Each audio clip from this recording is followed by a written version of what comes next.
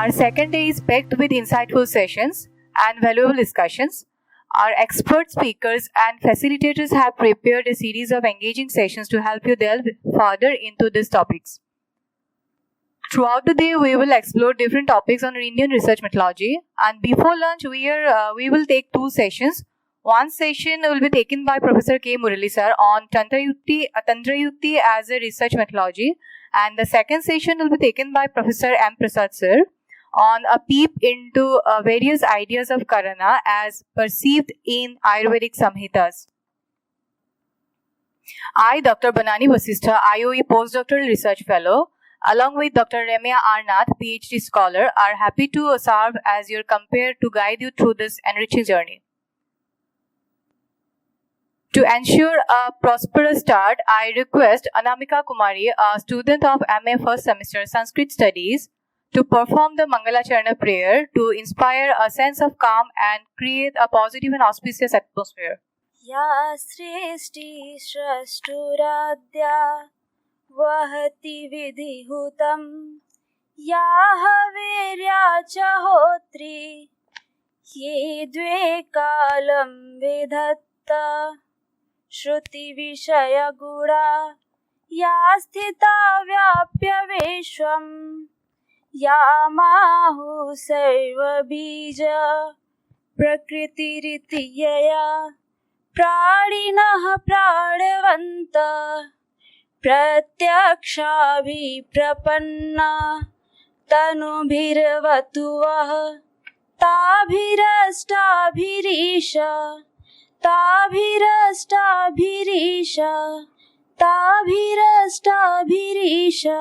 To commence our enlightening journey today, we are honored to have with us the distinguished Professor K. Murali sir.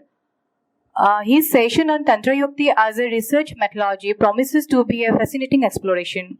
Now I request Dr. Ramya Arnath to introduce Professor K. Murali sir. Thank you, Dr. Banani. It's a great pleasure for me to introduce our guest speaker, Dr. K. Murali sir. Currently, he is the Chief Editor at the Center for Textual Studies and Publication, Ayurvedishala in Kottakkal, Kerala.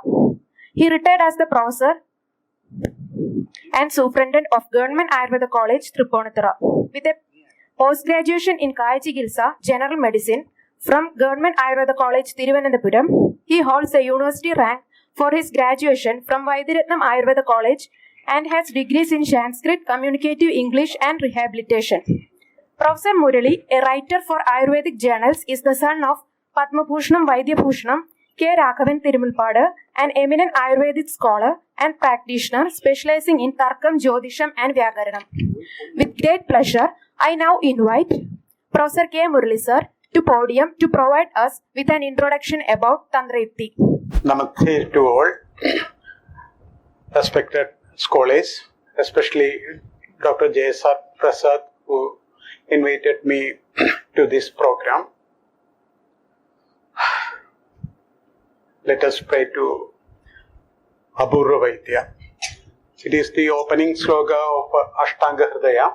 Apurva Vaidyaya Namostu Tasmai.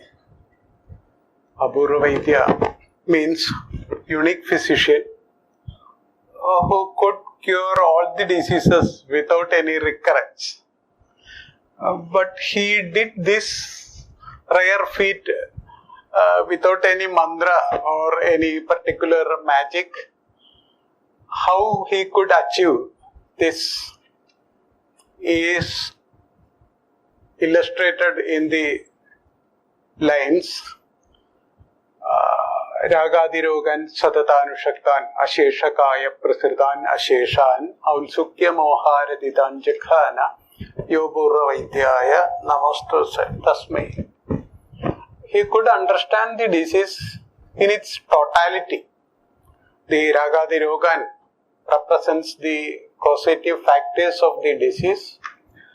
Asheshakaya Prasritan means how the disease or the morbid factors spread throughout the body, the disease process that has happened inside the body. Aulsukya Moharaditan Jakhana, the symptomatology of the disease. So he identified the disease in its totality. So understanding every phenomenon in its totality is important, and this approach is also called systemicity. Tantra yuktis help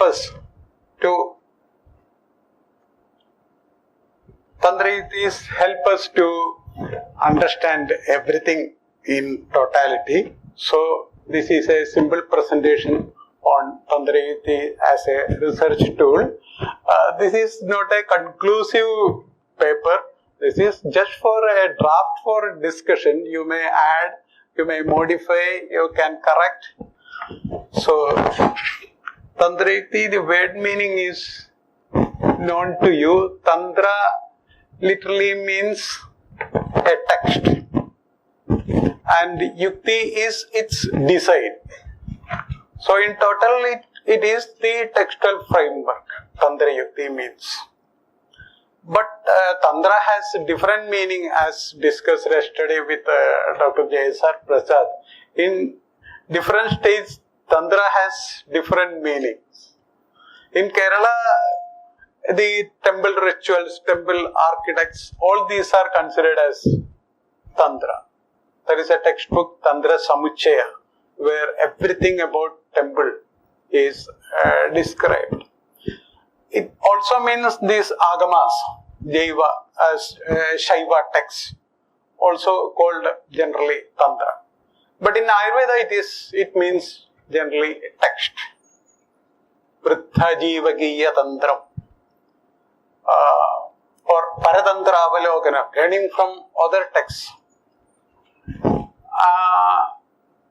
And also it means knowledge system. Tandryante, Dharyante, Anena, Siddhantaha. So I think in India the text and the contents are almost used synonymously. So in Prasuti Tantram or Shalakya Tantram, Shalya Tantram is the surgical branch of Ayurveda. Shalakya Tantram means the I and ENT together in Ayurveda. So Tantra also means a knowledge system or a branch of knowledge system. So here this Tantra also means that also. Here Yukti means its formation, its genesis, its development. Yuktistu Yojana, its administration. All these are meant by Yukti. So Tantra Yukti also means design of a knowledge system, formation, genesis of a knowledge system. So that also has to be understood by the term Tantra Yukti. But generally it is a textual framework. Generally it is in several other textbooks like Arthashastra, we find it as a text, a design of a text. So coming to a short history of Tantra Yukti, we can find it even in the Panini's Ashtadhyayi. Though he didn't identify the Tantra Yuktis, it is there. Swasamnya means technical terms. Is a Tantra Yukti. He has used several technical terms. So the cross-textual reference is also a Tantra Yukti, which is very much employed by Panini in Ashtadhyayi. Then Arthashastra, of course, very famous textbook on politics or state craft. There also Chanakya has identified Tantra Yuktis. In the end of the text, he names the Tantra Yukti, defines it, and quotes examples from his own text.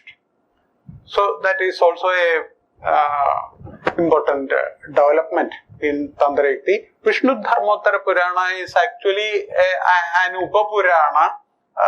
There also it is concerned with several subjects. Even though we think it is Purana, so it is something legends. But the text is mainly on painting, art, such things, Vastu or Shilpa Shastra. These are the content of this Vishnu Dharmottara Purana. There also in the 7th chapter you find the Tantra Yukti is defined.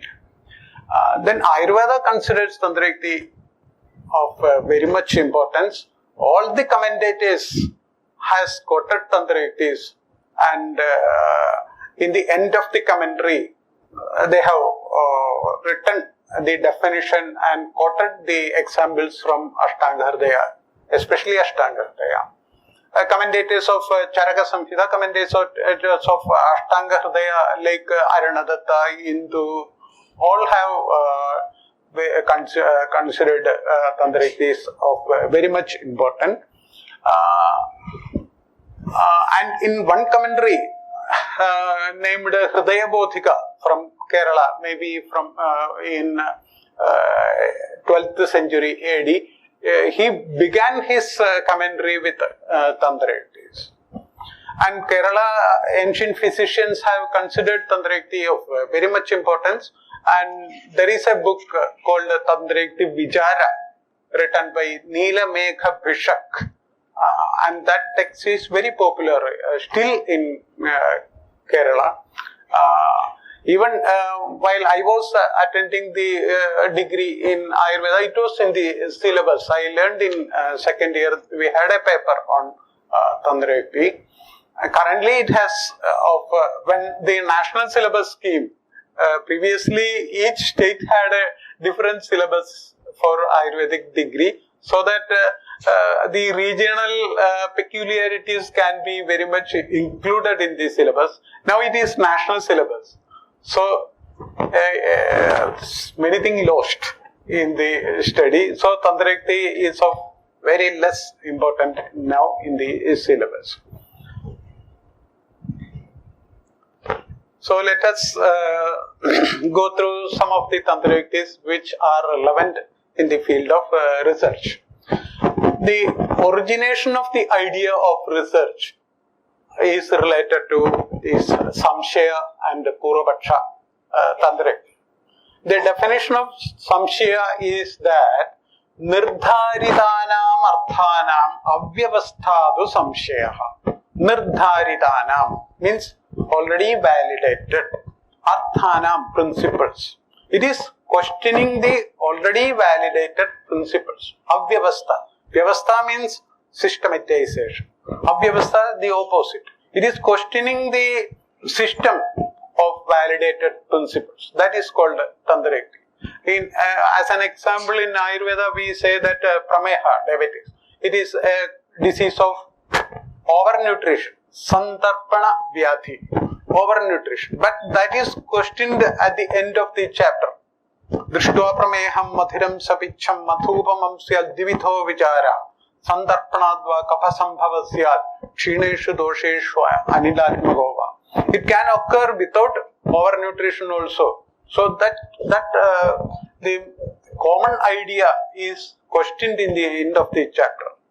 So that is an example, quoted as an example for Samshaya. Also in Tarka Sangraha, Samshaya is considered as a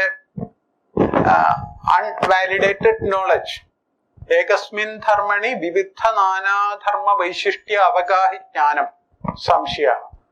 So, ekasmin dharmani, in a principle or in a phenomenon, if we have several attributes which are contradictory, viruddha nana dharma vaishishtya avagahi jnanam. So that is samshaya. So the example given is, if you see something away, we can confuse it whether it is a man or a pillar. Yada sthanuhu purushaha.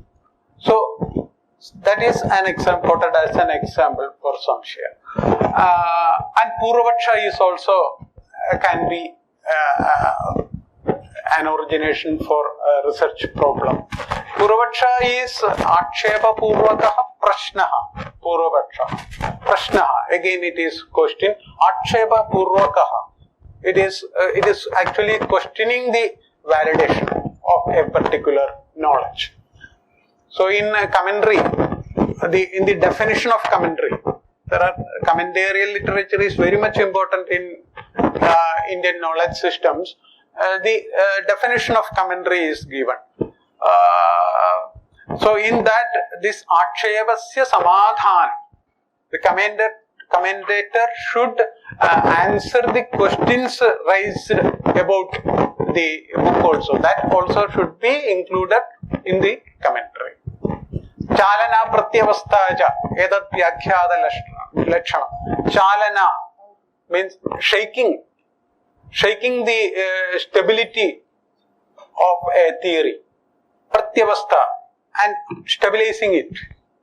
So that is also considered as a duty of a commentator, so that it is included in the definition or the components of vyakhyana or commentary.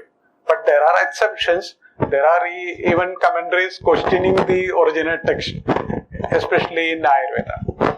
So that can represent the samshaya can represent a doubt, or it can be revalidation of an accepted theory, a problem faced by day-to-day affairs. That can be a research question that also poses considered as a samshaya.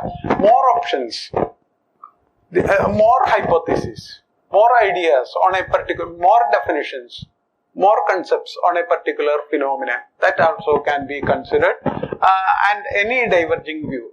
All these can be cause of origin of a research work. Then comes adhikarana.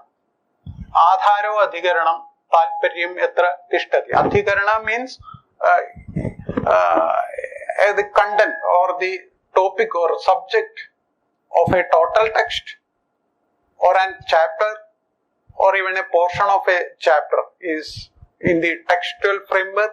Adhikarana means that. So here also the subject, topic, title, these can be considered as adhikarana of a research work. Finer, all of you know the feasibility, interesting, novelty, ethics, relevance. All these ideas are conceived in this Tantrayukti. Also, Anubandha Chatushtaya can be included in this topic. So this Anubandha Chatushtaya actually relates to each and every book. Adhikari, who reads the book, to whom the book is intended to be. So that is called Adhikari, Vishayam, Prayojanam. This is also can be related to research also. Adhikari, who is doing this research. Which level it is you are doing, PhD or post-graduation, which level, that also be considered by the term this Adhikari.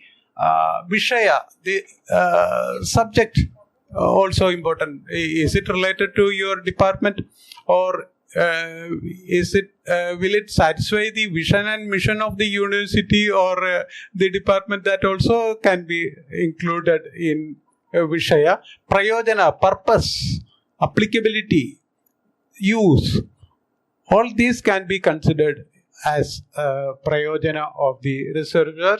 And sambandha, its relation to the total subject matter. The relation of the your title to the total subject can also be considered as sambandha, relation. So these are conceived by this Tantrayukti Adhikarana. Prayojana also important. Prayojana is also included in the Anubandha Chatushtaya, but it is also considered as a different Tantrayukti. In the textual framework, it is the use of language to express the ideas. Prayojanam, Anegartha Siddhi, Pada Niveshanam. But here we can consider it as the aim and objective of your research. There can be. Is prayojana equal to implications, or is it aims and objectives? Objective. Okay.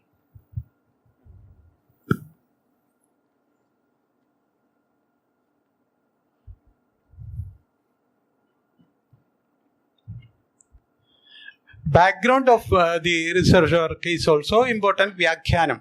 Vyakhyanam, Atmanoktanam, Atmaniva, Artha Bhashanam. Elaboration of your work is conceived by this Vyakhyanam.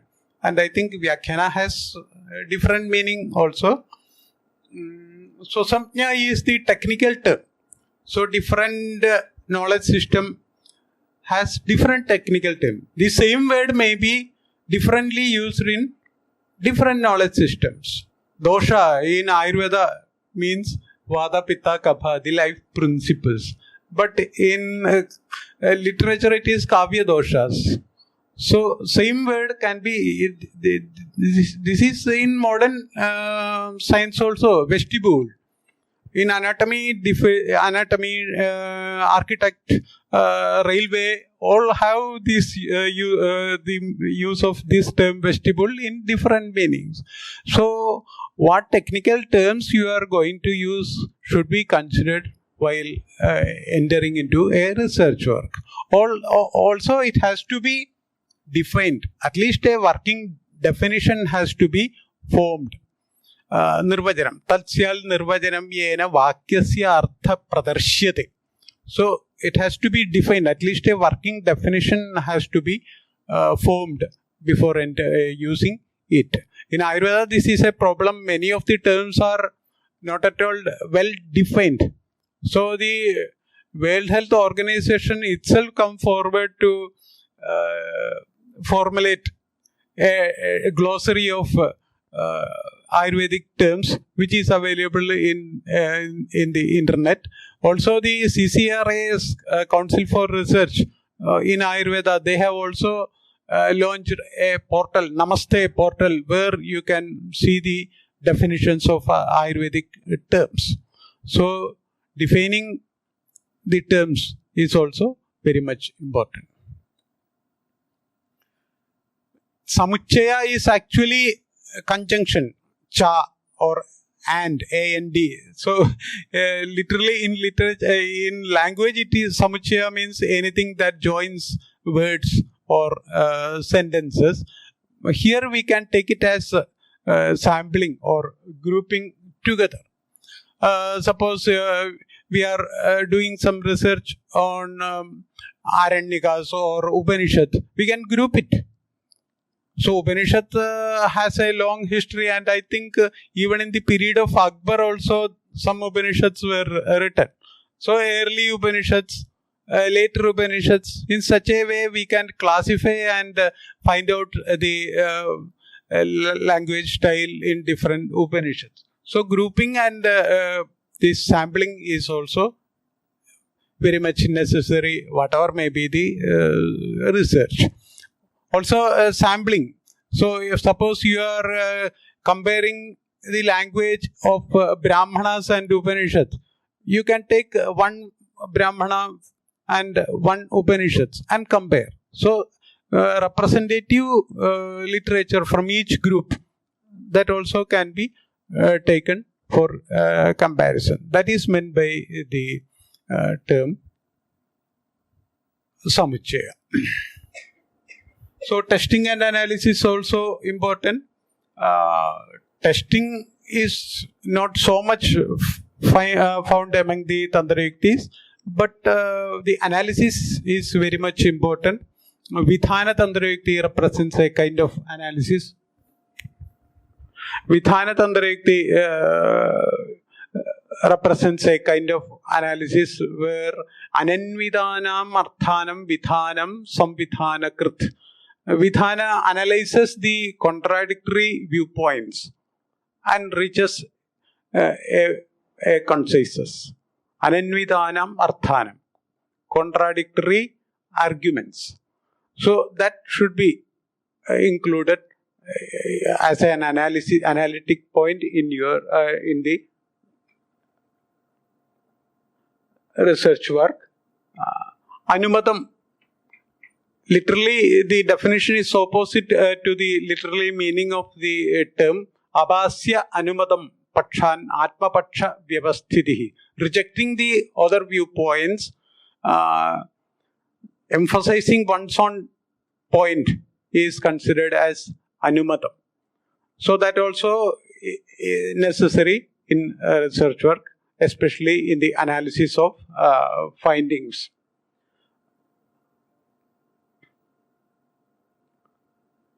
So certain generalizations, samanyam, can also be found out through these Tantrayuktis.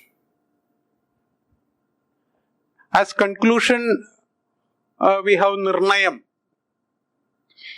Nirnaya sthavayed artham anegavitham egatha. So that also somewhat related to Vidhana Tantrayukti. In Vidhana, we accept all the views, but in Nirnaya, we without rejecting, we establishes our own viewpoint. That is Nirnayam. Nirnaya sthavayed artham anegavitham egatha. So without rejecting, one highlights, emphasizes one's own point is conceived by the idea Nirnaya. But in Anumata, all the other viewpoints are rejected and one point is highlighted. Then Apadesham, Egantam, Anegantam, Upadesham, all these are also important. In Eganta, Egando evameva syal, nanyathedi vyavasthidihi. Eganta is also somewhat similar to Anumatam. This is very much conclusive. No other viewpoints can be accepted. Egando evameva syat, nanyatha idi vyavasthidihi. And in Aneganda, the researcher accepts other points also. Evam va athava evameva syat. So this may be generating more hypotheses, not conclusive. The research may not be so much conclusive. More ideas are generated. So this is meant by the term Tantrayukti Anekanta. Upadesha is evamityupadeshaha. Very conclusive statements are considered as Upadesha. So that may be considered as a validated knowledge.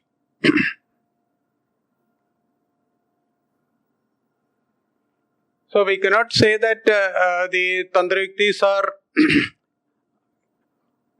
can be considered as a methodology in total. We have to adopt many things from the Vada tradition, debate.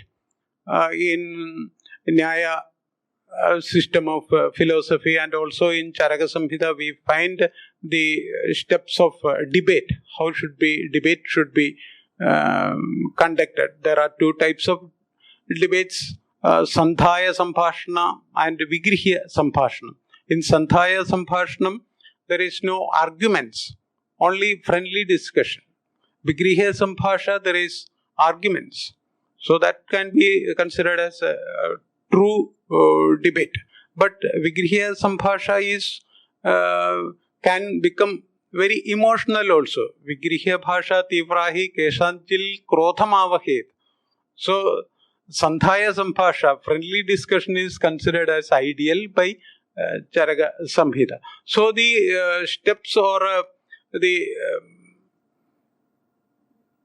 points of this Vada tradition also can be considered in research methodology. Especially now we have the open defense system of presentation of dissertations. So the Vada tradition can also be incorporated to formulate the Indian research methodology. So reporting is also important. Again, in the reporting or the preparation of the final document, we can incorporate these Tantrayuktis also. Adhikaranam, as mentioned earlier, it is the title or the topic or the particular subject area of the research work. And Uddesha is summary or abstract. Uddesha samavayoktihi, summary of the work, that also should be given. And Nirdesha Syad Vivaranam. Nirdesha is explanation. After giving a summary or abstract, we have to elaborate it. So that is conceived by the idea Nirdesham.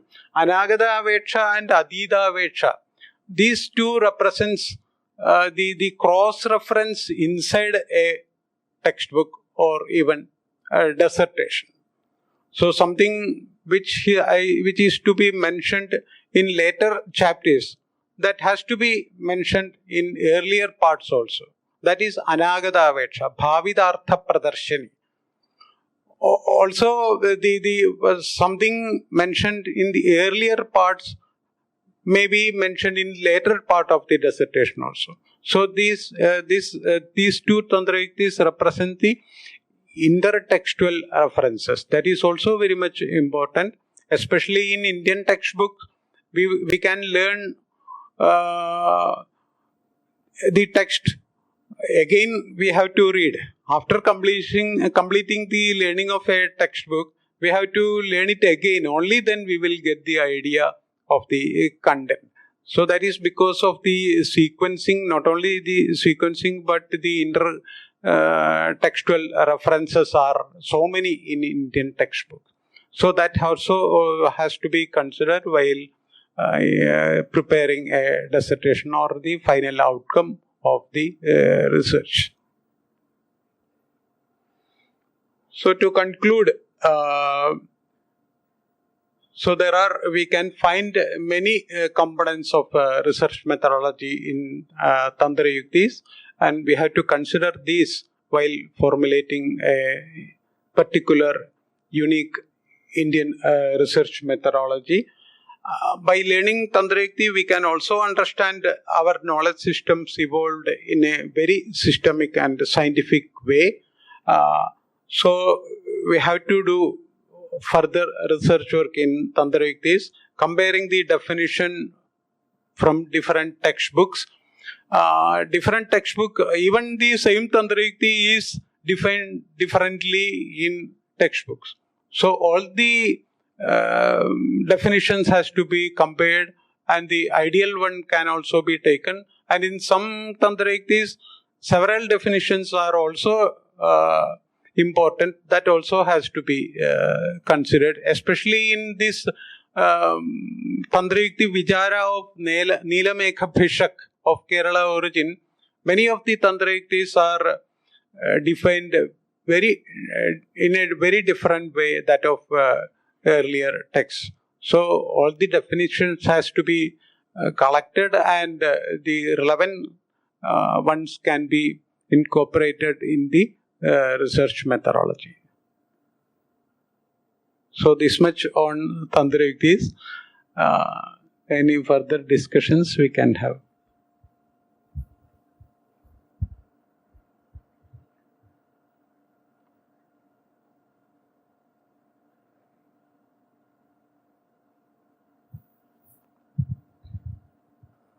Sir, on the slide about conclusions, on the slide on conclusions, can you please elaborate again on what is Nirnaya, what is Ekanta, and what is Upadesha? How they are, the subtle difference between these three. And I have another question on Anekanta. So, we have titled this slide as conclusion, but Anekanta looks like conclusion itself is to be inconclusive. Is that how we should be looking at Anekanta? Conclusion can be non-conclusive also. Different opinions, different in a research work where you are maybe concluded with several hypotheses. So there are research works for hypothesis generation also. So several hypotheses can be generated by research work also. Okay.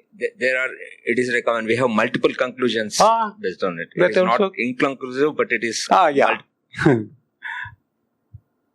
On Nirnaya and Ekanta and Upadesha. Ekanta is more Ekanto evam eva syal.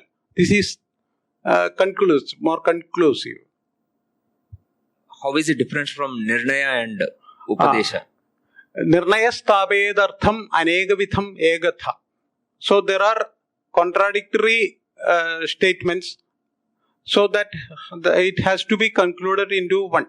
So considering all the findings, after discussing all the findings, if you reach one conclusion, that is considered as that process is represented by Nirnaya. But we have arrived at one single conclusion that can as well be considered as Ekanta, right? Ekanta is not considering other viewpoints. Any contradicting findings is not there. So, conclusion is reached. Wherever there are so many contradictory findings, so by discussing we have to reach a particular conclusion.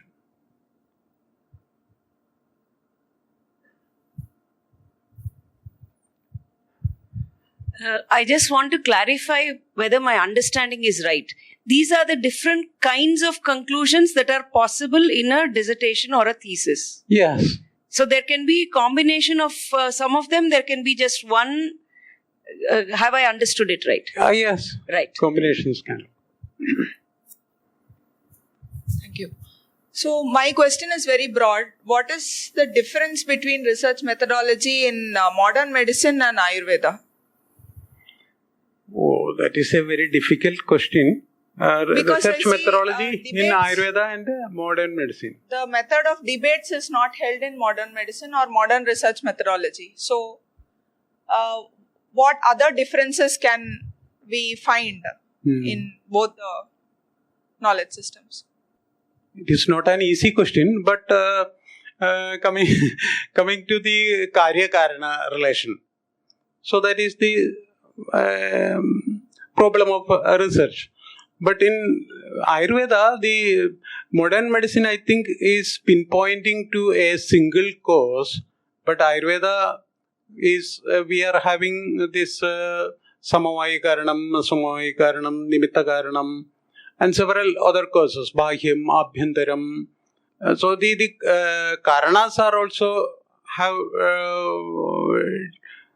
classified differently. So all the causative factors has to be considered in research. We cannot pinpoint to just a germ or just a microbe.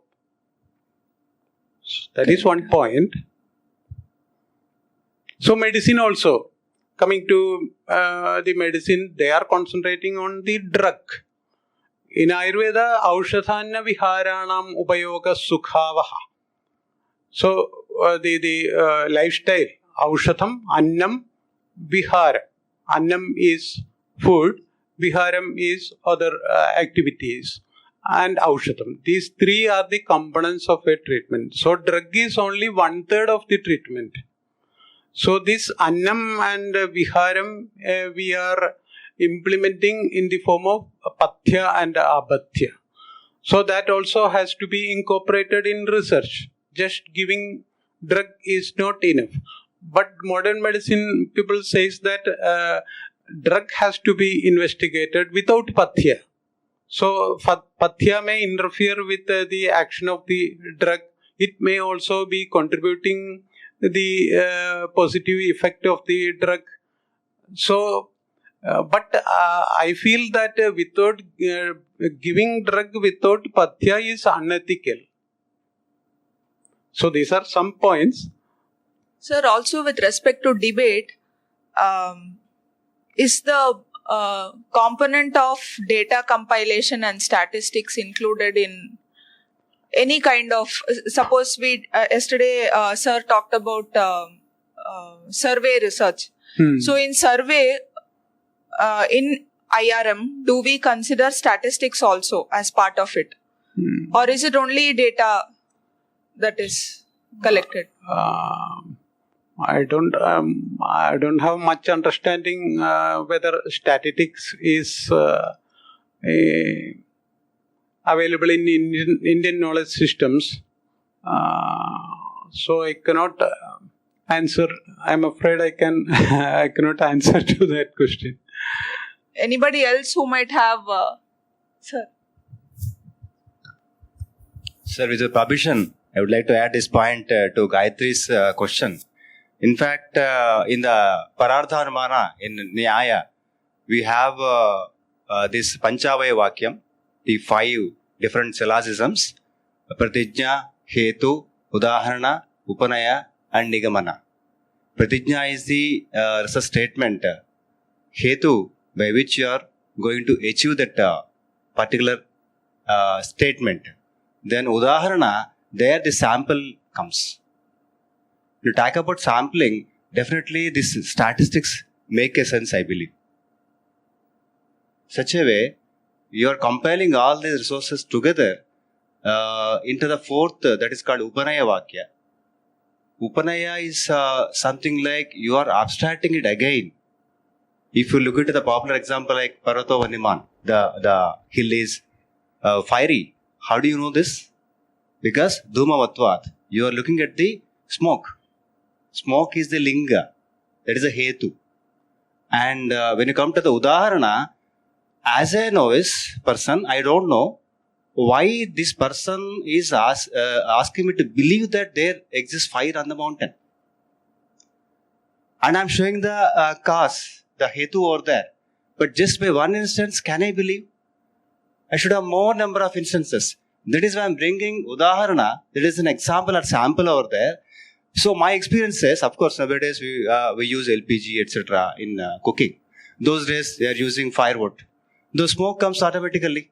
This man went to the kitchen and observed many times the occurrences of existence of fire by looking into the smoke. Such a way that I am showing as a sample. That is within my own experience. So probably that may add to this question on statistical approach, not only data collection. I may be corrected if there is some. 1 second, sir. Prasad sir, I think you wanted to say. Namaste, sir.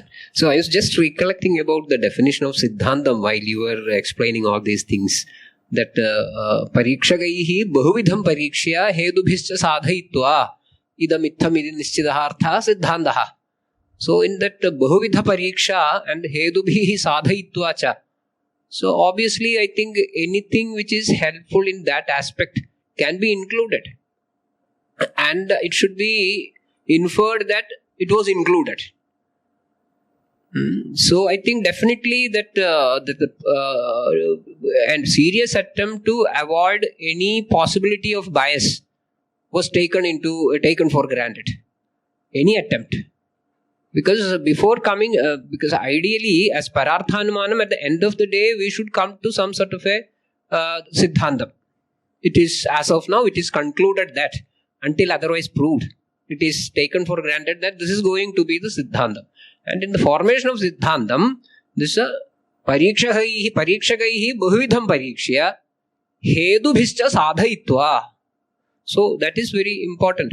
I think that gives that shade of meaning. Thank you, sir. Excuse me, sir. 1 second here, please. Yeah. So the question was about statistics, right? But the statement that you told about Udaharana, there is just a general case of induction only. So I think the question was about the actual mathematical methods. Like I will just stop you. It's not just induction. There is reduction also. Yeah, both inductive and deductive reasoning is there in this. That's okay. But about that, wherever there is smoke, there is fire. It is through induction only, right? The first 3 sentences that is in the syllogism. That is in the inductive method. That is last 2 coming in the deductive method. It's a blend of both. That is in the syllogism, the whole syllogism. Yes. But how Nyaya arrives at a general conclusion, that is through induction, right? No. Through Samanya Lakshana. Induction, there is a chance of flaw in the premises itself. Here it doesn't happen at all, because you have the experiences, perfect experiences. In all cases, it must be true, unlike all Popper says. But how they derive the general conclusion is not by experiencing all the instances. Yes, right? You are correct. That is why they bring a particular thing called class, jati. Samanya Lakshana perception also is you are right. So the question is, in that we are not using the actual mathematical calculations like mean, mode or median, something like that. Estimation is not there. So I just wanted to know. That is a quantification, right? Yeah. That so I just wanted to know maybe related to statistical whether approach any also. such references are there in any of the texts regarding the estimation, actual estimation. Yes. In any text. Actually, they speak broadly. Just now, sir was mentioning about parikshakaihi bahuvidham pariksha. several examples, several investigations happened, several experiences of several people. Now we come to a conclusion. Unlike Karl Popper's all swans are white. This is a swan, this is white in color, and all swans are making a general statement. But ultimately, I got one flaw that I have got a single instance, a black swan. So my entire hypothesis become false. Sir, in that It is survey falsified. research, we use some of the methods, right? Then only from the data we will get to the conclusion. Yes. If we are not getting enough data or enough calculations through the data, then we won't arrive at that conclusion. So I just wanted to know whether any references, if anybody knows, in any of the Sanskrit text regarding the estimation process or something like that. If such references are there, that would be more helpful. No, if at all exists, that must exist in Ayurvedic Samhitas only, not in other darshanas itself. Darshana Nyaya is a darshana, it talks about this analyzation, but definitely Sanskrit Ayurvedic Samhitas must be having some, sir, I would Maybe like to some comment number of anything on this. instances or something like that, sir. Like Yes. if you have this much instances, then you can conclude. Otherwise, no. In that way, any such references that would be helpful. That's what I was just trying to inform you. Jati. If I say, no, there is no pot here in this hall. Absence of pot is observed here. That doesn't mean the universal absence of that pot. That's why they bring a concept called Jati class. That is eternal. If you try to apply this concept, definitely that number requirement will go. Jati, that class category always exists. The individual may go. In this place, I am seeing the absence of a pot or an elephant or whatever it is. It doesn't mean universally it is absent. That way they try to quantify the knowledge. So the way you try to approach this system may be little different than what we speak with these examples. Maybe, but still, when you talk about the Nyaya system's Yes. concept of universal, Yes. that itself is constrained by other systems also. So I think if we are looking at it from the current perspective, Yes. we need more evidences to say That's why. That's the what I'm method. telling. That's- You have to step into our shoes. Unless you accept this, you cannot realize the importance. For example, if I have not read the Bible and try to criticize Bible or try to show some flaws in that, first of all, I should read it. The same with other religions who is criticizing Gita. First of all, you wear the shoes, see whether it is size is fitting or not, they are comfortable. Then you can try to review and comment. This is my feeling. I think that openness is first of all required to accept anything that is good in other systems. Kalidasa says, Purana mityeva nasatu sarvam, nachapi kavyam navamityavatyam. Just because something is what, don't denounce, don't adore it. Same time, nachapi kavyam navamityavatyam. Just something is very modern, don't denounce it. It will be good in both senses.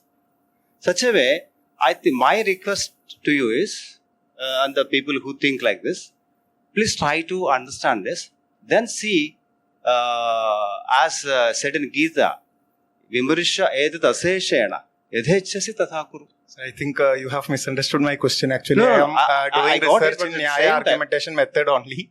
No, I'm trying to say this is how they deal with the universals. If you are open and trying to understand that, then you can appreciate. Otherwise, me or anybody else cannot convince you. That's what I mean to say. Hope I'm clear. Okay, sir. Thank you. Thank you, sir. The question he was asking, like what he wants to ask, suppose like we know like our parents used to say, if you have dandruff, use lemon, apply lemon. So how did they arrive at that conclusion that applying lemon will remove, like it will act on dandruff? So there has to be some data, like they must have tried. So whether is the data, how that data is analyzed, how that conclusion is arrived, that part where I think they are what is they are asking. So I think only, as far as I know, only trial and error method is used in Ayurveda or other texts. So, but trial and error method is only one statistical method only. So, in modern, like in current modern research, there are many statistical methods, there are many econometric analysis, and there are many other statistical ways also. I think that's the point they are trying to ask. Like that, even that my question also, how the data is analyzed, what are the process methods of analyzing the data to arrive at a conclusion? That's the question. Like, so yeah, so like even many other for many diseases, many herbs and other spices are recommended as food, as you were saying, another food, and how the food impacts the disease. Like, how do you arrive at the conclusion that for this disease, this kind of food is should be eaten so that that disease will be cured or so healed? So that as a conclusion, the data part of it is the question. Like, how are they arriving? Like, how only this food is helping? I mean, help in such particular disease. So that's the question. And I also think that it is some methodology may be there for data analysis, but it is missing in text. Perhaps it may be orally transferred, not documented. That also can be. Sir, can I ask? Sir, my name is Jaya. I'm a research scholar in philosophy. I'm doing my research in University of Kerala. One of my question is how we can apply or use the method you mentioned in Tandrayukti as a tool while reading and articulating a philosophical text in Indian system, especially a Purvamamsa system. And my another question is, you mentioned about intertextual references. So can you suggest any book in the same? It's for my reference purpose. Thank you, sir. So intertextual, some examples I can give. In Adhisara Chikitsa, it is not mentioned one should take water very less. That is not mentioned in Adhisara Chikitsa. But in the context of the Adhisara Chikitsa is mentioned in Chikitsa Sthana. But in Sutra Sthana, in the context of water, mentioning the properties of water, it is mentioned to take less water in odema, swellings. So that is mentioned. But in Chikitsa, it is not mentioned. So while doing Chikitsa, while learning Chikitsa, one has to look or learn that part also. So in such a way, cross references are required while learning. So by learning Adhisara Chikitsa itself will not equip one to treat Adhisara. So in Prameha Chikitsa, many things are mentioned in about in Annavijnaniyam, properties of different food materials are mentioned. That has to be learned while taking into consideration the treatment also. So that is one example. So similarly, in giving Shodhana Chikitsa, means purification of the body. So that is mentioned in Sutrasthana, but it's how it should be implemented in the context of a particular disease is mentioned in portion. So preparation of medicine is mentioned in Kalpasthana. So all this should be learned together, and it is but jnanamshena nahi jnanam krisne jneye pravartate. So one should learn the whole text and again learn each chapter again. Then only we'll have a complete idea of the subject. That was your second question. First question I don't remember. How we can apply or use the methods mentioned in Tandrayukti as a tool while we articulating and reading philosophical text. Purvamamsa. I don't have much idea about. So that is a different topic. I have mentioned the Tandrayukti as a research tool, but it should be learned as a design of the text. That is same Tandrayukti but different version. I can suggest books. Hello, sir. I had one question. So, I think this one was related to the slide number which dealt with testing and analysis.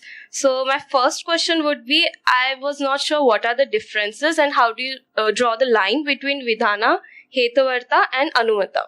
One question. Now, the second one would be I did read here that testing is not included in Tantra Yukti. Okay. So, that also answers his question, maybe.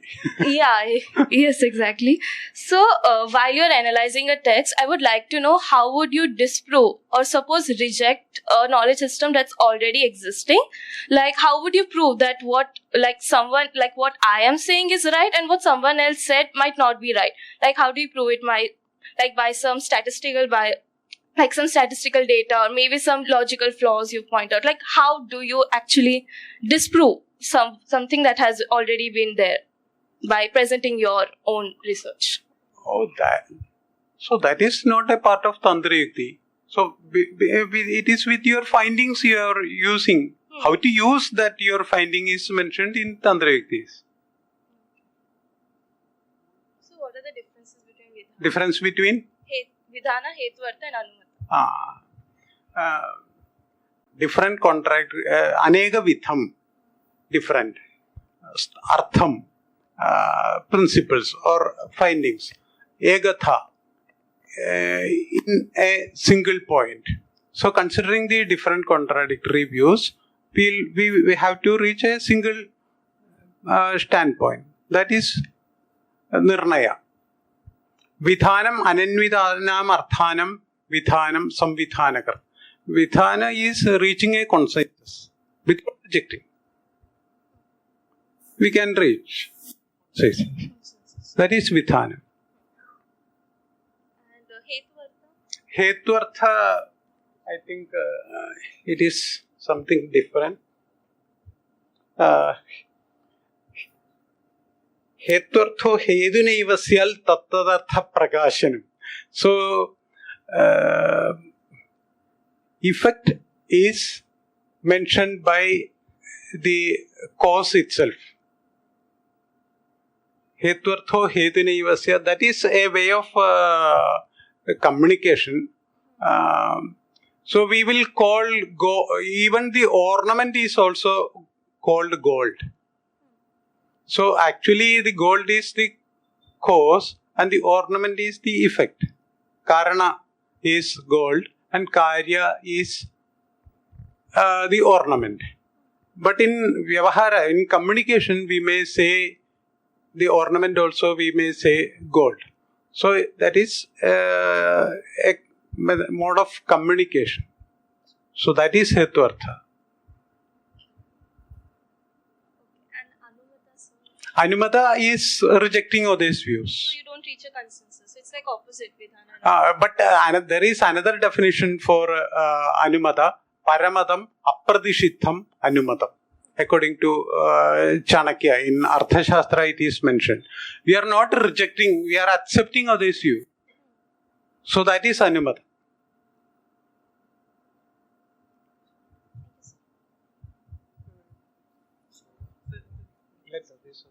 Sir, in the reporting slide, you mentioned the Anagata Viksha and Adita Viksha.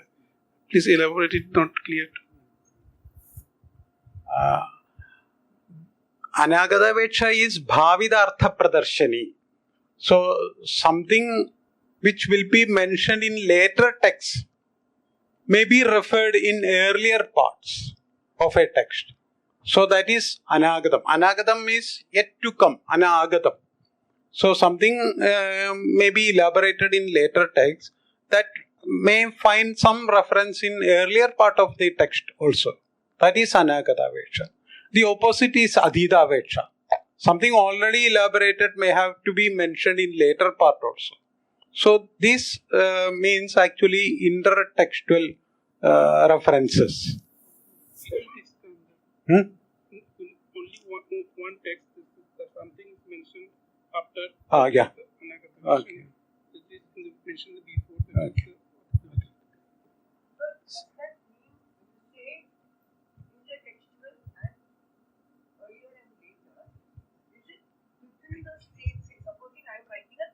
I'm audible. but for recording I'll do this. See, supposing I'm writing a thesis, and I mean, in from our perspective, let's say that in my second chapter in the literature review, I put something in, and normally what we do is we give back referencing. Let's say in chapter 4, when I refer to something that I have got in literature review for my analysis, I say, for a detailed discussion, please see chapter 2, this section. That is the norm that we follow. But you said other texts. No.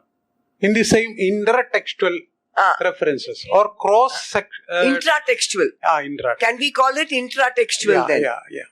At the same time, but then, see, I mean, those two terms are known to us, but not the rest. So, I'm just asking for a clarification.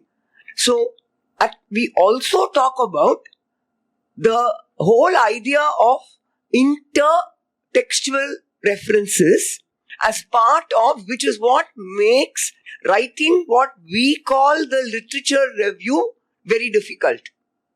I mean, I'm sorry, this is not for you, but see, when most of us and most of our students write their literature review, A said this, B said this, C said this, D said this, discussion is one way of writing. And it is very boring. It is also possible to take arguments that you want from other texts and show your perspective on them. And weave your argument using other people's arguments, because somewhere you quote unquote have to show that you have read all this. See, I have an argument of my own, and if I stand and say this is what I believe in, give me a degree, I won't get a degree, I won't get published. So we have to use and say, see, I've read that, I've read this.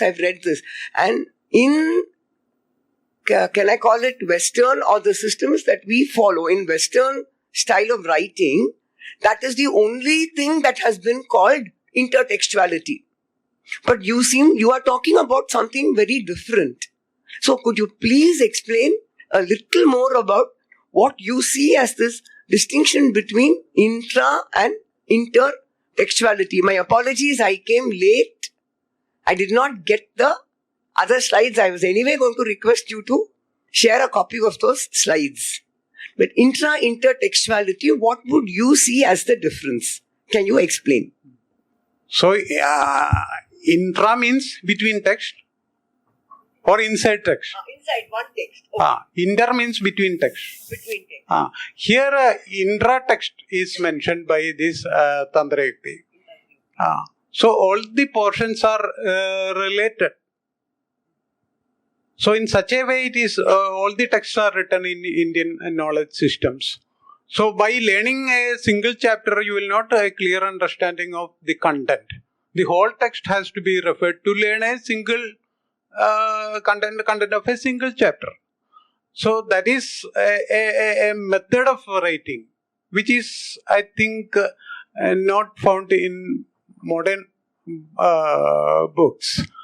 So, the problem now with the internet is that we are typing some particular point and knowing a single limited part of a knowledge or information.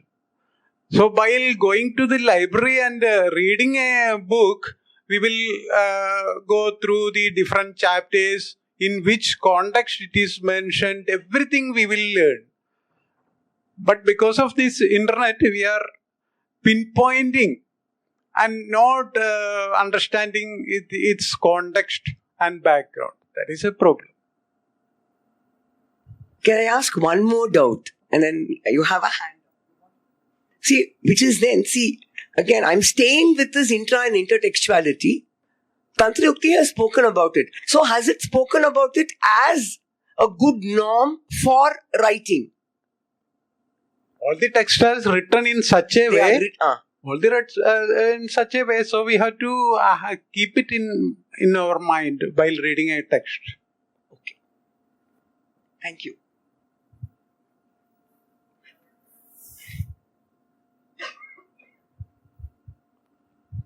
Namaste, sir.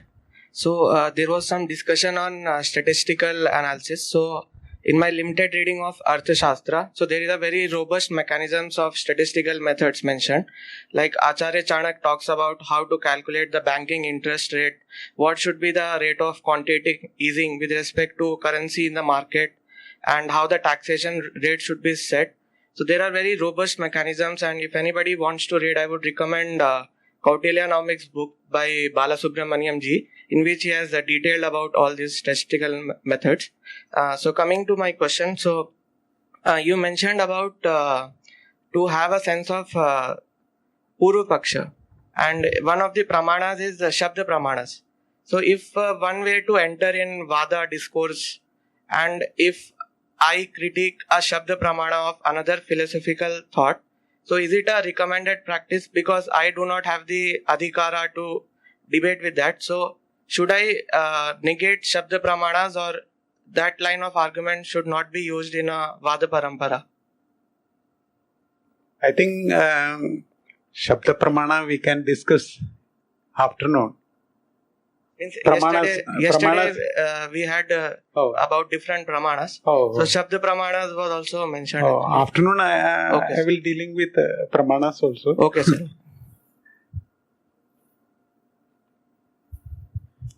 But the statistics of Arthashastra differs from the data analysis, I think.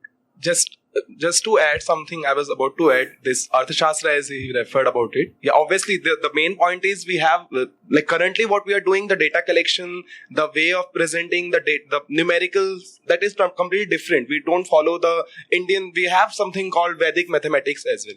So whatever we were having, for example, there is a text Ganit Prasar Sangrah. It's by Mahavir Acharya, I guess. So one of these texts where we have mentioned, we found some mentioning about weighted means. So for example, we have in West, we used to have, there are different kind of means also. There are different methods for modes, medians. So there are numerical.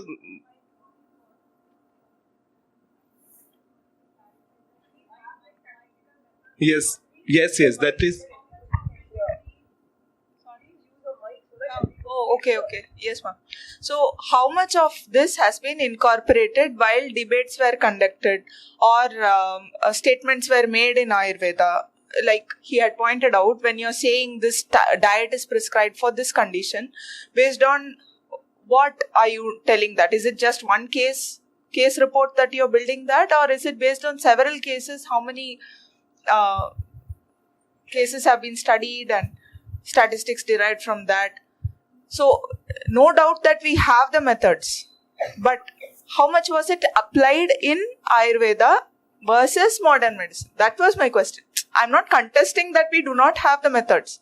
How much was it applied on, or based on what did they debate? Matlab, if you have to debate, you need some proof, right? So, proof ke liye kya tha? What was the... Yeah, I'll just try to... The discussion was going on... about first actually the question started with any references of statistical application in our ancient literature. That was the first question, if I remember correctly. See, whatever and now what exactly they want to know, it has come out. See, we are talking about the medicine's development in our ancient times. Taking Charaka Samhita, Shushrita Samhita and all, we have treatment, well defined and well proved treatment in all these texts. The basic question is how they have concluded that this is working for general population and it's the larger population. That is the basic question, and it was answered in the discussion. See, unless there is a data collection and unless there is different pramanas, nothing is concluded. And these sciences were developed over a unaccounted period. Nobody knows the period also. Even periods are researched, and different opinions are there about different texts. So I cannot just blindly say Charaka or Sushruta has taken only 5 pramanas or 3 pramanas of these Sanskrit literature and concluded that this drug works for this disease. So these are all proven treatments, and and now we are asking for the proof. Now coming to the modern medicine, I want to see statistics. You all know the greatest statement: the statistics is a big lie. Agreed? The average itself is a big lie. If you take a Gaussian curve, it can be fat like me or it can be lean like you. If it is lean, it's good. If it is fat, it gives more non-correlation and more lies. If the average of this gathering is, if I say 6 feet, nobody will be having that height of 6 feet. So fallacies are here also, in the modern science also. But the basic question is whether the statistics type of any tool was there available in our ancient literature. That was the basic question for our youngsters to understand. If it is available, they will be very happy to compare. They don't blindly accept even if that is. See, for example, in Tantra Yukti, one word is there, Pradesha.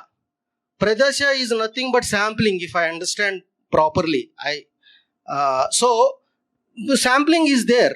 So like that, here in this Tantra Yukti, various techniques are discussed, how the investigated or research oriented data is presented in the to communicate to the other scholars. Okay, coming to the again, for example, even if you homeopathy has taken, proving method was used to collect the data.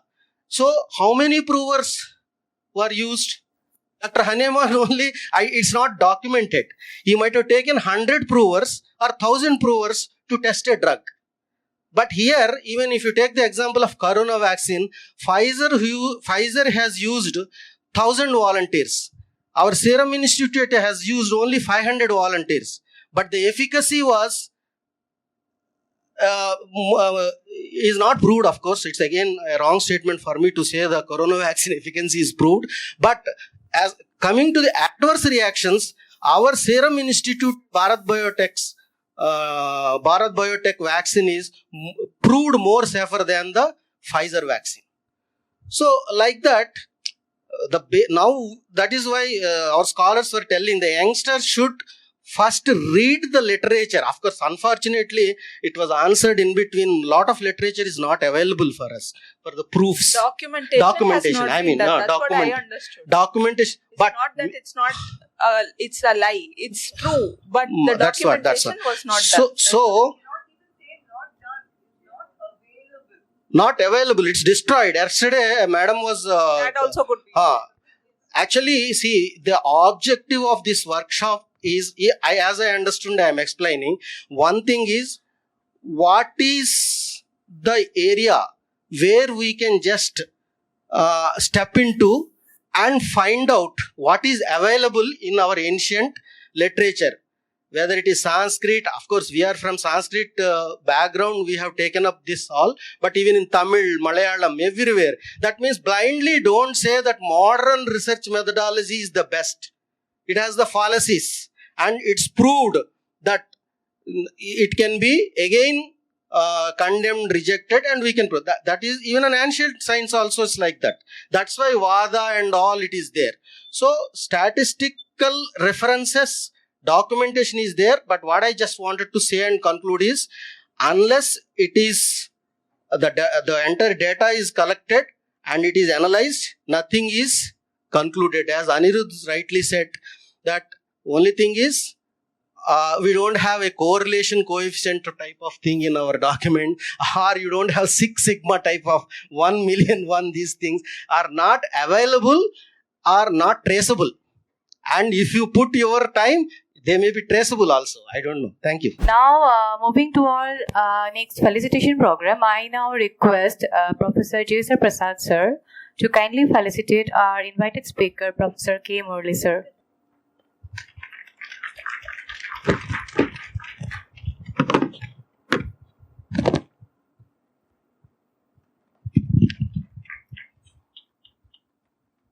Fascinating session by Professor M. Prasad sir. He is going to give us a glimpse into various ideas of Karana as perceived in Ayurvedic Samhitas.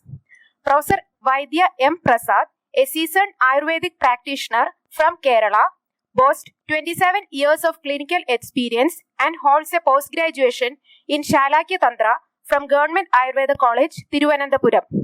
Serving as a teacher until 2020 and as principal and medical superintendent from 2015 to 2020 at Ashtangam Ayurveda Chikitsalayam and Vidyapeetham, he is committed to Ayurvedic learning and conducting programs called Samikshas. Appointed as a guru for the CRIV program in 2021, Professor Prasad has received several awards and has been actively involved in autism spectrum disorders management since 2002. Alongside running Sunetri Ayurvedashram and Research Center specializing in Netra Chikitsa, he engages in lectures, trains Vaidyas, writes articles, gives talks, enjoys music, reads books and cultivates medicinal plants. With great pleasure, I now invite Professor Vaidya M. Prasad Sir to the podium to enrich us with various ideas of Karana as perceived in Ayurvedic Samhita. Welcome, sir. Asmad Acharya Paryandam Vande Guru Parambaram. So, namaskaram to all of you.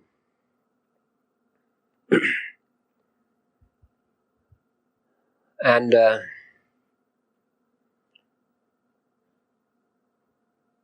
I would like to begin with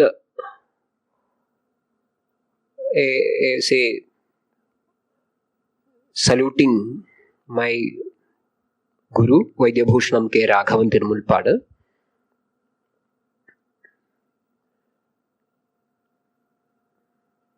And I'm supposed to talk about a topic called Peep into Various Ideas of Karana as perceived in Ayurvedic Samhitas.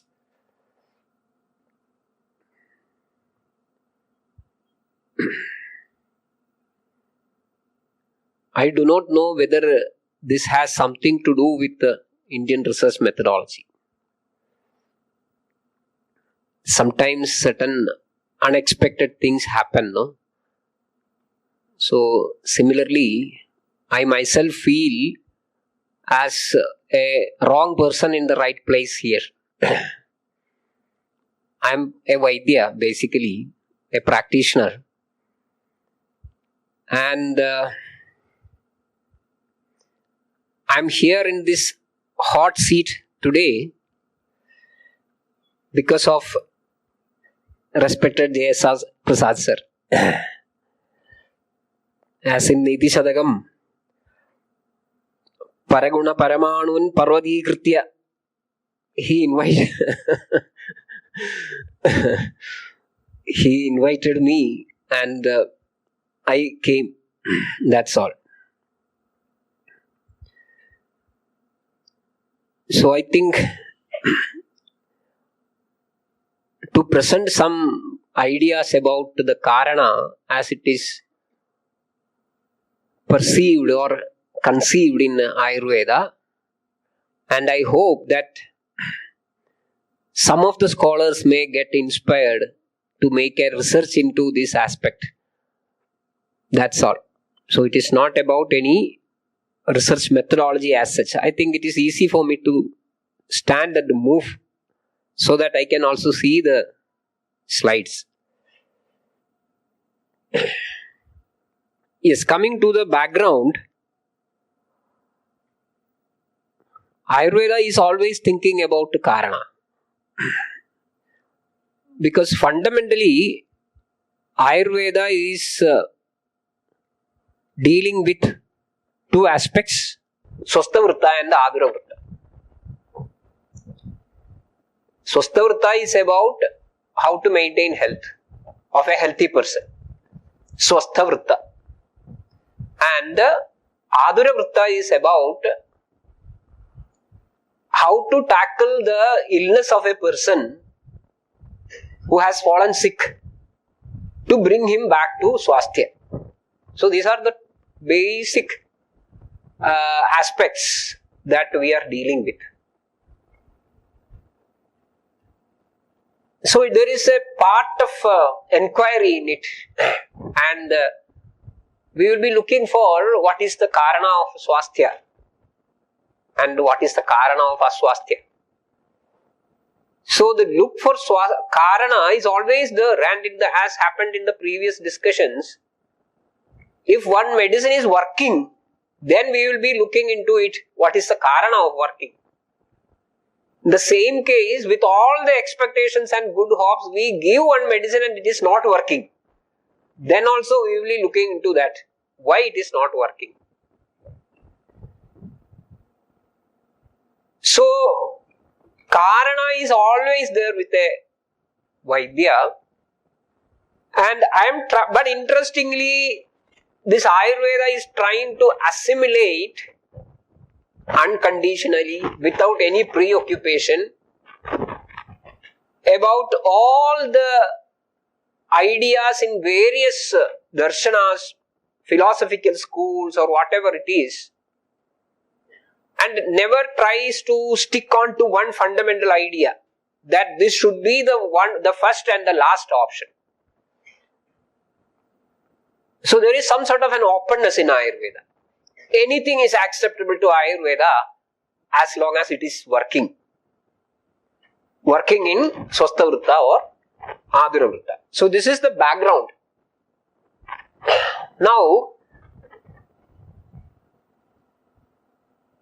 Ayurveda has got a bad name that it works very slowly. And I think once I started operating with this is also working a little bit slowly. Yeah, this I already mentioned. The discussion on karana is deep and diverse. It has got a very broad spectrum of understanding and broad spectrum of application as well.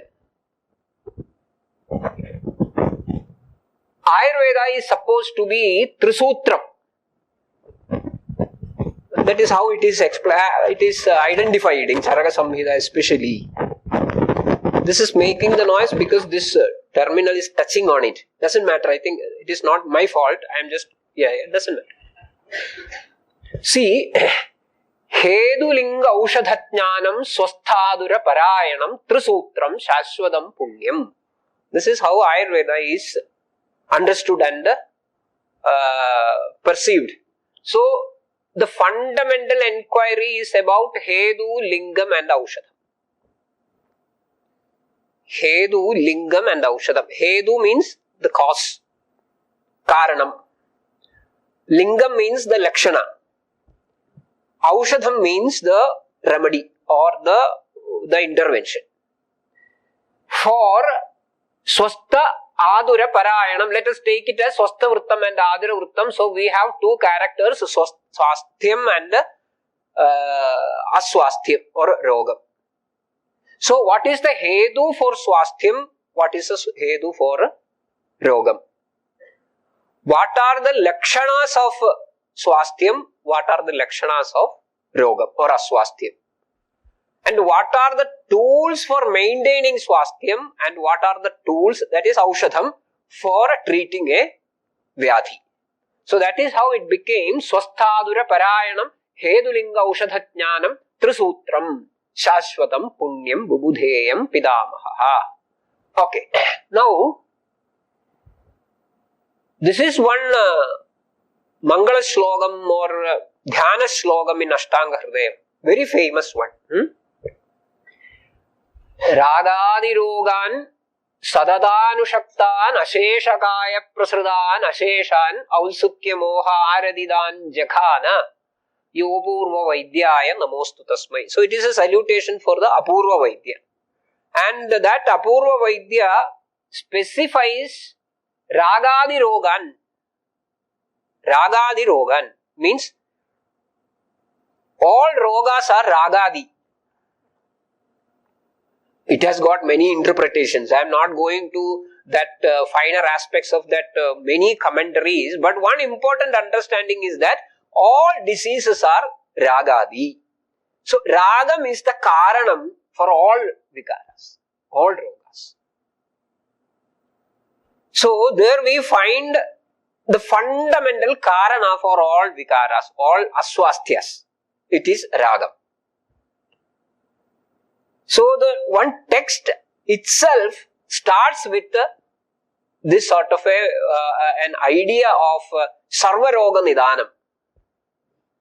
That way, it happens to be a Sarvaroga Nidanam is Ragam. Ragadi Rogan. So the salutation itself, the Mangalam itself begins with the Ragadi Rogan. Then,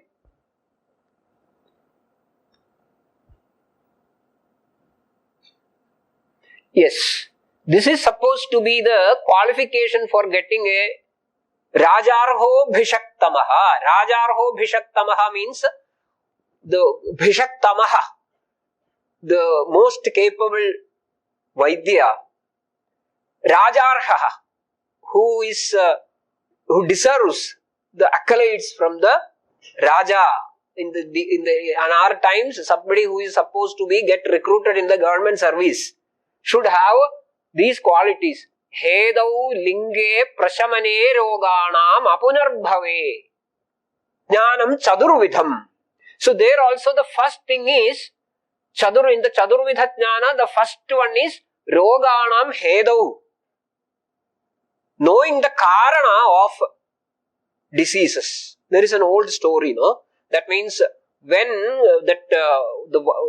when everybody in the village or in the township is healthy, the doctor will be paid. And if one person falls sick, then there will be a tax from the Vaidya. Isn't it? Because these things are not met with. Hedau linge prasamane roganam apunarbhave. It is not just about treating, but make sure that it is not coming again. So, the importance is, actually it is, the core importance is on Hedu. Then only you can make sure that apunarbhavatvam is met with. Isn't it? So, Hedau linge prashamane roganam apunarbhave jnanam chadurvidham yasya sa rajarho bhishaktamaha. Then,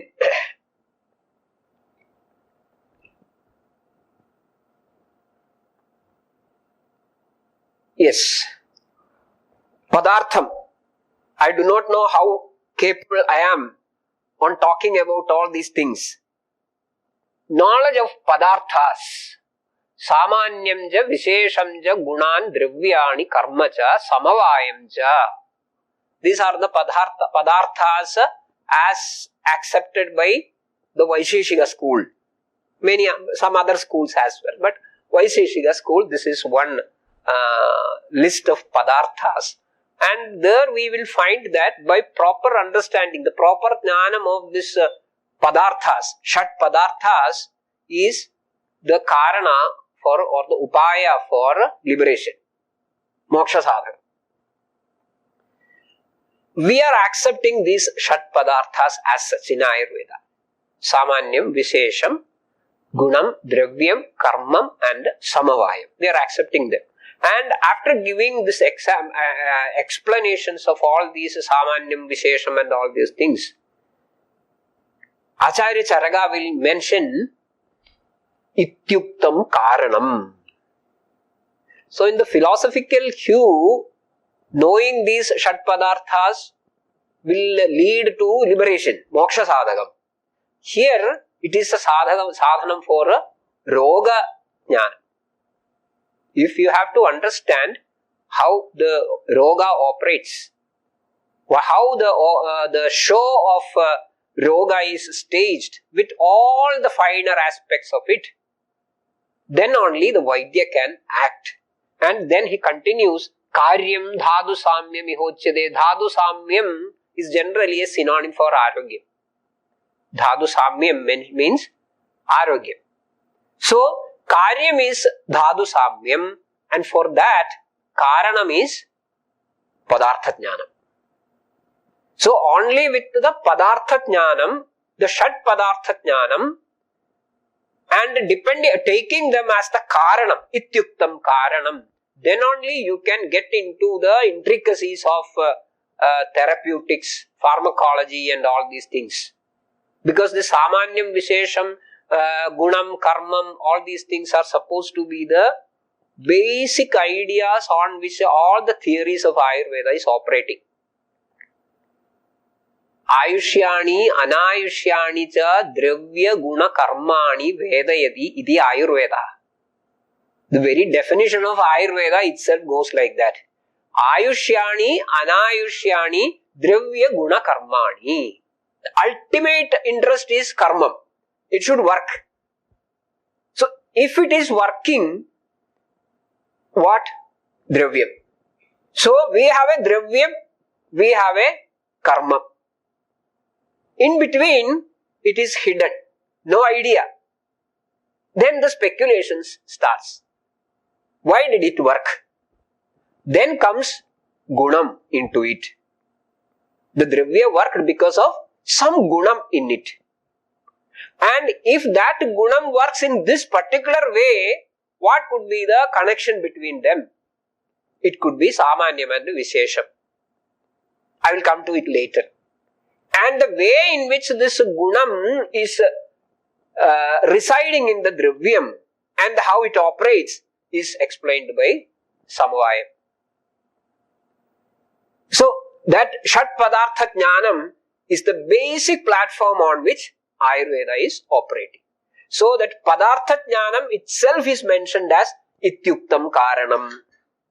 This is the Karanam for the Karyam of Dhadu Samyam. Then,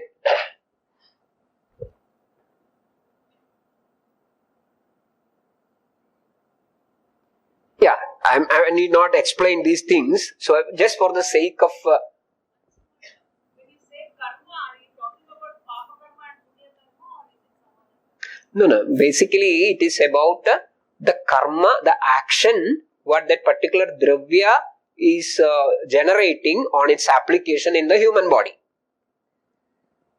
In that context, simply that. Yes, so this is karyate anena iti karanam yena vina yenna bhavati tad karanam. That is also an important notion. Then karayati kriya nirvartanaya pravartayati iti karanam. So these are all basically about some sort of a connecting the cause-effect relation. These are all about that cause-effect relation. Nidanam is one word which is more fashionable. We were talking about the statistics, no?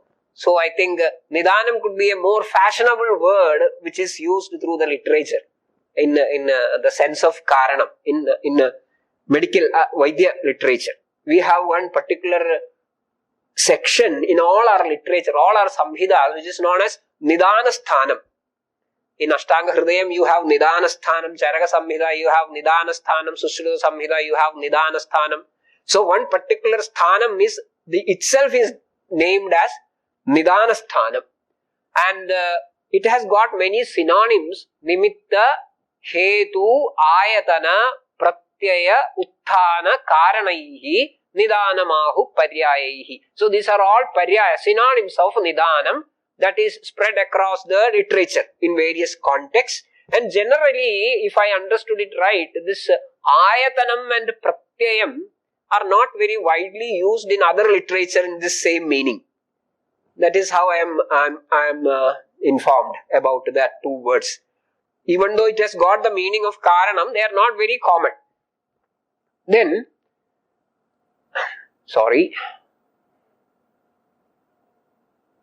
Iha khalu hedu nimittam ayadanam karta karanam pratyaya samuttanam nidanam idi anarthandaram tat trividham asatmendriyartha samyogaha prajnaparadaha parinamasthedi. These things we will discuss later. Here only the synonyms, and there is one more word which means this karanam. This is called prakriti. In some rare context, we will find the word prakriti used as karana. Then,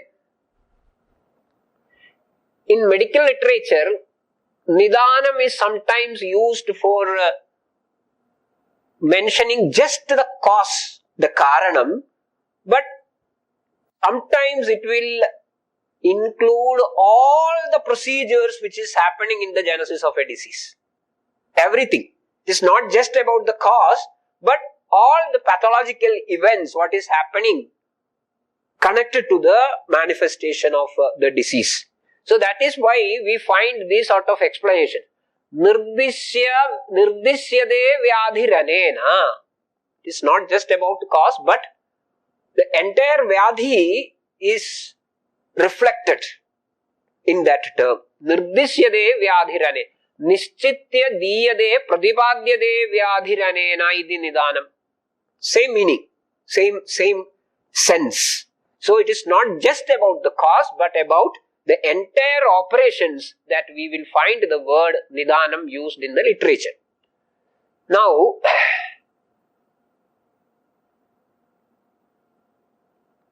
yes, whenever we look into the word karanam or nidanam or whatever it is, there are countless situations where the karanam drives the show, and definitely it triggers a lot of inquisitiveness in our minds. And coming to medical literature of Ayurveda, we will find many situations where these terms can be seen used. For example, Srishti Ulpatti, Purushartha Siddhi, Dravya Nishpatti, then I am clicking it 10 seconds earlier, still it takes time.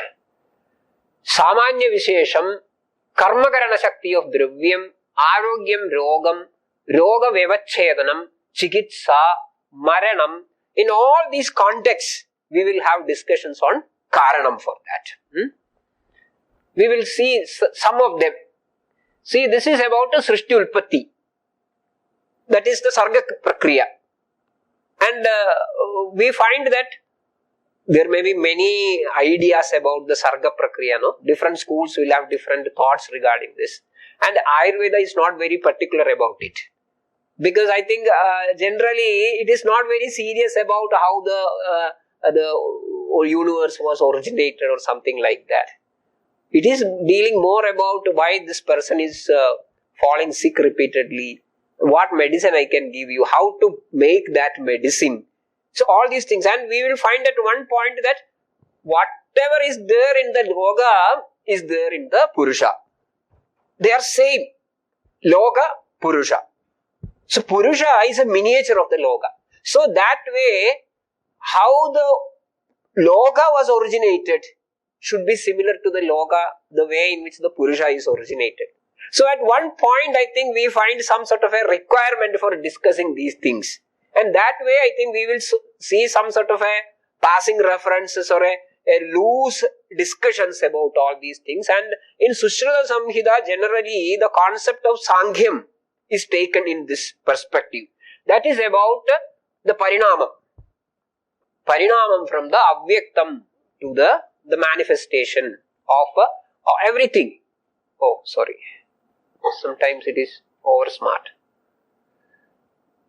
Sarva Bhudanam Karanam Akaranam Sattvarajastamu Lakshanam Ashtarubam Akhilasya Jagadaha Sambhava Heduhu Avyaktam Nama. This is the Sankhya idea. And Tadegam Bahunam Kshetrajnanam Adhishtanam Samudraiva Udaganam Bhavanam.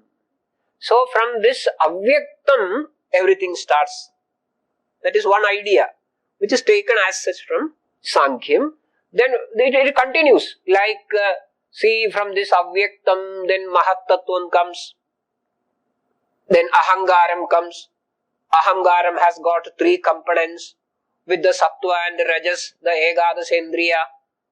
With the Rajas and Tamas, with the support of Sattva, the Panchatanmatra. From Panchatanmatra, Panchabhuta. Then after that it is Karana Dravya. Then comes Karya Dravya, and Ayurveda is more interested about Karya Dravyas, not about the Karana Dravyas. So this is the idea which is taken as such from the Sankhya, but this is also a valid discussion in Sushruta Samhita. Because it is from this perspective that we are jumping down to Karya Dravya. And at one point we will say that these things are not to be taken into serious consideration because we are dealing with the Aushadha, which is Panchabhaudika, Sharira, which is Panchabhaudika, which is a Karya Dravya. So we will continue our discussions from that point onwards. Yes. This was another point where we are discussing Karanam, Purushartha Siddhi. This is very important because earlier there was a discussion about what is the difference between the Ayurvedic and the allopathic research methodology. Okay, forget about research methodology, but I'm not competent enough to discuss it. But there are some basic difference between Ayurveda and modern medicine. And one point is discussions like this. It is not just confined to the literature, but to the very core of the ideas. It's not just about literature. See, here we find it, Ayu Kamayamanena Dharmartha Sukha Sadhanam. Ayu. We all need life. Why? Because it is Dharmartha Sukha Sadhanam. So it is not just about a long life so that we can indulge in more and more things unconditionally. But it is about Dharmartha Sukha Sadhanam Ayuhu. So, Sukham is essential and Sukham is always required, no doubt. But Sukham Chana Vina Dharmad Tasmad Dharma Varo Bhaved. That is one strong message that we find in Indian medical literature. Tasmad Dharma Varo Bhaved. So, there Ayus is the Karanam for this Purushartha Siddhi. Same idea is given in more elaborate way. Dharmartha Kama Mokshanam Arogyam Uttama Moolam. So, Arogyam is the Uttama Moolam for Purushartha Siddhi. So, that is why we should all work for Arogyam. If you are falling sick and bedridden, finished. You are missing your Purushartha Siddhi and you are making others' Purushartha Siddhi also in trouble. Isn't it? So, Arogyam is supposed to be the Moolam. That is Uttamam Moolam for Dharmartha Kama Mokshanam. Rogaha Tasya Apahartaraha. Tasya Apahartaraha Rogaha. So, that way, in Purushartha Siddhi, we will find the concept of this Karanam brought into the scene nicely. Then Dravya Nishpati. I already mentioned the Karana Dravyam and the Karya Dravyam. This Karana Dravyam is up to the level of that Panchabhudas. But then onwards, there is a beautiful idea in Ayurveda, in literature. And that is about coming to the Panchabhudam, Panchabhudatmagam Tattu. In Ayurvedam, Dravyam is Yasmin Rasadayo Yacha Bhaudigi Murti Masritam. Is purely Panchabhautika. And what is its important? We can use it in different kalpanas like Swarasam, Kashayam, Churnam. So that is our interest. How this Panchabhuta Dravya, Panchabhautika Dravya can be used as medicine or food, Aharam or Aushadham. So, how that Panchabhautika Dravya is originated, which is called as Dravya Nishpatti. See, Panchabhutatmagam Tad tu. Tad is Dravyam.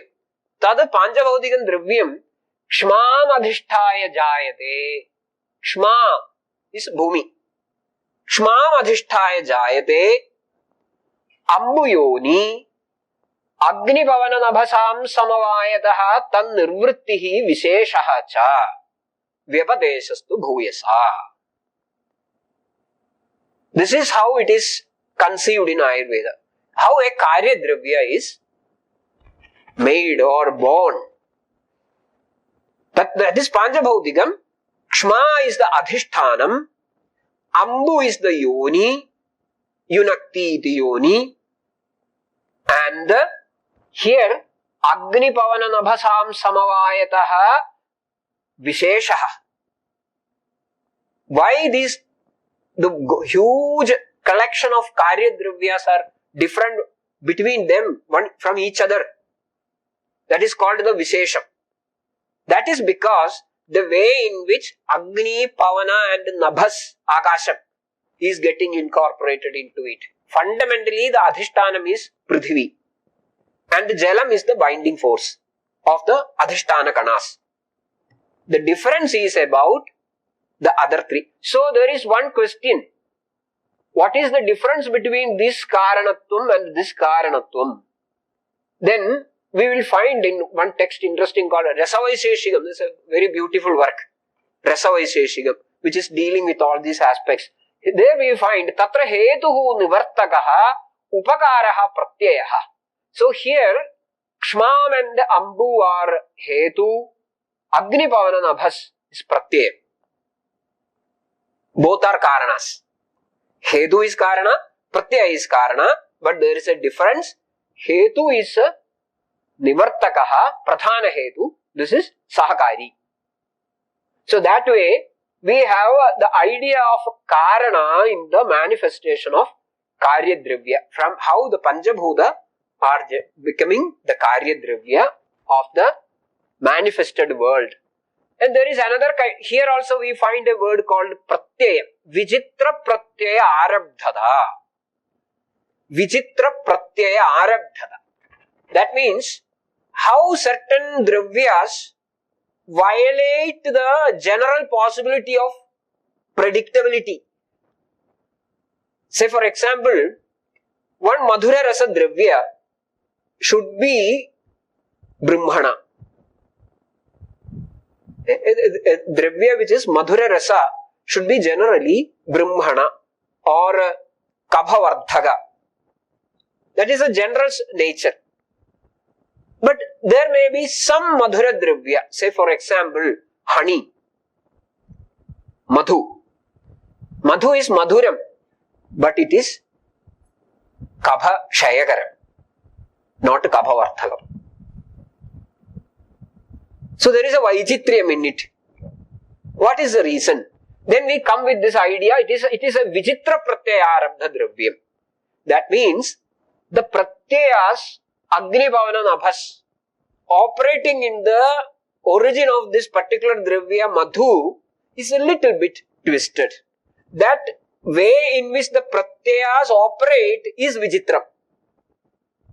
That is why it is behaving like this. And such an idea gives us a lot of possibilities for finding some extra efficient Dravyas which work out of the box. These out of the box Dravyas are always a Vaidya's favorites.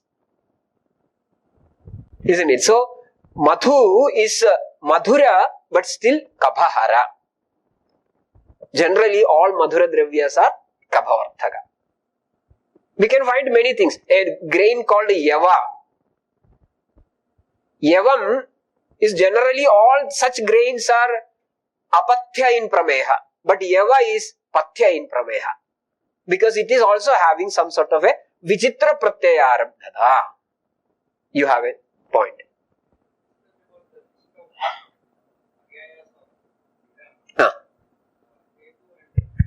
As well as mentioned, right? Here, I mean, it is just used in exactly the opposite sense. Hetu and it is not opposite. They are complementary. Nivartaka upakaraha. Hetu nivartaka upakaraha. Yes. In the Karanatva, we divide it into Pradhana Karanatva, Sahakari Karanatva. Both are Karanatva. It is not opposites, complementing. Got it? Just roll it over. We will discuss it once again if you are not getting it. Fine. So, this idea of Vijitra Pratyaya Arabdhada is also an important idea about the Karanatva of Karya Dravya, Karanatva behind Karya Dravya as far as our Chikitsa is concerned. Then, Samanya Vishesham. We saw these words in the Padartha. But apart from just general consideration as Padartha in the philosophical sense, Samanya Vishesham is again one of the basic foundation platforms in Ayurveda, where all the Chikitsa is depending on. Sarvada Sarvabhavanam Samanyam Vriddhi Karanam. That is how we understand Samanyam. Sarvada Sarvabhavanam Samanyam Vriddhi Karanam. So, let it be the case of some disease. a particular disease where we identify it as this is because of a deficient functioning of Vata. Then this notion comes Sarvada Sarvabhavanam Samanyam Vriddhi Karanam. So anything which will increase the level of Vada in the Sharira, that means a Vada Samanya Dravyam is going to be the Chikitsa in that situation. So the therapeutics fundamentally or ultimately spins around this Samanya and Vishesha. Hrasa Hedur Visheshascha. Hrasa Hedu, Kshaya Hedu is called Vishesha. So, Vayu is increased and causing severe pain. Then we read it as this is a Vada Kopam, Vada Vriddhi. Then any Dravya which will reduce the Vayu is known as a Vada Vishesha. Apply it, Vayu will come down to the Samavastha and the disease will be treated. So, Vriddhi Karanam, Kshaya Karanam. That is the way in which Samanyam and Vishesham is taken in Ayurveda. Especially in all these aspects, the way in which Ayurveda is perceiving things and Ayurveda at that same time is perceived in other Shastras, there are a lot of differences. Very interesting differences. Say for example, Gurutvam. Guru is a guna. So the Guru is understood in general darshanas as Adya Padana Asamavayi Karanam Gurutvam. Okay. But coming to Ayurveda, Yasya Dravyasya Brahmane Shaktihi Sa Guru. So we are changing the Adhikaranam. Here Sharira is the Adhikaranam. So one Dravya, how does it work in this Adhikaranam is going to be the defining factor. In physics, it is Adya Padana Asamavayi Karanam. Here, Brahmane Shakti. It is about Brahmane Shakti. Something which can increase the mass, body mass, is known as Guru. So that sort of a adaptation you can find in many concepts. So with that, this Samanyam and Vishesham is generalized here. What is that? Dhadavaha khalu shariraha samanaihi samanaguna bhuyishtaihi va ahara viharaihi abhyasyamanaihi vriddhim apnavandi. This is how Samanyam is understood in Ayurveda. Dhadavaha khalu shariraha samanaihi samanaguna bhuyishtaihi va. So an alternative is also given. It need not be exactly samanam.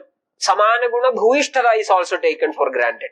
Samanaguna bhuyishtaihi va ahara viharaihi abhyasyamanaihi vriddhim apnavandi hrasam tu viparitaihi viparita guna bhuyishtaihi va. Two questions. Is it possible for you to at least do a translation in English of the main words? Some of us do not know Sanskritam. I also do not know Sanskritam, madam. But I'm pretending to know. No, but you are reading and you are using Sanskrit words.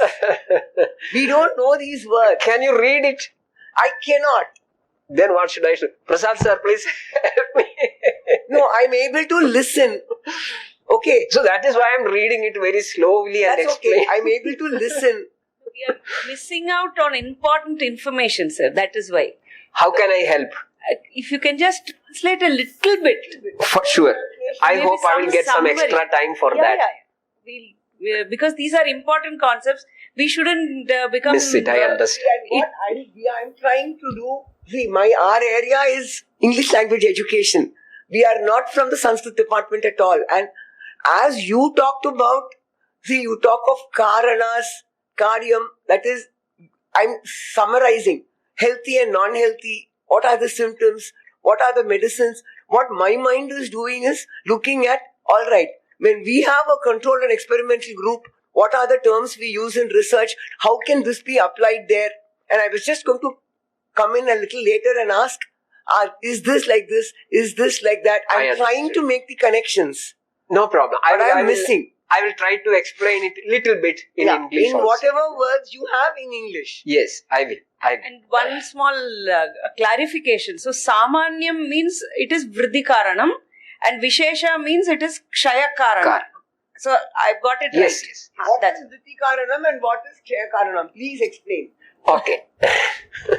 I'm sorry. I understood. There are others who don't understand. So, we'll come back to this one. Samanyam Vriddhi Karanam. So, we were discussing about the fundamental 6 padarthas in Ayurveda. 6 padarthas, what should be the best categories or terms of reference? Something like that. So, when we say padartha means the entire stuff is going to discuss fundamentally only these 6 things. That is padartha. So, you take in Ayurveda a textbook and ultimately only these 6 things will be discussed. Either it will be Samanyam, Vishesham, like that, what I explained earlier. So, Samanyam, then you should understand what is this Samanyam. Samanata.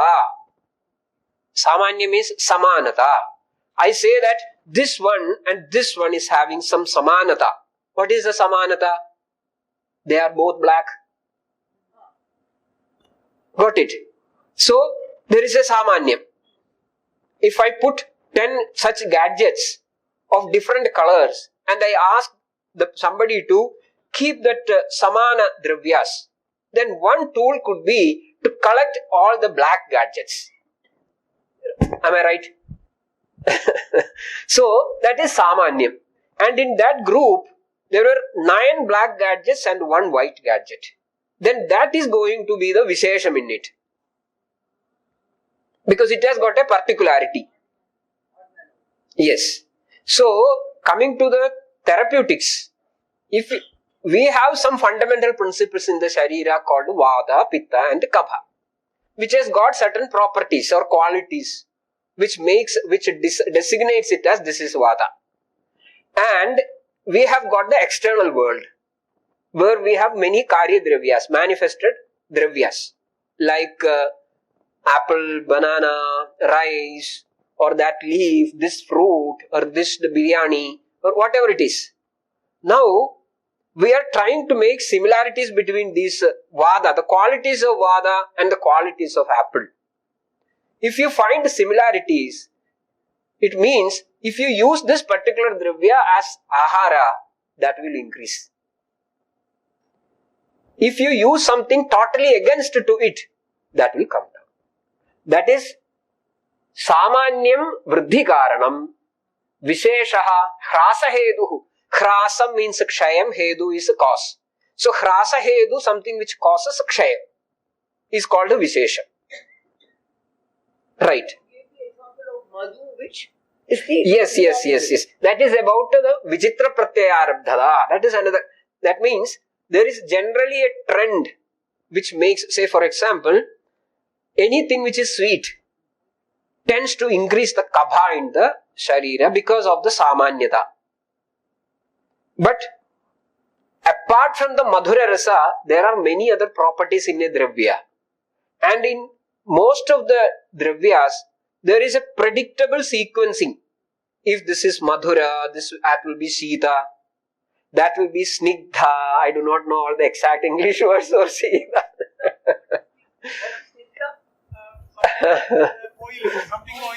Yes. Unctuous. Yes. So, Sita means something cold in stuff, oily in stuff, heavy in stuff. Kabha is also having all these properties. So, when you use a Madhura Dravya, it obviously promotes the status of Kabha. Kabha increases. Madhu is also Madhura. Honey is Madhura. But it has got a property that it is ruksha, means totally against that oily nature, dry in its stuff. So what happens is, when you use madhu, even though it is madhura, kabha comes down. Because of this powerful ingredient in it, which is a particularity of that context, which is against the status of kapha. So why it is happening so? So we explained that in the that manifestation of madhu as a dravya, some sort of a vichitra. Vichitra means a tricky, a diverse, or a different, something which is against that. Yes. Pratyaya, hetu, that means cause, played behind in the manifestation of honey. That is why it is behaving like this. So that is becoming a very powerful tool for the Vaidya. Because in general, we will not find a Madhura Dravya which will lower kapha. But that will be a challenging situation in many therapeutic clinical conditions. So we have a powerful tool. Something which can be used as Madhura, but still will not increase the kapha. Got it? Unfortunately, all my slides are in Sanskrit. Anyway, I will try. I hope I will get some extra time allotted by the organizers. No, Prasad sir? 10 minutes extra for explaining all. Okay. So, here what I explained is Shariraha Dhadavaha, the bodily tissues. In general, Samanaihi, Samana Gunabhuishtaihi va Ahara Viharaihi Abhyasyamanaihi, Samanaihi Dravyaihi or Ahara Viharaihi, Ahara and Vihara, food and lifestyle, which are similar, they increase. Which is against Vishesham, it comes down. For the bodily tissues, it happens like that. So that is how Samanyam and Vishesham is conceived in Ayurveda as the cause for, Karana for Vriddhi and Kshaya. Clear? It's more like a BAMS class now. Same thing happens. For the BAMS students, there will be 75 students and nobody will know Sanskrit. But all the text will be in Sanskrit. Okay.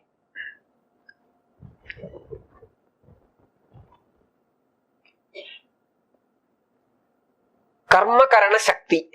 The way in which a dravya operates, the power of doing a karma, that is Karma Karana Shakti. So, there are many ideas. I am not going to read this big paragraph. Forget it. But certain attributes are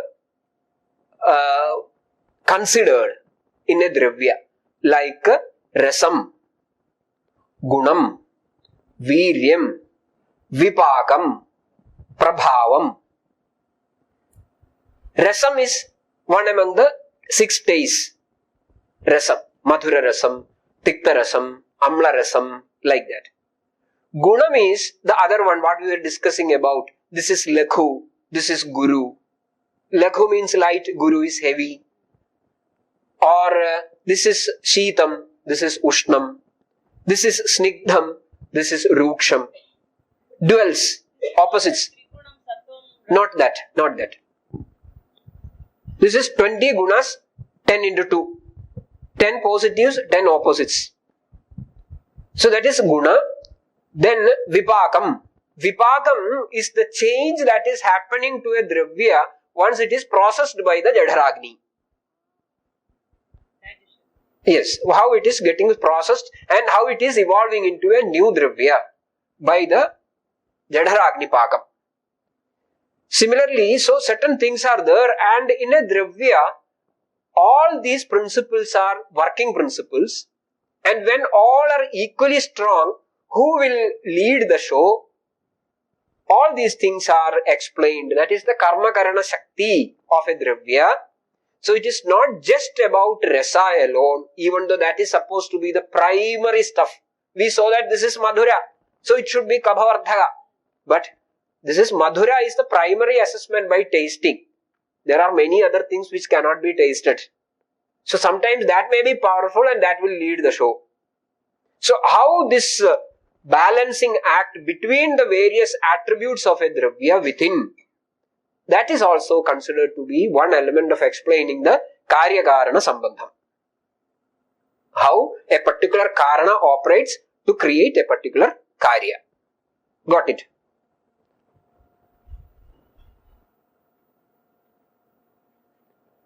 Arogyam and Rogam.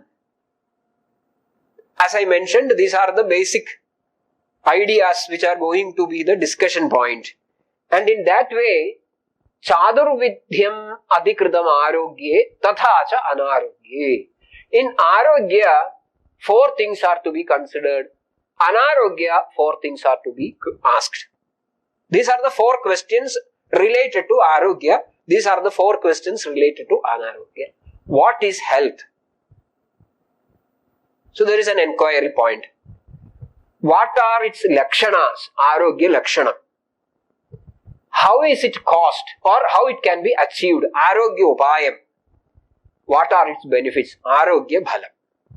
Same is the 4 questions related to anarogyam or rogam. That means, what is anarogyam? What is anarogya? What are anarogya lakshanas?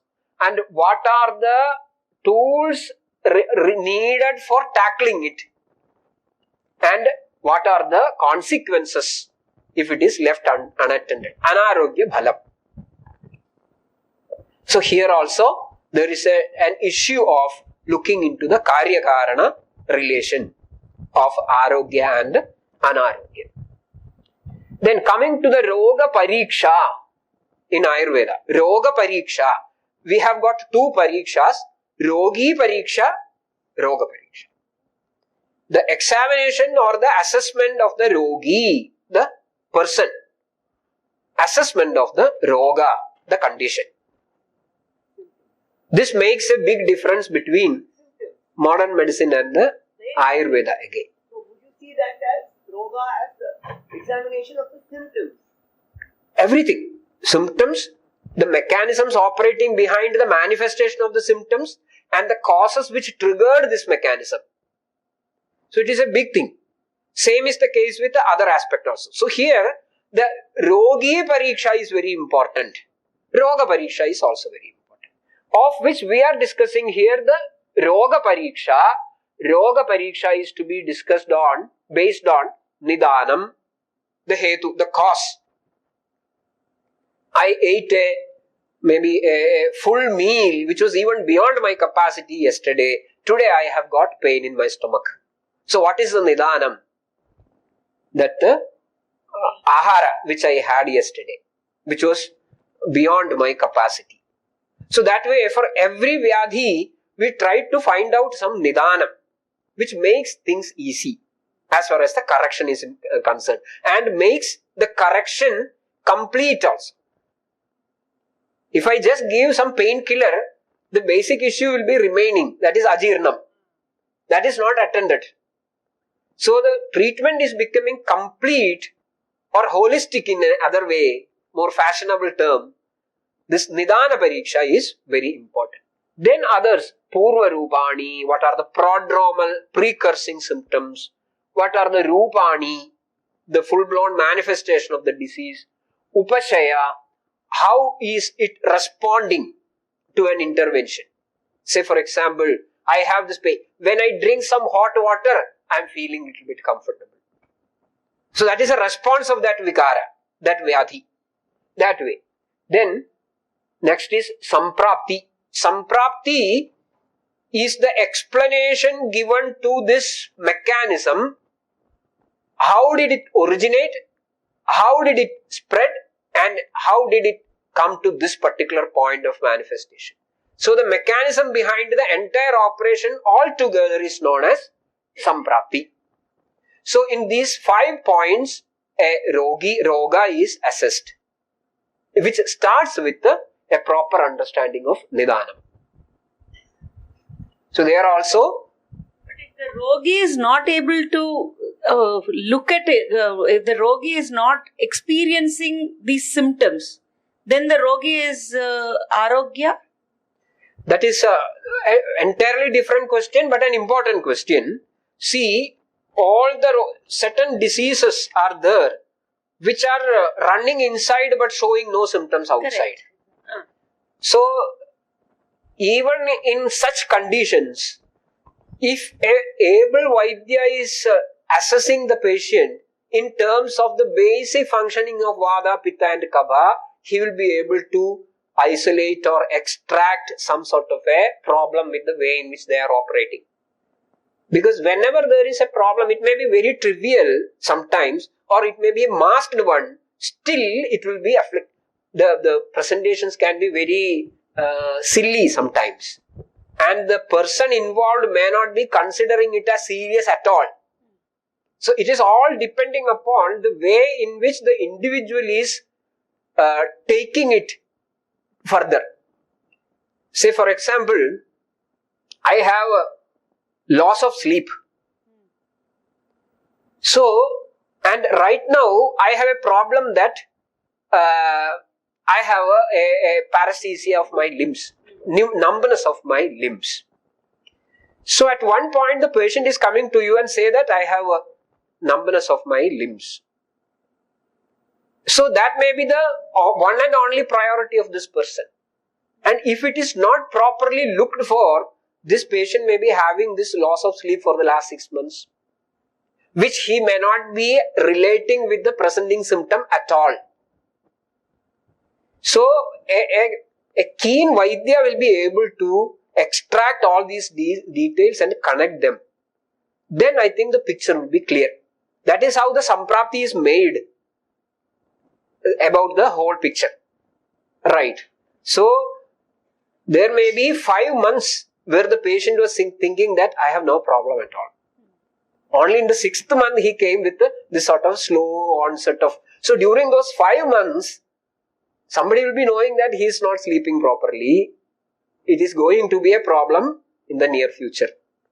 So whether it is manifested or not is to a good extent depending upon the personal perception, individual's perception. But definitely there will be a derangement in the functioning of Tridoshas. Got it? Okay.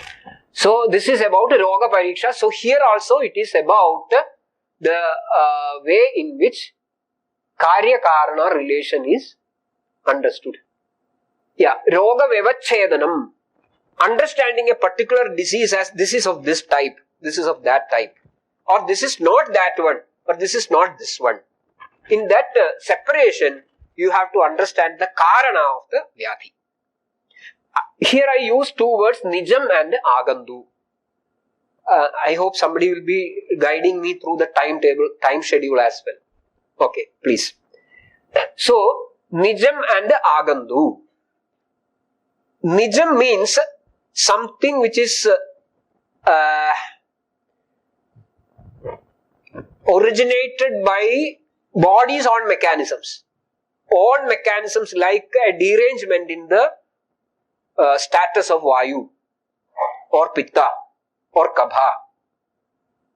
Due to, say for example, the same example, I am not sleeping properly. Slowly what happens, the Vayu is becoming deranged. It is going to a stage of Koba and it ends up in Nidranasham. So it is a Nija Vigara.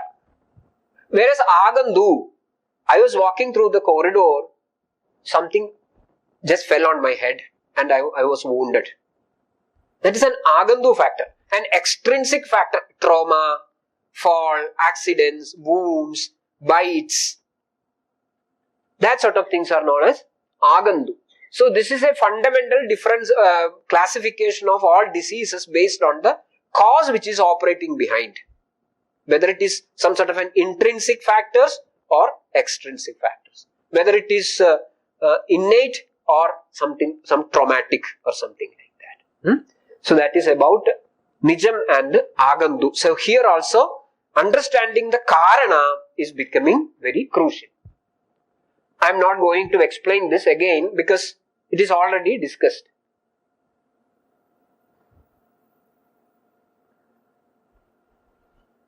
This one also I am not discussing, but I will tell something about it because it is interesting.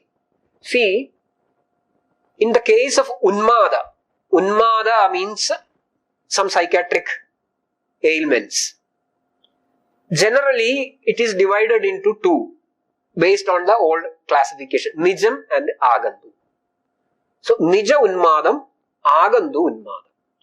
In the Agandu Unmadam, for the sake of explanation, they will be divided into as caused by different possessions, like graha badha, something like that. So sometimes we call it as gandharva badha, pishaja badha, deva badha, rakshasa badha, like that. See, pishaja, gandharva, deva, rakshasa, pitru kopam. So we are blaming somebody. This is caused by gandharva. This is caused by pisaja, rakshasa, like that. So that is why they are known as agandu. There is a guest factor who possessed the person. And they are known as agandu unmada. But here it is beautifully explained that, see, ultimately the problem lies with the individual. If your mind is not contaminated or afflicted or polluted by your own karmas, no Gandharva is going to possess you. No Rakshasa is going to possess you. So for your fault, don't blame Gandharva or Pisacha or Rakshas. So this Papa Karma and Punya Karma, would you put them under Agantu or the other one, Nijam? Punya Karma, what is Punya Karma? Something or what is Papa Karma? No, something that results in Sukham, something that results in Dukkham. Something that results in Sukham would be Punya Karma. Something that causes Dukkham would be Papa Karma. Okay, so I was walking through the road and with a packet of food. I saw somebody who is seeking the food. I was very hungry. I gave it to him. I was very in Dukkham because I have hunger. And he ate it. He is happy. So is it a Punya Karma or Papa Karma? Because it resulted in Dukkham. Yeah, if I am unhappy, then it would be Papa. Because I am very hungry and I am going to faint. Yeah, but if I am able to overcome it, then it becomes Punya Karma. If I am not able to overcome it, if I blame that person, I give it to him and then curse him, then it becomes Papa Karma. Papa Karma. Punyam and Papam, I think, Paropakara Punyaya, Papaya Parapidanam. Isn't it? Yes. So here in Ayurveda, I think these are all related with karma. And karma is divided into trividham. Shariram, Manas, Vak.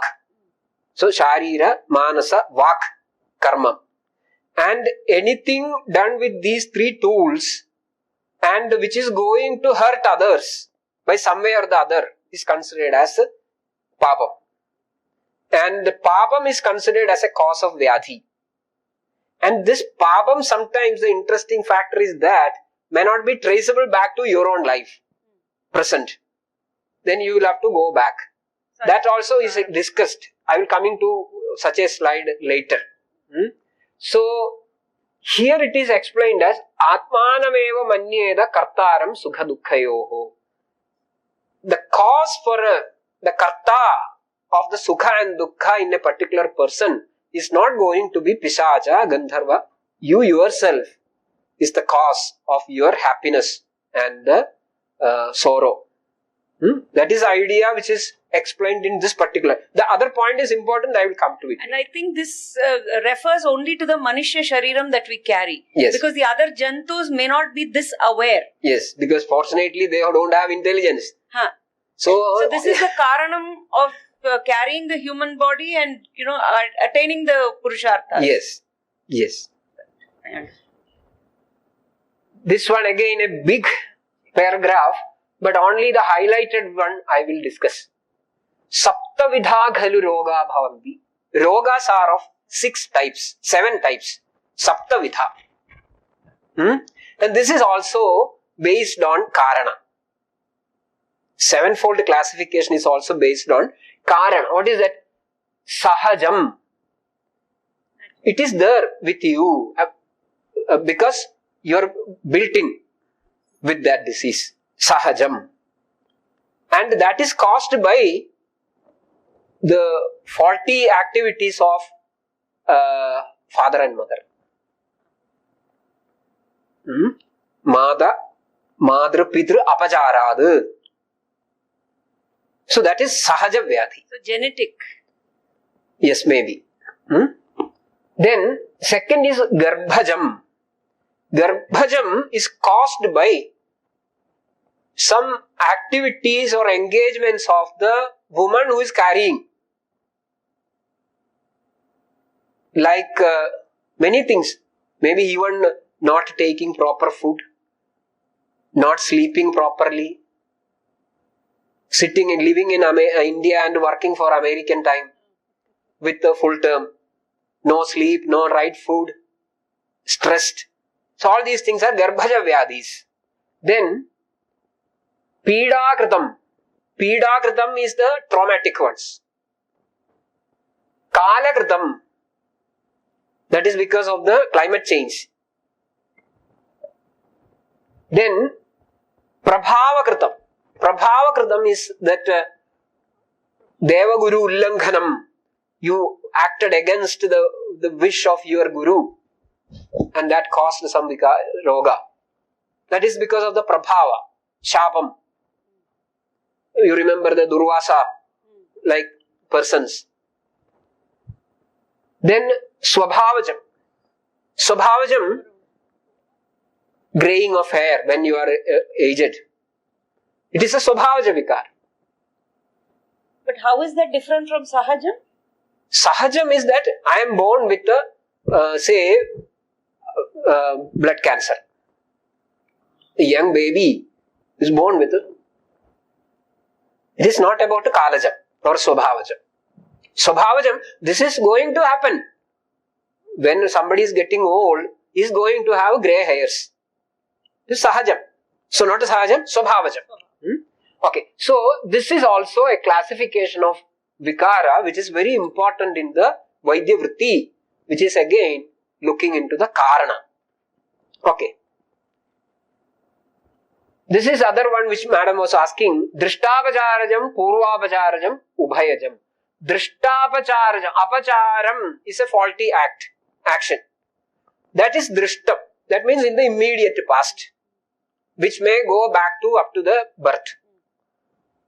Purvapacharajam means in the past. That means it is not traceable. We don't understand why it happened. Ubhayajam, a blend of both. So, yatha nidanam doshottha. Doshotham, doshottha vikara caused by tridoshas is called drishtapacharajam. And it will have a well-defined nidanam cause. As I told yesterday, my food was not fine. Today I am sick. Last week I exercised over. Today I have a knee pain, which is having a very well connectable nidanam is there. Whereas karmajo hedu bhirvina, karmaja vyadhi, you are not able to track back and find the reason exactly in the present birth. I don't find any reason. That is karmajam. Then dosha karmajam is a blend of both, which is explained as a big disease manifested and we looked back and we found a very trivial cause. So there is no logical relation between these two. For a trigger. Yes. So something was there waiting for that last push. So that is dosha karmajam. So here also the cause is looked into and tried to correct.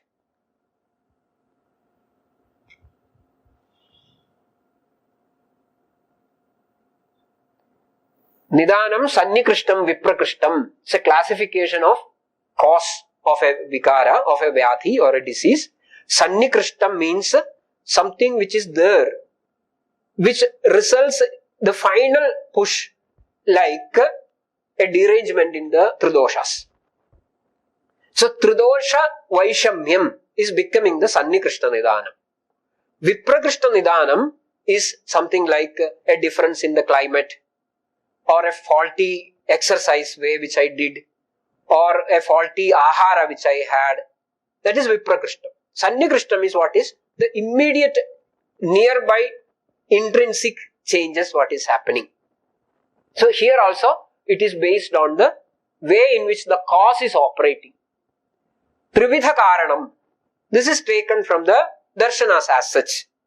Samavayi Karanam, Asamavayi Karanam, and Nimitta Karanam. 3 types of Karanas which are there in the Tarka Sangraham type of philosophical schools. Samavayi Karanam, I do not know how to translate all these things. There may be better persons who will be working on philosophy, like Miss Jaya or somebody will be there who will be able to translate it better. Samavayi Karanam means the material cause. Asamavayi Karanam. What is the Asamavayi Karanam translation? Somebody please help. What is it? Non-inherent cause. Formal cause. It is Asamavayi Karanam. Okay. We will explain it.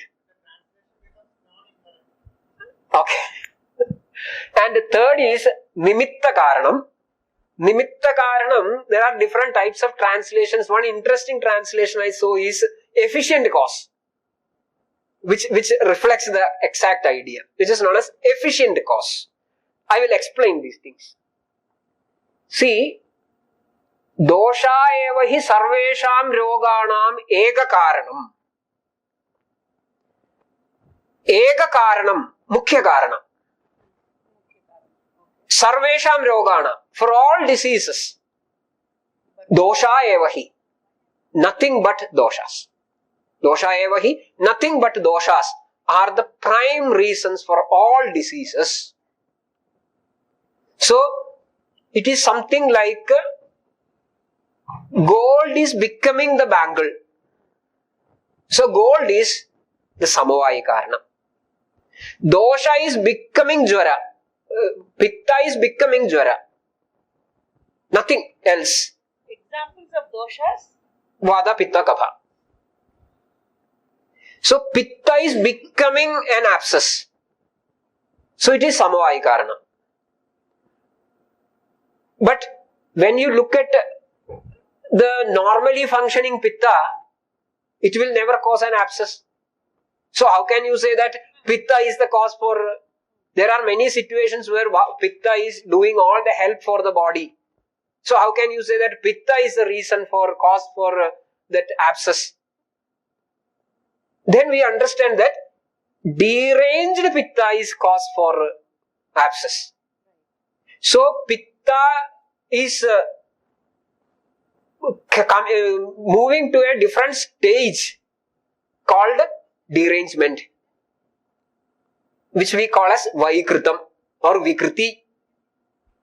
So, Vikriti is Asamavayi Karanam. So, Dosha is the Samavayi Karanam. Dosha Vikriti is Asamavayi Karanam. Then there is a question. Why did this dosha the Pitta became Vikrita? Because he ate lot of pickles. Pickles which are very hot and spicy is similar, Samanyam with the Pitta. It increased the Pitta. That is how the Pitta became deranged. So the pickle is also a cause for this abscess. That pickle is known as Nimitta Karana. If there was no influence of this pickle, the Pitta will not have gone to this. Time is over? Okay, 5 minutes. So, the Pitta Vikriti Karana. That is Samavayi Karanam, Asamavayi Karanam and Nimitta Karanam. So, these 3 explanations, Dosha eva hi sarvesham roganam eka karanam, shows that doshas are the Samavayi Karanam of Roga. Rogastu Dosha Vaishamyam means Dosha Vaishamyam is the Asamavayi Karana of Roga. Kalartha Karmanam Yogo Hina Mithyadi Matrakaha. So, Kala, Artha and Karma. When these are going to depart from their normal functioning, they are going to influence the dosha, forcing them to dosha Vaishamya, creating the Roga. So, these are known as Nimitta Karana. So, that philosophical division of Samavayi, Asamavayi and Nimittam is taken as such for explaining how a disease is manifested. This is important because the correction should happen in all these planes, 3 planes. Then only it will be complete.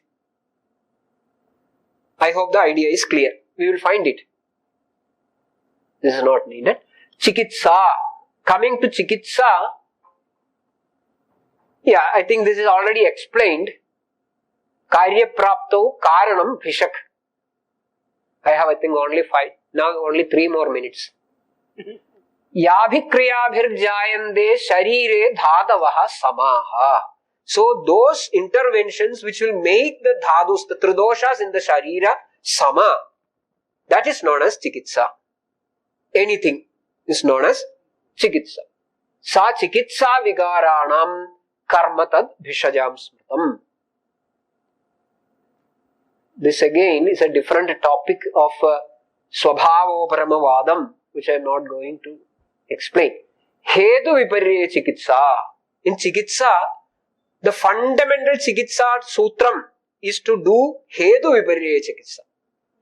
Means treat based on the cause. Then it will be complete.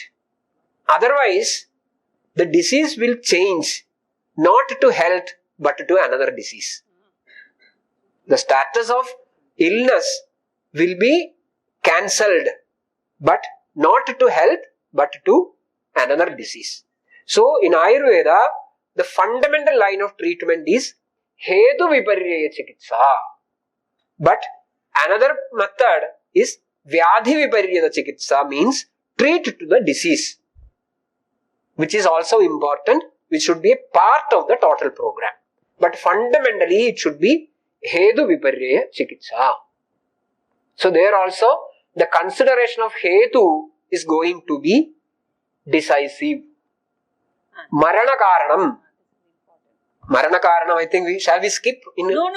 This is very important. You can skip all other slides, but this should be discussed. There are different ideas about how does a person die or why should a person die, isn't it? So one is vishamena karmabhischa purakritaihi anityatvacha jandunam jividam nidhanam vrajed. So sometimes because of a faulty action which should not be done actually, but he did it, and that may lead to some death. Karma bhishcha purakritai. You are born because of you have to fulfill certain karma, which is prarabdham or something like that. When that is finished, you will die. Third is anityatvacha jandunam. All jandus, all creatures should die. So at one point you will die. So it is swabhava. Anityatvam is swabhava. So this is one idea, but more interesting is maranam praninam drishtam ayu punyo bhayakshayad. A person dies when both ayus and punyam is perished. When ayus is finished, you need not die, so that your balance is still rich with the punyam. Punyam is gone, finished, but still the ayus is left, you will not die. So that will be a miserable life, isn't it? Because punyam is finished, but ayus is still remaining. So that is another cause. Then third one is, even if punyam and ayus is not finished, still you may die because you have not taken care of certain vishama, some troublesome situations which you should have taken care of. Like rushing through a road without looking left and right. You had sufficient ayus, sufficient punya, but the bus may not be knowing that. And you will die. So you have not vishama pariharinam tayoho api akshaye maranam drishtam. So obviously there is a interest. How can we increase our punyam and ayus so that we can become chiranjeevis? Isn't it? So there is answer for that question also in Ayurveda, which everybody can note down and start practicing. Dana, Sheela, Daya, Satya, Brahmacharya, Kritajnata, Rasayanani, Maitri cha, Punya, Ayur, Vruddhi, Kritganaha. Punyayur Vruddhikrit Samanyam Vruddhikaranam.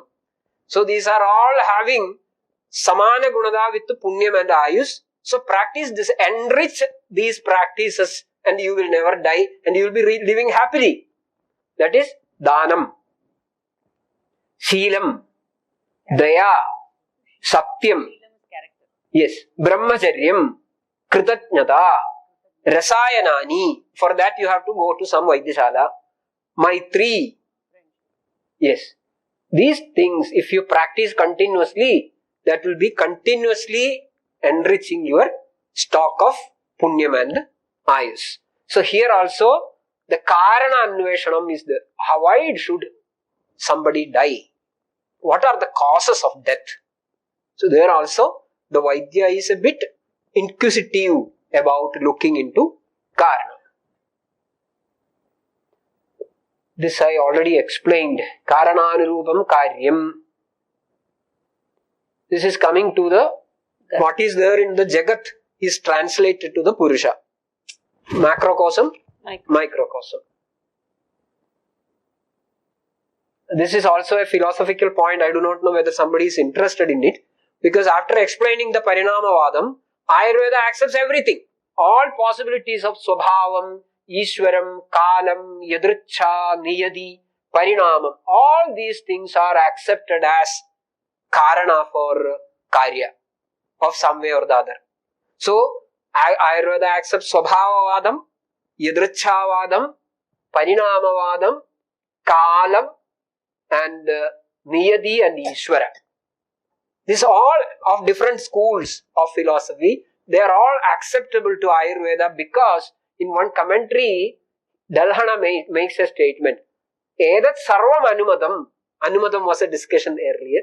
Edat sarvam anumadam. Sarva Veda Parishadatvada Ayurvedasya. Ayurveda is a meeting point, Parishad, of all Vedas, all knowledge. That is why I told.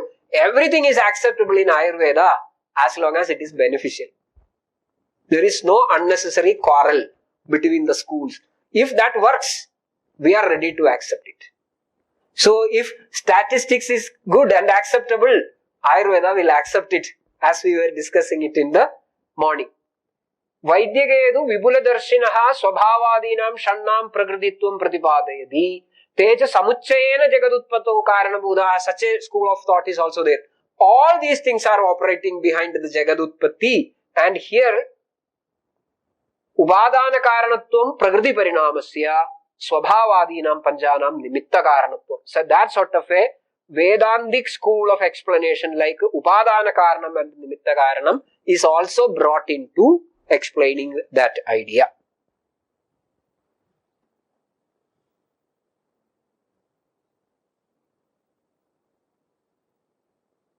Yeah, Upadana karanam, I am not going to detail it because it is some way or the other explained. Agni as a karana for existence. Agni is a prime factor in Ayurveda in many contexts, and it generally, I think, just one statement. Moolam Agnis Tasman Niruchyate. Moolam, the cause, the fundamental cause of existence of a being is Agni. So, as far as you preserve your Agni, you will sustain. Pradibandhaga bhavam. This is also an important factor. Just 1 minute. A karana will result in a formation of a karya, but not always. It will happen only when there is a pradibandhaga abhavam. If there is a pradibandha, a karana will not be able to generate a karya. This is an important point in Ayurveda because that is how we are operating. We are all living where there are plenty of organisms of TB, but we are all not falling sick with TB. Why? Karanam is there, Karyam is not there. Why? Because there is a pradibandhagam. There is an innate factor working which is known as Vyadhikshamatva. So that Vyadhikshamatvam works as a pradibandhagam in Rogotpatti. So, for being or staying healthy, one point to be focused is to how to enhance your Vyadhikshamatva by healthy living. So, there also, how to break the relation between karya and karana is core concept of chikitsa. This I am not going to read. Asamavayi karane karyanashaha is the basic rule. Asamavayi karane na karananashe karyanashaha. In chikitsa also, Ayurveda also. When that dosha vaishamyam is broken, you can bring the doshas back to normal. But another interesting point is, my Gurunathan used to tell me this always, yavan nimitta karana sthayi karyam rogam. Generally, when the nimitta karanas, after the formation of the karya, if you withdraw the nimitta karana, nothing should happen. The karya will continue to exist. I just light one matchstick and light the lamp. So this is a nimitta karana. Even if I throw back, the light will continue to burn. So nimitta karana nasham need not cause in the karya nasham. But here the nimitta karanam is apatya seva. In roga, nimitta karanam is the apatya seva. So as long as you are not withdrawing or destroying this nimitta karana, the roga will continue to exist, and roga will continue to exist up to the nasha of nimitta karana. Once you break that nimitta karana, roga will spontaneously show a remission. So, nimitta karana nasham is also important in the karya nasham in Ayurveda. Nimitta karana nasham is also a significant point in Ayurveda. As far as the karya nasham, that means roga shamanam, is considered. Yes, this was the last slide. I do not know how far I succeeded in communicating the ideas because of your poor Sanskrit and my poor English. So, please bear with me in this and thank you very much for patient listening. Meaning of raga. Ragam is the uncontrollable desire for something which you, to the extreme sense, which you do not deserve. Actually, there are many definitions for ragam in different schools. So, generally, this ragam generates some other, it has got consequences like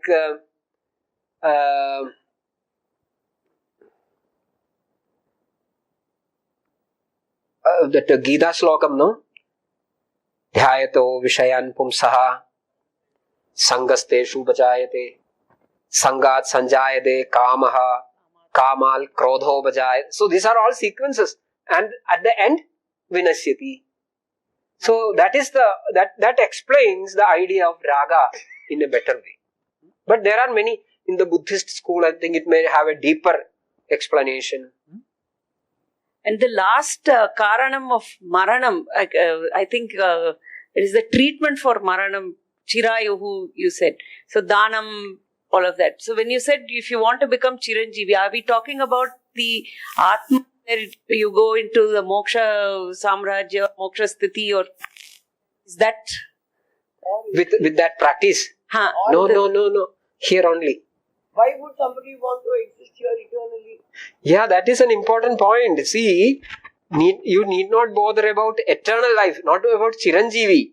Generally, in this kalam, in this our times, you are privileged with an ayus of 100 years. So at least to live up to 100 years, these things are to be practiced. For a healthy life, this ayus is divided into four actually, but I am going to discuss about two, that is sukhayu and hitayu. Opposites are also there, so there is 4. So sukhayu is just about own happiness. Own. Whereas hitayu is about own comfort and happiness with the comfort and happiness of all around. All the Bhutas. So only if you have the intentions to have a hitayus, I think these are all considerations. Rasayanam, a word I used, rasayanam. This rasayanam is a branch of a chikitsa, which will give you enormous amount of ayus, and that is ultimately meant for doing tapas. So a vyavaharika may not require that long ayus, but somebody who is going to do some tapas for next 400 years or something like that, they need the ayus, no? So they can take this rasayana chikitsa and start tapas along with all those things. Dana Sila, Daya, Satya, Brahmacharya, Kritatnyata, Rasayanani. But ultimately, I think you should be living a healthy, happy and peaceful life, which will be beneficial for others also. No?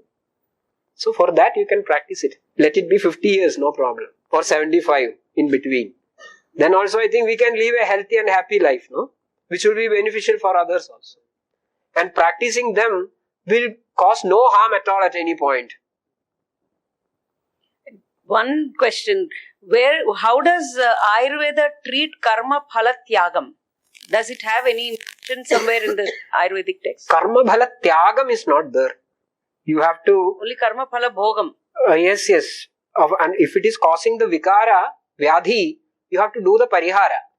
Not tyagam, but it is prayaschitam or parihara. You spoke of the matchstick and the lighting of the lamp. And you said nimitta karanam, and if you remove it, the roham should continue, should not continue. Now I'm a little confused there. With the example that you used, you said as long as this continues. I'll use another example. See, the clay is made into a pot and the potter is a nimitta karana.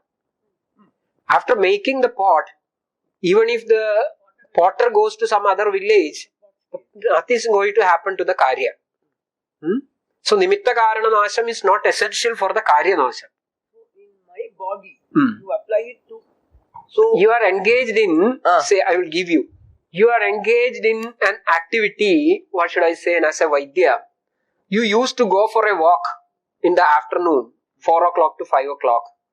And immediately after reaching back, you used to, out of your sense of hygiene or so, immediately after in the front of your house, you used to wash your legs thoroughly. So that all the dirt and everything will be removed.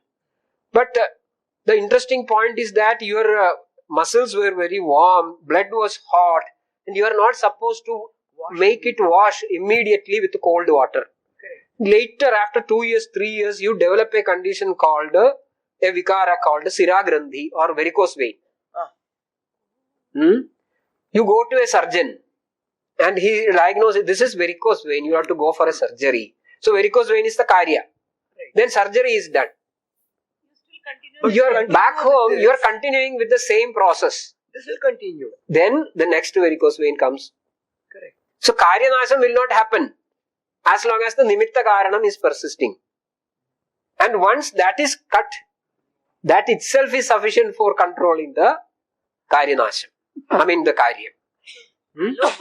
Allopathic medication is the major karanam for maranam.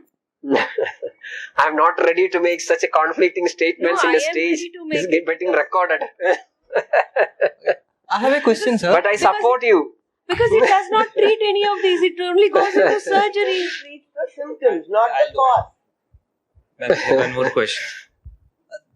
Hello, sir. Yes. My question is, in the meantime of discussion, you have talked about the Purusa and Purusatva, something like that. Do Purusa and Purusartha related to the biological men which you talk about, or is it different than that? What was the second name? Purusha and Purushartha. Purusartha, Purusatva which you talked. And is it same as the biological man which you see? No. Or if it is different? Any human being. Different? Any human being. Purusha just shows any human being, not with a gender sense. So we can use both for man and yes. woman. Yes. Thank you. Sir, I have a question. Yes. You classified the Rogo Vavachit is Nijam and Agantu. Viral fever and bacterial fever is which category? Agantu. But sometimes we don't maintain the healthy life, or that's cause of the viral or bacterial fever. So this is Nijam also. You see, that is what I told earlier. Like the that Vyadhikshamatvam. That Vyadhikshamatvam has two components fundamentally. One is Vyadhi Utpadaka Pradibandhagatva. Second is Vyadhi Bala Virodhitva. So, as long as that Vyadhi Utpadaka Pradibandhagatvam is there in the form of Vyadhikshamatva, even though the virus or bacteria or other organism is there, it is not going to make any change in your system. So, there is Agantu factor alive, but it is not causing a Vyadhi. But once it is attacked, it started manifesting. If you are living an unhealthy life, they also will join the bandwagon of that disease mechanism to make it worse from bad. Then at that point, you can't treat it just as an Agandu, because now the Nija factors are also in tune with it. Got it? So that happens. The many viral fevers these days are getting out of track and going out of control because already there is a predisposing Nija Dushti. Okay, I know we have a lot of questions. We are all hungry for knowledge, but also hungry for food. So, but first we should give preference to our physical health, and then we can. Agni nashe sarvanasha. So, we'll request sir to drop his email address so that if there are any questions, they can reach sir directly. And we will also try to arrange a handout for the talk, for the summary of the talk and some translations of the Sanskrit text for those who couldn't understand some things. And before food, an important thing I request Professor Srideepa ma'am to felicitate Professor M. Prasad.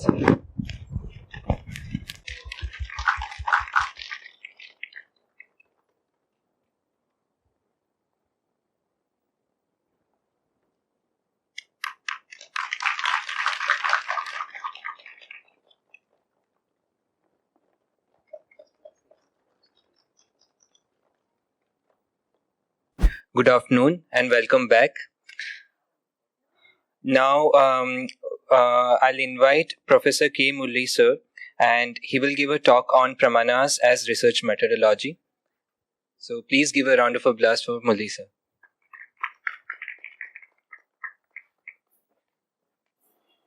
So again, my prostrations to Abhurva Vaidya. I used to explain this sloga according to the context. So in the afternoon, here Abhurva Vaidya could cure all the diseases because he used all the pramanas to understand disease. So even while assessing a single phenomenon, we have to use several pramanas. So in the sloga we can see Raga Adi Rogan, the causative factors. That has happened earlier to the manifestation of the disease. So we cannot perceive it now. So it is only with pramana we can understand the causative factors. Similarly, Aulsukya Moha Araditan Jakhana. This shows the fatal signs of diseases. That is about to happen. And the manifestations, of course, are perceivable in the present time period itself. So, to assess the disease in totality, we have to use a number of pramanas. Not a single pramana may not be enough to have a total understanding of the diseases. So, all the scholars following any knowledge system have to have a good idea about the pramanas. So, next slide.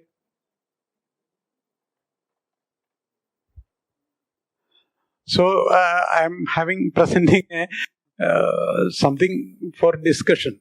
So this is not a conclusive, and this is just for a discussion purpose I am presenting. I am not well versed in all the pramanas, but this is also a learning experience for me. Actually, Prasad sir, J.S.R. Prasad asked me to present more than one paper. So I was compelled to do it. So whatever knowledge I have, I am presenting before you. So this is a definition for research given by one professor of Ayurveda, Dr. P.V. Sharma. कार्यकारणभावस्य द्रव्याणां गुणकर्मणोः परीक्ष्य स्थापनं सम्यक् अनुसन्धानम् उच्यते. So कार्यकारणभावस्य, so cause-effect relationship, which was already explained in the forenoon session by Dr. M. Prasad, understanding the karya, karana and its relationship is behind each and every research. Even though we are doing a review of a literature also, we are doing this karya-karana relation. Why this book was written, how it influenced the later literature. In such a way, we are discussing or inquiring into the cause-effect relationship. So each and every research is actually an inquiry into the karya-karana bhava. So then dravyana gunakarmano. In the context of Ayurveda, this dravya means anything, any substance which is used as food or drug is defined as dravya in Ayurveda. So dravya has got the properties and action. Gunam, karma. Karma here means action in the body. Parichya sthavanam. Samyak anusandhanam uchyate. Parichya, after experimentations and observation, sthavanam, theorization, is called research. Here anusandhanam is a term for research. Sandhanam, in Ayurveda it means joining. Pranasandhanam. Sandhanam hyasya shonitam. When the wound becomes chronic, and if the margins are very thickened, then in treatment, what we do is they scrap the boundaries of the wound and make them bleed, and that blood itself will heal the wound. Sandhanam hyasya shonitam. So sandhanam is joining. So we are adding something to the existing knowledge, joining to the existing, something to the existing knowledge. Also, Sandhana Kalpana, all of you are aware of Aristas and Asava. That preparation of Aristasava is called Sandhanam. So the medicines are put in boiled water and it is airtight, and it kept in a particular temperature for a period of 2 weeks or 1 month. Then we are adding a particular flour called dhadaki. So that will cause some fermentation, and some alcoholic is generated. So it becomes arishta or asava. So that is also called sandhana kalpana. So something new is generated. So that also can be attributed to research, anusandhanam. Then anveshanam. Anu means after something. Inquiry after something. That also can be considered as synonymous. Paryeshanam. Pari means surrounding. We are not pinpointing to a particular phenomena or a particular point. Whatever encompassing it, that also has to be inquired. So the meaning, so the synonym paryaveshanam. Gaveshanam. that term is mostly used in Malayalam, Gaveshanam, for research. Go means the five senses, Indriyas. Without Indriyas, we cannot do any work. So another meaning added is go also means cow. So in ancient times, cows are allowed to gaze in the forests, and the evening the owner will come and fetch for the cow. Missing cows are searched out. So similarly in research also we are looking for the missing links. So Gaveshanam has both these meaning. Shodha, it is purification, a method of purifying the knowledge systems. So all these synonyms add different perspectives of research. Next slide. With the research, what we get is pramanam, pramakaranam, pramanam. Prama is real knowledge or valid knowledge. The means of valid knowledge is called pramanam. So, what are the features of prama? Prama is, it should be anadhigata vishayam, anadhigatam, not known so far. It should be something new, something innovative. Only then we can say that it is, the outcome of the research should be something new. Only then we can say that the research is fruitful. Then abadhitam. It should not be contradicted by future observations. So it should withstand the test of time. So that is abadhitam. Yathartham. Yathartham literally it is interpreted as real. But my father used to interpret it as yatha arthaya. Artham means purpose. The outcome of the research should have some purpose. Only then we can say that the research is successful. Some more arthakriya karitvam are also added by Buddha philosophies. Artham is also purpose, kriya is action. Avisambadi is also a term. Avisambadi is used, I think, in Yoga Sutra. This term Avisambadi is used. Buddha text, Bauddhic text interpreted this Avisambadi as Arthakriya Karitvam. It should have some purpose and Kriya Karitvam. It should have some application also. Only then the prama or valid knowledge can be considered as or the knowledge can be considered as valid.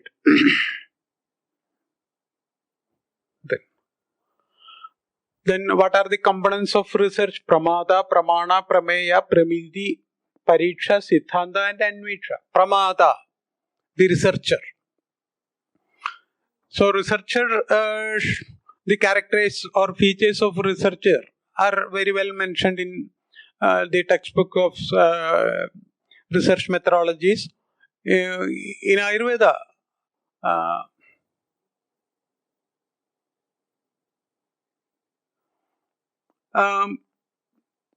the researcher should understand the subject very well. So that in Charaka it is mentioned that jnana purvakam hi karmanam samarambhaha. Without a proper understanding, one should not indulge in any action, any application. Sthirajitta prashantatma manasaja visharata. That is mentioned in the context of Nadi Pariksha in Yoga Ratnakara. Before doing the examination of pulse, the Vaidya should be sthira chitta, stable in mind, prashantatma, calm, manasaja visharata.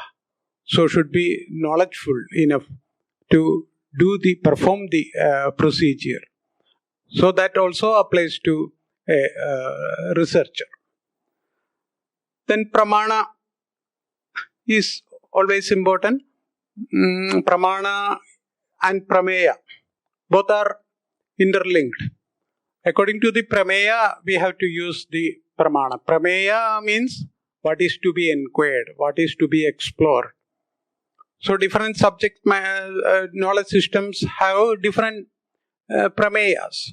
So they evolve different pramanas to understand or to explore that prameyas. So in adindriya samanyadastu drishtal adindriyanam pratitiranumana tasmadapicha siddham aparoksham aptagamal siddham. Samanyadastu drishtam. What we can directly observe, for that pratyaksham pramanam is enough. So if anything is beyond our senses, adindriyanam pratitir anumana. If anything is beyond our senses, we have to use anumanam. Charaga particularly says that pratyaksham hi alpam analpam aprathyaksham. With pratyaksham, what we can perceive is very limited, and beyond that there are so many things to be assessed. Asmadabija asiddham. If we cannot perceive some phenomena with pratyaksham or anumanam, we have to depend upon this aptobadesha. That also a pramana which I will try to explain. Pramidhi is the outcome of the research. So outcome of the research is can be equated with the features of prama or yathartha jnana. Pariksha can be considered as the application of the outcome in a real world situation or in another situation. Siddhanta is what is derived from different researchers. So different researchers on a same topic may be concluded as a Siddhantam. So Siddhantam, one definition of Siddhanta was already explained by Dr. Prasad. Siddhanto nama yaha parikshagaihi bahuvitham parikshya hedubhihi stapayitva hedubhihi sadhayitva stapyate nirnayaha. Parikshagaihi, researches. Bahuvitham parikshya, differently experimenting differently, different ways, by different methods, different designs. Hedubhihi sadhayitva, explained with enough evidences or proofs. Stapyate nirnayaha, concluding a particular a conclusion, having a very stable conclusion. That is Siddhantaha. It also can be interpreted as Ande Siddhaha, Siddhantaha. Ande Siddhaha. What we get final. Andaha means final, in the last. What we get at the last, in the final of several experiments can also be termed as Siddhanta. Then Anviksha is interpreted as revalidation. The same Siddhanta has to be validated again and again to make it foolproof. So these are the components of the research. Also we should understand what is aprama. Prama we have explained. What is aprama? That also we should know. Samshayaha tarkaha viparyaha tarkaha. These three are considered as aprama. Here samshayam can be doubt, literally translated. Earlier in the morning I have explained it as a tantrayukti where nirdharidanam arthanam avyavasthatu samshayaha. But another definition which is given in Arthashastra of Chanakya is Ubhayato Heduman Samshayaha. We had 2 or 3 hypotheses in the beginning of the research work, but we got proof for all of these hypotheses. So Ubhayato Heduman. So that cannot be considered as a valid knowledge. So there can be some research where several hypotheses are generated. So this can be considered as samshaya. Viparya is actually an error. Error can occur in research due to a lack of well-formed design or bias. Anything can contribute to error in research. So then it cannot be considered as prama. Tarka is actually an imaginary assumption. Vyapyarobena vyapakaropakaha tarkaha. So imaginary assumption. We are attributing something which is not there. That is considered as tarkaha. So uddeshaha, lakshanam, pariksha. These three, which are mentioned in Nyaya Sutra, also very much related to research. Uddeshaha namathayena padarthamatrasya abhitanam. Naming something, naming a phenomenon is considered as uddeshaha. Lakshanam, describing or defining the phenomenon. Uddishtasya tattva vyavachedako dharmaha. How it can be differentiated from similar phenomena can be considered as lakshanam. Pariksha means lakshidasya yatha lakshanam upapadyate vedi pramaneir avadharanam. Whether that definition is applicable to another situation, in another situation. That is called pariksha. Here, this can occur in modern research also. Namathayena padarthamatrasya abhidanam.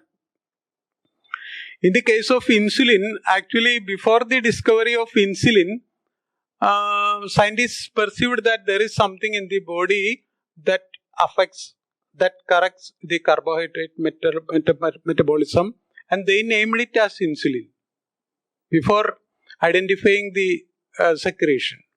And only after that, 100 years ago, at the Toronto University, insulin was separated from a dog's pancreas.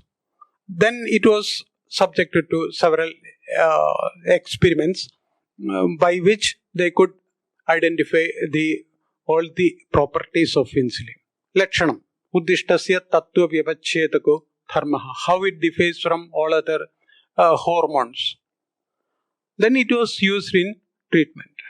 So this is the process of any research. Uddesham, lakshanam and pariksha. So similarly, Charaka says that aushadham jnanabhijnanam nama rupa gunais tribhihi. So aushadha has to be, a drug has to be, or a medicinal plant should be understood in three ways. Namam, name of the plant, and rupam, the morphological features or identifying features of the plant, and gunam, its properties, including the karma, its action. So this is the process of, even in drug research also, this is the process.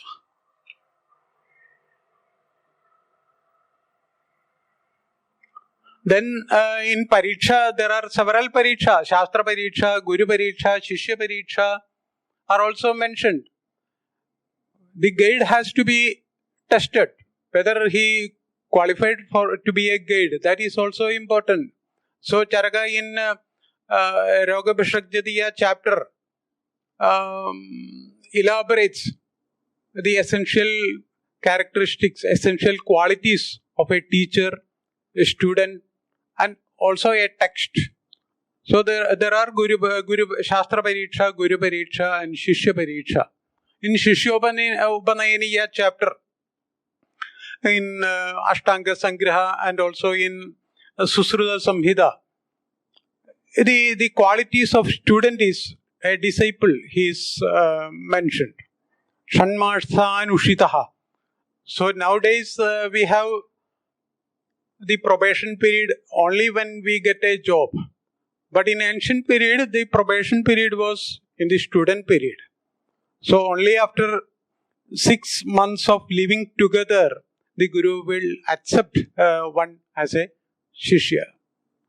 So these are also was in the process. Similarly, nowadays also it is necessary to impose some qualifications to guide student or everything, institution. All these are very much necessary.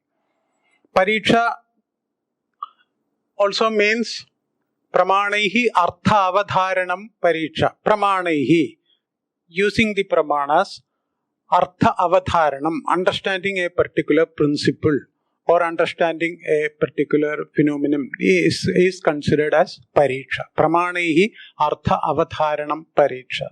So in Ayurveda we have several types of pariksha. Yoga pariksha, Yogi pariksha is already mentioned by Dr. Prasad in the forenoon session. Yogi has to be examined. Yoga has to be examined how far it is manifested in the body, individual's body, is Yoga pariksha. Yogi pariksha is how far it affected the body. So that is implied in Yogi pariksha. So there are other types of pariksha also. Dashavidha pariksha. Dushyam, Desham, Balam, Kalam, Manalam, Pragatim, Vaya. So all these are features of an individual body. Similarly, Ashtasthana pariksha. Nadi, Mutram, Malam, Jihva, Shabdam, Sparsham, Drik, Akriti. So these are the points where diseases are manifested visibly. So these points are also, in that way, there are several systems of examination. So all that conclude in the term, conceived in the term pariksha. So similarly, we should have in literary research also. Suppose we are taking the features of Upanishad. What are the features of Upanishad? That has to be understood by research. And these same features of syllabus, features of Upanishad, we will apply in another unknown text. Then we can identify whether it is an Upanishad or it is an Brahmana or it is it an Aranyaka. In such a way, the pramanaihi arthavadharanam can be applied in any field of research. So among the pramanas, Upadesha or Aptopadesha is first one. Aptopadesha can be considered as Apta. The Upadesha of Apta, the sayings or the knowledge or the Upadesha or the utterance of an Apta is considered as Aptopadesha. So several definitions of Apta is also available. Aptastu yathartha vakta, who tells only the truth, is considered, validated knowledge is considered as Apta. Then another definition, Rajastamobhyam nirmuktaha tabojnana balene ye esham traikalam amalam jnanam avyahadam sada. Such detailed definitions of Apta are also available in different textbooks. Their knowledge is unbiased. Rajastamobhyam nirmuktaha. They don't have any rajas or raga or dvesha. So they are unbiased. Tabojnana balenaya. They have the tabas and jnanam. The strength of both tabas and jnanam. So in such a way, several descriptions on Apta are also available in different textbooks.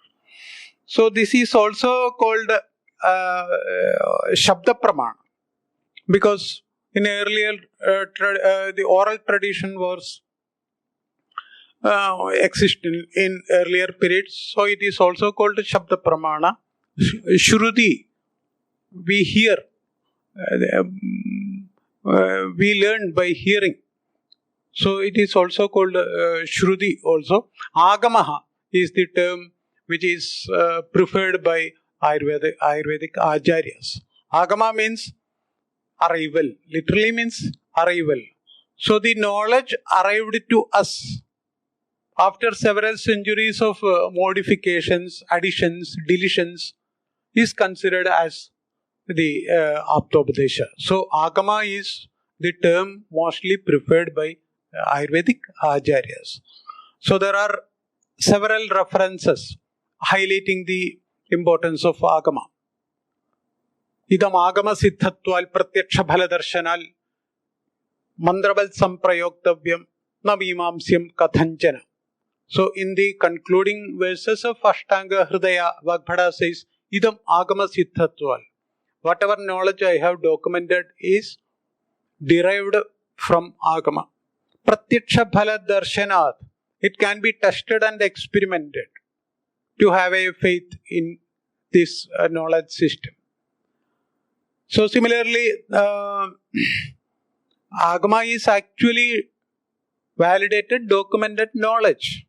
Now the Aptas are not here, they have documented for us. So what is available in authentic text can also be considered as Aptopadesha or Agama. So they can be taken for granted. Tasmal Tishteltu Madiman Agame Naja Hedushu.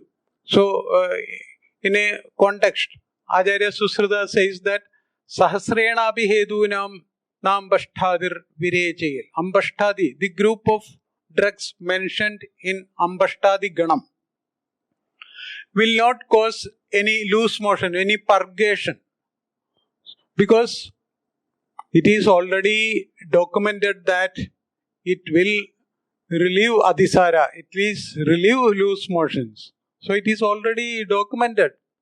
So no need of any further discussions in that.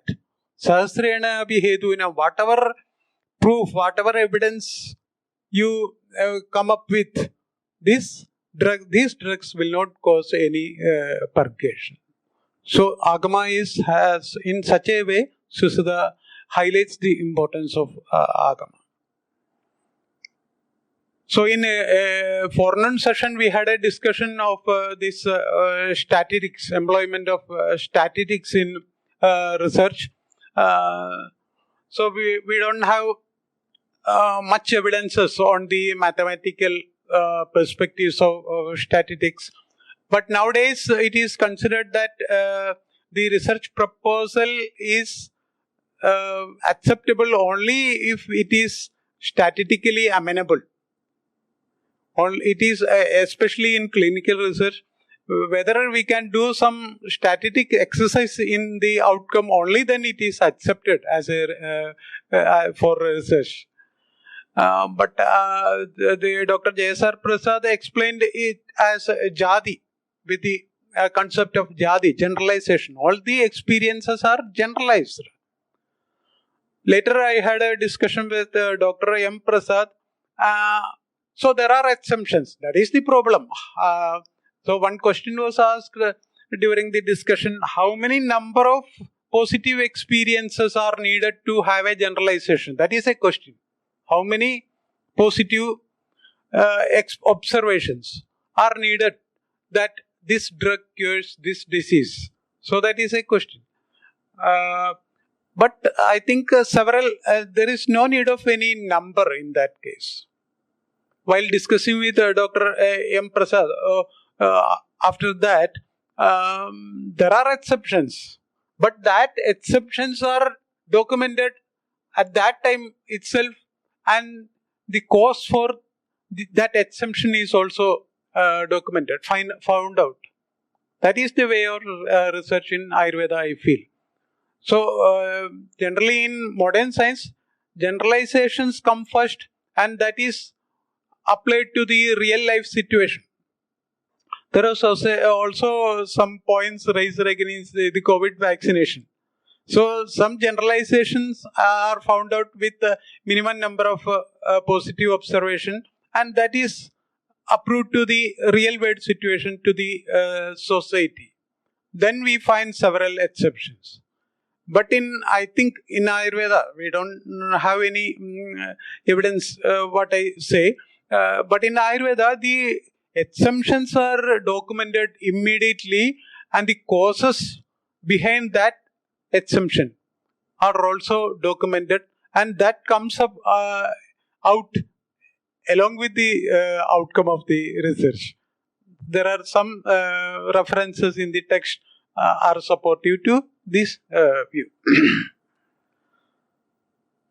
So a researcher should become an apta.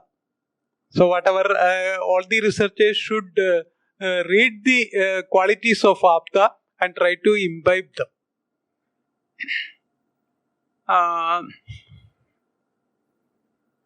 Then the problem with nowadays is that the aptas are not available. Their documented data books are available with us. So we have to interpret the word, the meaning of the word. That is a problem. The author is not with us, and the text come to us through several centuries, through scribal errors can be there, or some pages may be missing in the manuscript. So many problems. So there is no commentaries available.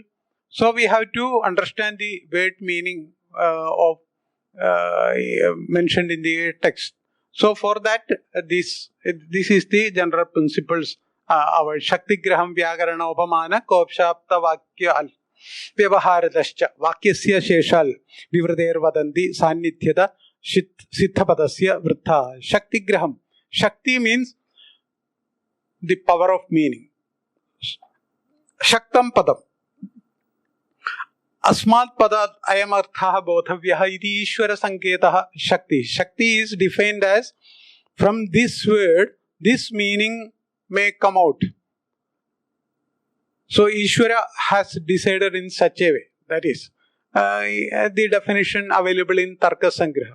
But in later texts we find that there are several ways to understand the Shakti of each and every word. Vyakaranam will help us the meaning of each word. Kaphaha. Kena jalena bhalati iti kaphaha. In Sanskrit, each word, each letter has some meaning. So some life principle derived from water is considered as cup. So this can be, we get that knowledge by the etymological derivation of Kena jalena bhalati iti kaphaha. So Vyakarana helps us in understanding the word. Upamanam. Sa dandalasago nama. Dandalasagam is a disease where the patient is fallen down like a sticks and immobile, becomes immobile like a sticks. So the word itself conveys the meaning. Dandalasakaha. Upamanam. So this is the simile is used to explain the manifestation of that disease. Kosham means a dictionary. From dictionary we get the knowledge. Aptavakyam. Our teacher or an authentic person may say that this is the meaning of this word. So for example, prastham is a measurement, unit of measurement in Ayurveda. Prastham is nearly 1.5 liter. But in the context of some purificatory treatment, prastham has a different meaning. We cannot take it as 1.5 liter.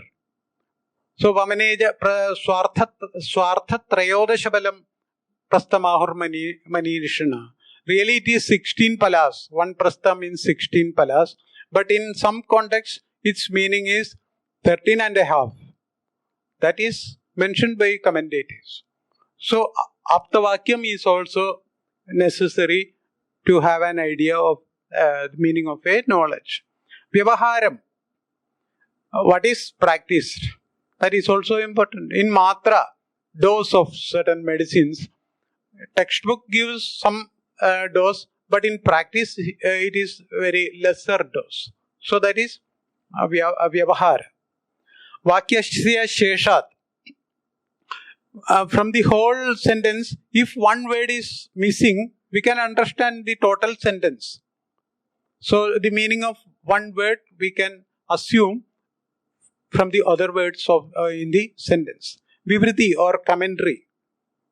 Kadu. Kadu means pungent taste. Kadu, eru. So haridra kadu aktarada. In the context of pittajvara, kadu rasa is felt in the tongue according to the text.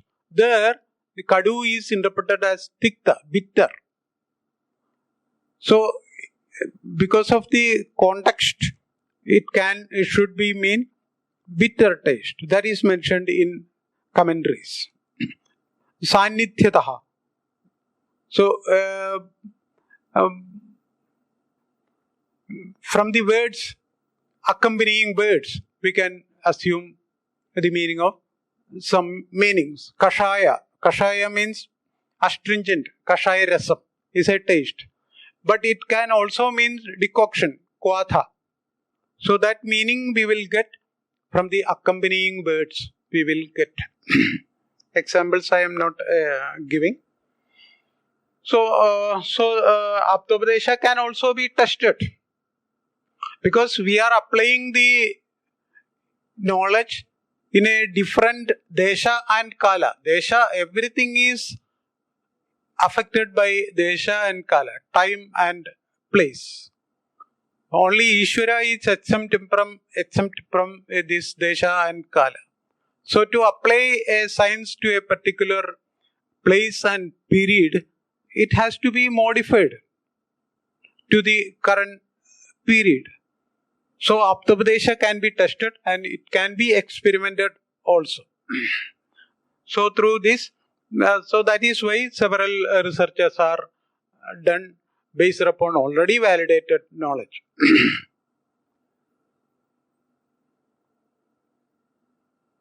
So pratyaksha or perception through senses, or it can mean observation. So all the 5 indriyas are employed in pratyaksha. The process and the outcome both are termed as pratyaksha. The process with which process of observation and the outcome of observation both are named as pratyaksha here.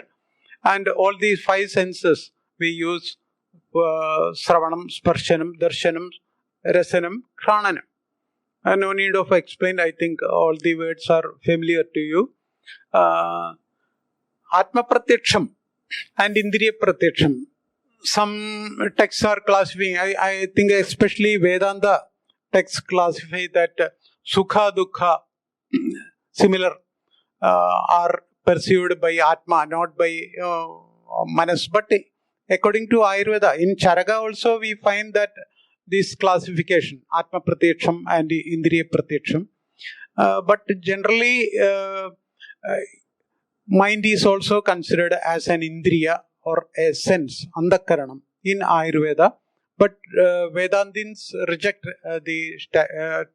reject the mind as an Indriya. So they consider Atma Pratyaksha, Sukha, Dukha, etc. are perceived directly by the Atma, so not by through any Indriyas or mind. But Ayurveda consider Indriya, Ubhayatmakam Manaha. We have 5 Jnanendriyas and 5 Karmendriyas, and mind is considered in between or both Jnanendriya and Karmendriya.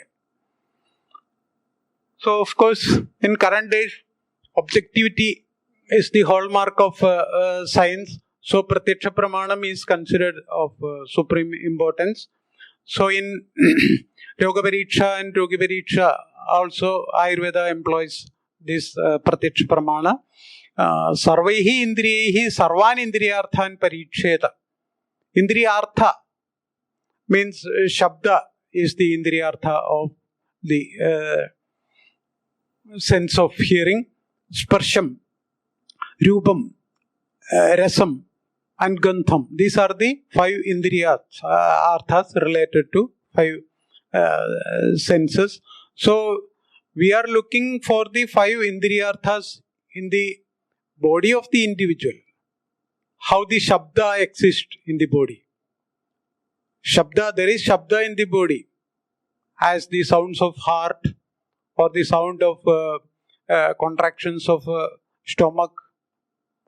So all these Indriya, all these sense objects or Indriya arthas has to be examined through the Indriyas of Vaidya. So that is why this Shadvidha Pariksha, Panjendriya Pariksha, Sarvaihi Indriyahi Sarvan Indriyarthan Pariksheta.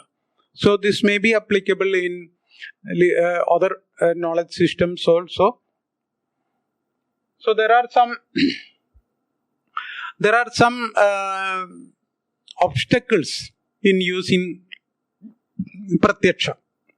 So if something is very minute, Adisannigarshat, Adiviprakarshat, Avaranat, Karana Dorbalyal, Manoanavastad, Samana Abhiharad, Abhibhavada, Disauchmyal, Pratyaksha Anubalapti. We cannot employ Pratyaksha in these conditions, or we will not get the results if we employ from this Pratyaksha, Adisannigarsham. We cannot see the arteries or blood vessels in our eyes because it is too much nearer. It is too much near to us. Adi Viprakarsha, if it is too much away from us, like stars, we cannot perceive through the senses. Avaranam, when it is covered with something, we cannot perceive it directly. Karana Dorbalyam, if any disability to senses, that also affects the Pratyaksha. Mano Anavastha, the presence of mind is also important. Samana Abhiharam, we cannot see the light of a candle during sunlight, during daytime. So Samana Abhiharam, the light of the sunrise will affect. Also Abhibhavam, Adisauchmyam, all these are affecting the perception through our indriyas. So we may use some instruments to overcome these limitations. So Adisauchmya we cannot see, so we have to use some microscope, or Adi Viprakrishtam. So then we can use a telescope which are away. So the limitations of all the senses or indriyas we can overcome with instruments, modern instruments. Then comes Anumanam, Anu Paschadmiyade. So Anu, after Pratyaksha. So Pratyaksha is important to all the pramanas. Without Pratyaksha, other pramanas will not work. So Anumana is after Pratyaksha. After some Pratyaksha, we can use this Anumana.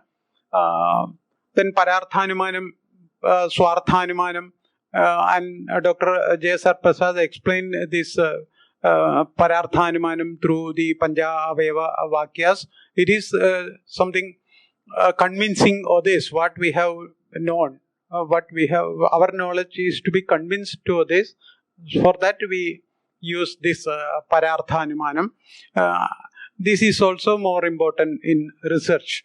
Pradijna, Hetu, Udaharanam, Upanayan, Nigamanam, all these are important in research also. Similarly, Puravat, Sheshavat, this classification is also important.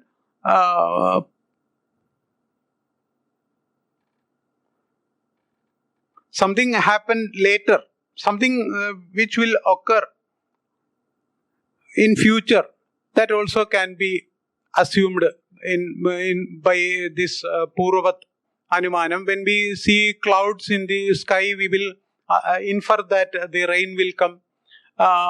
And similarly, when flower blossoms, we can assume that there was bud in the tree or plant. So similarly, Puravat and Sheshavat Anumanas are also important. So in Sanskrit literary research also, this will be very much of important.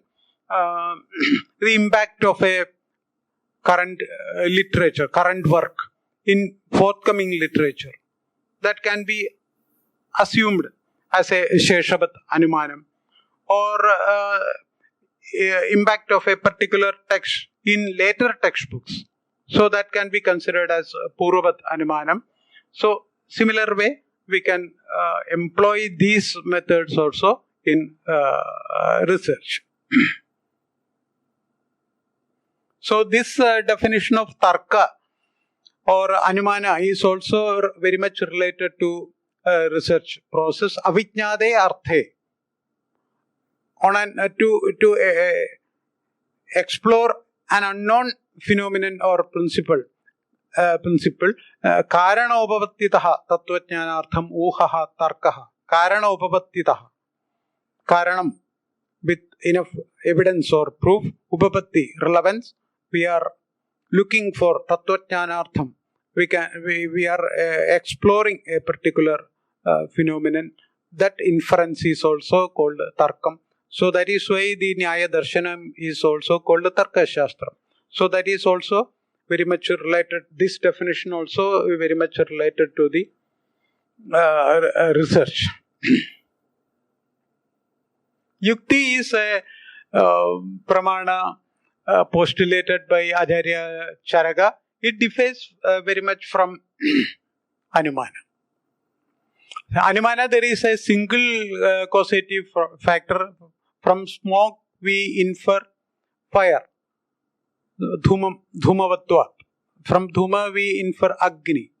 But in Yukti there are so many hedus. Bahukarana yokachaha.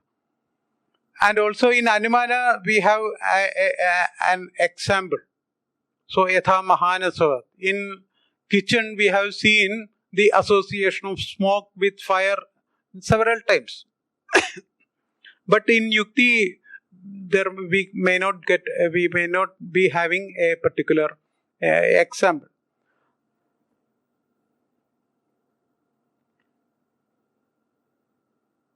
So there are in Anumana there may be a single Karya-Karana relation, but Yukti may be a combination of several cause-effect relationship. Jalakarshana bijartu samyogat sasya sambhava. While assessing the harvest, we have to assess how much paddy we will get this year. So for that we have considered several features. How was the irrigation this year? How was the rain this year? How fertilizers were used? Whether the pesticides, pests were affected the harvest. All these things we have to consider to infer, to assess the harvest of a particular time period. So there may not be a similar experience in earlier. So there may not be an example. So several cause-effect relationship we have to employ in a particular situation. So this is the idea behind the origination of Yukti Pramana, which is postulated by Charaka. I think there are several discussions in Nyaya Darshana about whether Yukti should be accepted or not. But in Ayurveda, it has to be accepted. While assessing a prognosis of a disease, we have to see whether this disease is curable or not. We have to assess several factors. How the severity of the disease, how the patient, whether the patient is able to implement all the therapeutic measures, the efficiency of Vaidya, the qualities of availability of medicines, all these we have to consider to assess the prognosis of a particular disease.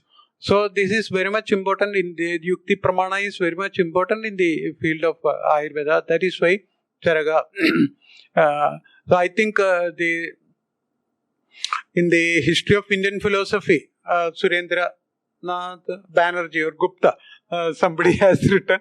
So he highlighted this, praised Charaka for the postulation, for the idea of Yukti Pramana. So similarly, we can have in the field of Sanskrit also, how a particular period can be considered as a classical period. So there may be several scholars in the same period. There was support from the rulers and the well-being of the society. All these may contribute to the a classical period. So was Gupta period is considered as a classical period of Sanskrit literature. Why? So all these can be considered as an example for Yukti Pramana. Anumanam is also important. So this is actually we know we can identify cow, but a wild cow we don't know, Gavayaha. So in the forest we met with an animal which is similar to cow, but also it is different from cow. So that is the identification. With Upamana we identify that. Similar is the several cases in identifying that can be a mutilated text. We got a manuscript. Some pages are missing. So the beginning pages and last pages we are missing. So how we can identify this text? So if the language style of Upanishad, if you know that, so we can look whether this is an Upanishad or is it an Brahmana or Veda or a Kavya, that we can identify. Even though we don't know this text, whether it have the features of a particular branch of literature, we can identify. That can be considered as an example. So this much I can present. My knowledge in Pramanas are very limited, and I consider this actually a learning process.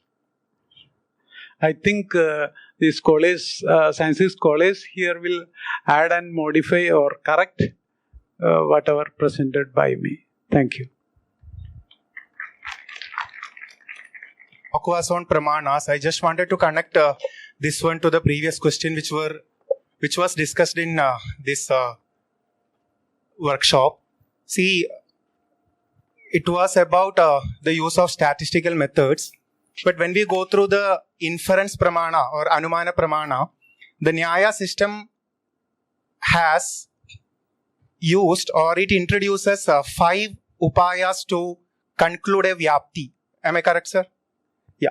So if you form a general statement like wherever there is smoke, there is fire, that statement, which is called an universal statement or the statement of invariable concomitance, it is formed through 5 or 6 upayas. So I just remembered that when you used that Shakti Grahopaya. So there are Vyapti Grahopayas, which is Anvaya, Vyatireka, Bhuyo Darshana, then Upadhi Nirasa, then Samanya Lakshana is there, and Tarka, it's also there. So Anvaya means if 2 things agree in their presence, then we can conclude that this one implies that. Then there is Vyatireka. We can say if one's absence is invariably accompanied by the others, we can say in a general statement that these two have some relations. So Anvaya and Vyatireka actually are similar to the J.S. Mill's methods of presence in agreement, or they are present together or they are absent together. So that is a method that is used in modern sciences also. And the next thing is Bhuyo Darshana. So this is where I just wanted to clarify. So Bhuyo Darshana means repeated observations. So actually, the Nyaya system uses a way where repeated observations should show that these 2 things are in relation. If at least one instance shows that this is false, then that general statement cannot happen. So if somebody is having a discussion with another person and somebody is using a general statement, that another person has used just one counter example to demolish this general statement. So if you consider in that way, the modern statistics take 90% probability, 99% probability, etc. But Nyaya gives way for nothing like that, and only 10% general statements are accepted. If you can give one counter example, it will just avoid that general statement. So that is one thing. And the problem occurs only when the Vyapti is ascertained through Samanya Lakshana Pratyaksha, which is just their own epistemology and to which other systems may differ. So I think in that way we can take, even if statistical methods are not there, even if mathematical calculations are not there, they are not ready to give up any one counter example. It's not 99.9% certainty, it is actually 100% certainty. Thank you. Today I read that a synonym, I don't know, actually somebody has to explain, a synonym for Nyaya Darshana, it is Bhaktika Shastra, that uncovers the faults, something like that. If anybody can explain. Bhaktika Shastra.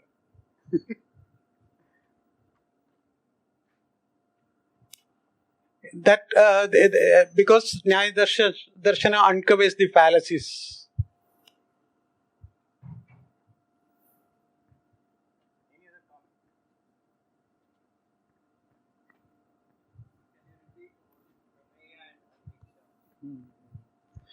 Anviksha is interpreted Anvikshige. I think Chanakya has used Anvikshige in the context of Nyaya Darshana.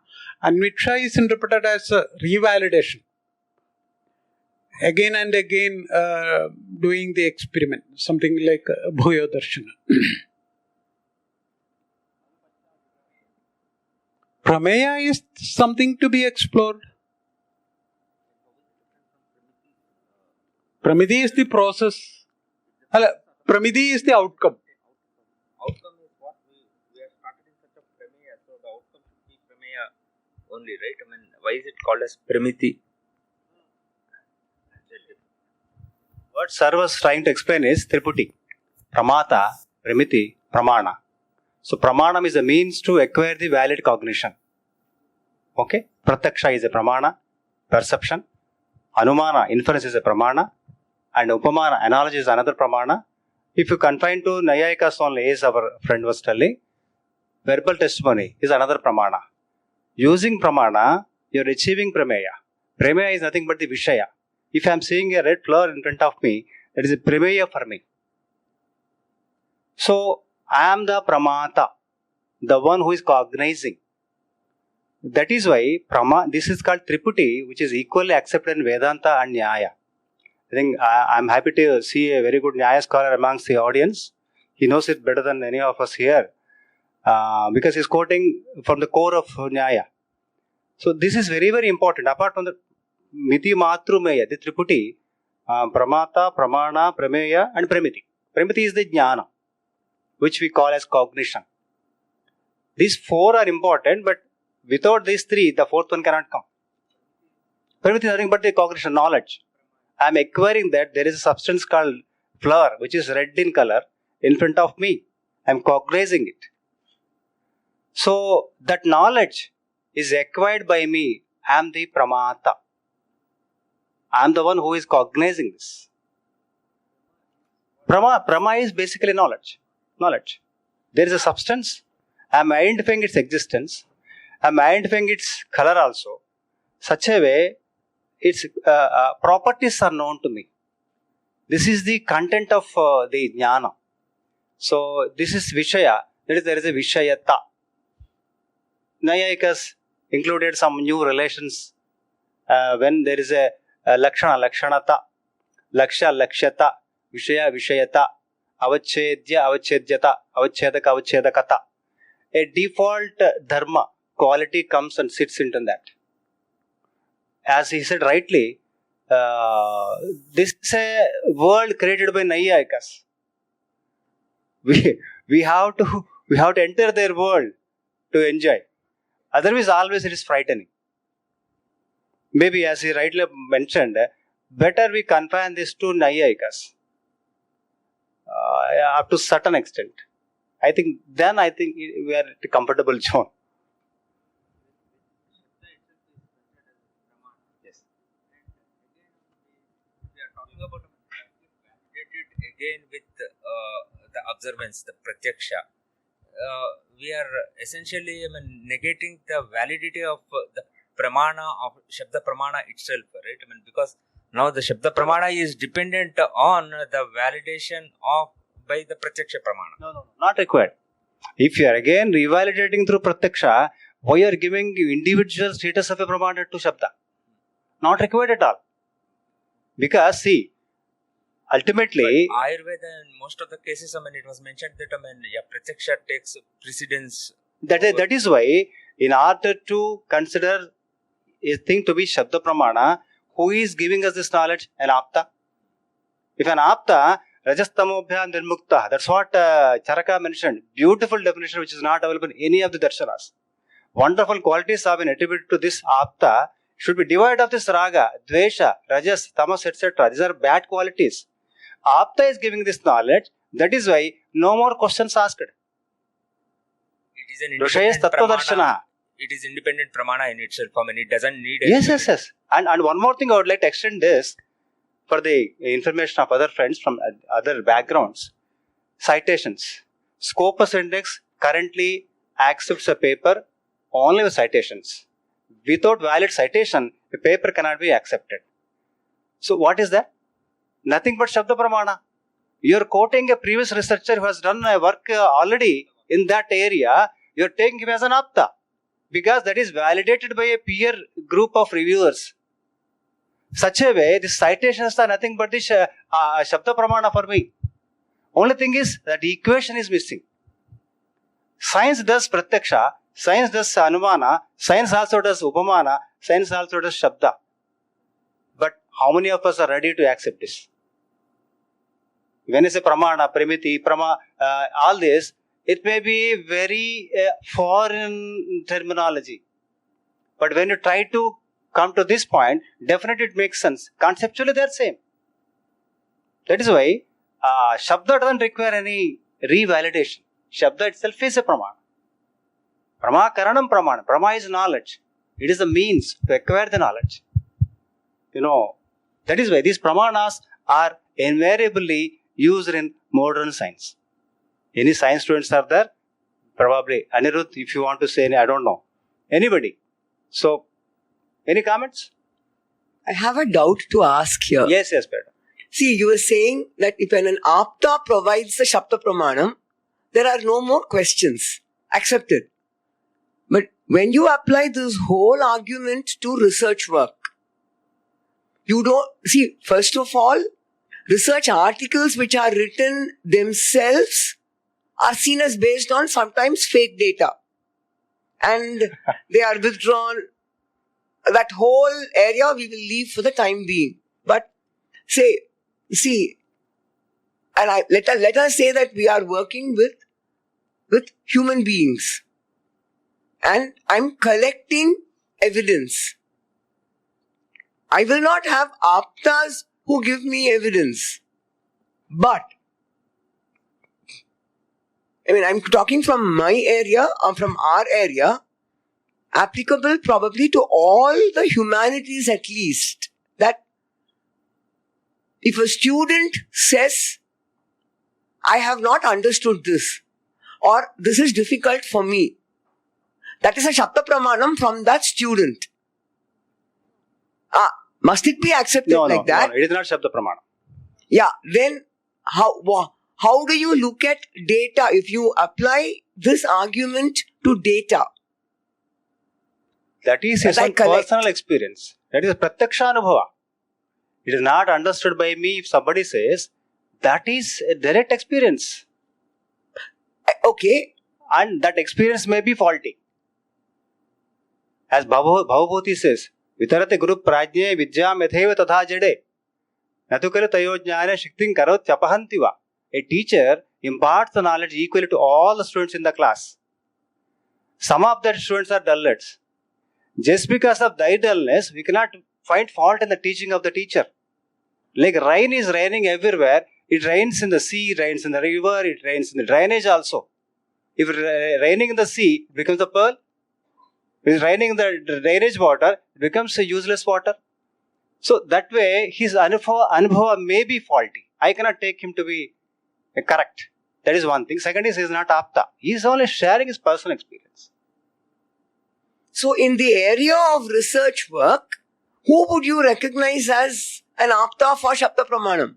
Apta here essentially for university students, the research supervisor. The research supervisor. He or she must be knowledge. If qualified just by having the tag like professor. Yeah, but that is like saying teacher. There should be knowledge. See, that is like saying the kinds of teacher highest level is the apta. Yes. But here in the modern science, even Springer-like journals, I think Nature and Lancet, kind of famous topmost journals in science, they have retracted some of the papers. Exactly. What happened to those papers? Why? Because the peer review, it is not the fault of the peer reviewers. As you mentioned rightly, the data is manipulated. Today morning there was a discussion about statistical evidences and other things. That happened with many people. In South Korea, a doctor has claimed that I could able to produce the embryos in the laboratory artificially. And that man has been given a lot of awards by the government. He was member in many councils. After a couple of years, people came out and revealed that he is hiring our wombs. It is not artificial. All his awards are retracted. Papers are retracted. He was in fact imprisoned. Still, I think he's in jail. So these kind of manipulations we don't accept. So aptatva must be defined based on such grounds. Whether the person is really apta or not. On what grounds you are making somebody as apta. Maybe on the scientific parameters there is a problem. So then you must go back to only pratyaksham. But you may not actually, I'm only looking at the role, the job of this workshop is to help somebody like me understand what we can get from, there's plenty. Yes. From Indian knowledge systems to apply to what we know today. And where will these pramanams, at what level can I take them? Everywhere, madam. As soon as I get up early in the morning, I am listening the sound of a bus which I is supposed to catch to reach my office. I am only listening the sound of the bus, horn of the bus. I did not see the bus. I did not perceive it. So I am making an inference. Yes. In very trivial issues onwards, we are implementing pramanas in everyday life. Not only academics, I mean to say. And not to say about medical science and Ayurveda. So Satyanarayana garu wanted to say something. Then I just want to add on to highlight our height of doubting the Shabda Pramana in our Pramanas, types of Pramanas. Just I want to discuss one example. We are all, even though we are from different fields, we can understand the water molecule consists of H2O. Everybody accept this, no? It contains 2 hydrogen atoms and 1 oxygen atom. Anybody differs with me? Huh? If anybody nobody is differing. Then why you are not differing? Have you seen it? Have you ever had pratyaksha pramana for this? Or is it inference? Somebody has to answer. From where we got this knowledge and we are accepting? Please.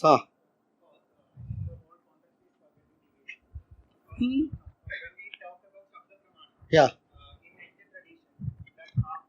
Those who are apta, yes, they are perceiving it intuitively. Okay. Not direct perception. Oh, how can you say that? No. No, how can you say that? My straight question. How can you say that? Okay, so when you go to any Indian text, Yeah. you can see who is apta. Yeah. So apta understands the reality in direct way, not through sense experience. What is direct way? Direct way, it is mentioned in that Indian systems only. What is direct way? Direct way is not this perception, sir. No, direct way is pratyaksha pramana. No. That is why qualities are mentioned by No sir. intuition. Yeah. So that is why Personal character. No, what I understand is direct means pratyaksha pramana.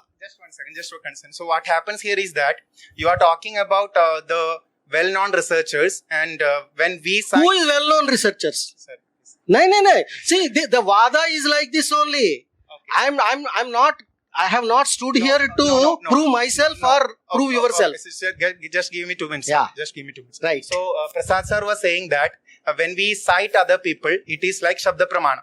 So my question is, when you are citing other people, their works were built on the research methods which are accepted in the whole universe. Okay, so you cannot connect him as an apta, because in Indian tradition, aptas are people having special characters who can understand reality in their own way. Those ways are mentioned in Indian tradition itself. Realities, understanding of realities, I agree. But there is a distinction between our academic research and direct kind of research. Yeah.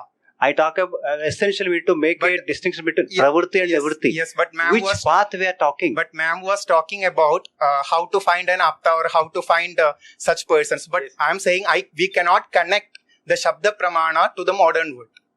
That's no, it is approximate. See, Professor was also trying to tell in the morning. Many terminologies cannot be translated so easily. Yeah. For example, Vata Pitta Kapha, the fundamental foundation blocks of Ayurveda, how can we translate into bile, wine and what else?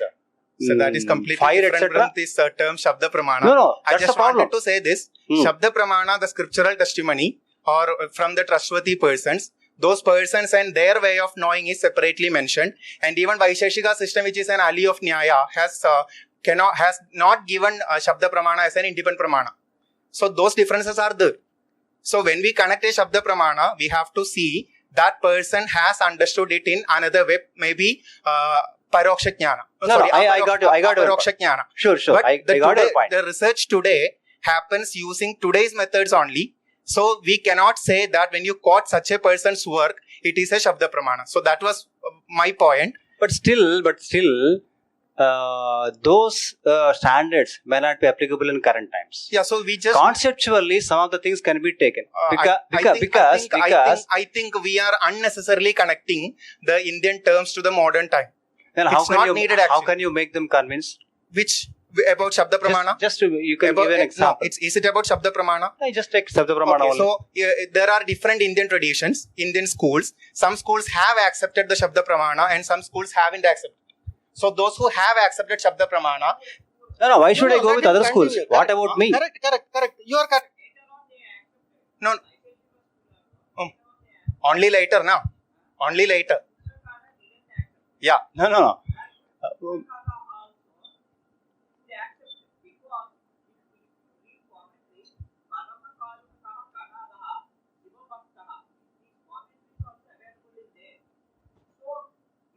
See, Shabda Pramana is mentioned as dependent Pramana, not an independent Pramana.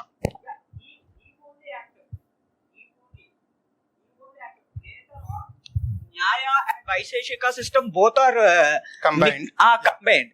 Then we don't tell that it's not about the separation. I was talking that there were rejections. Or there were objections.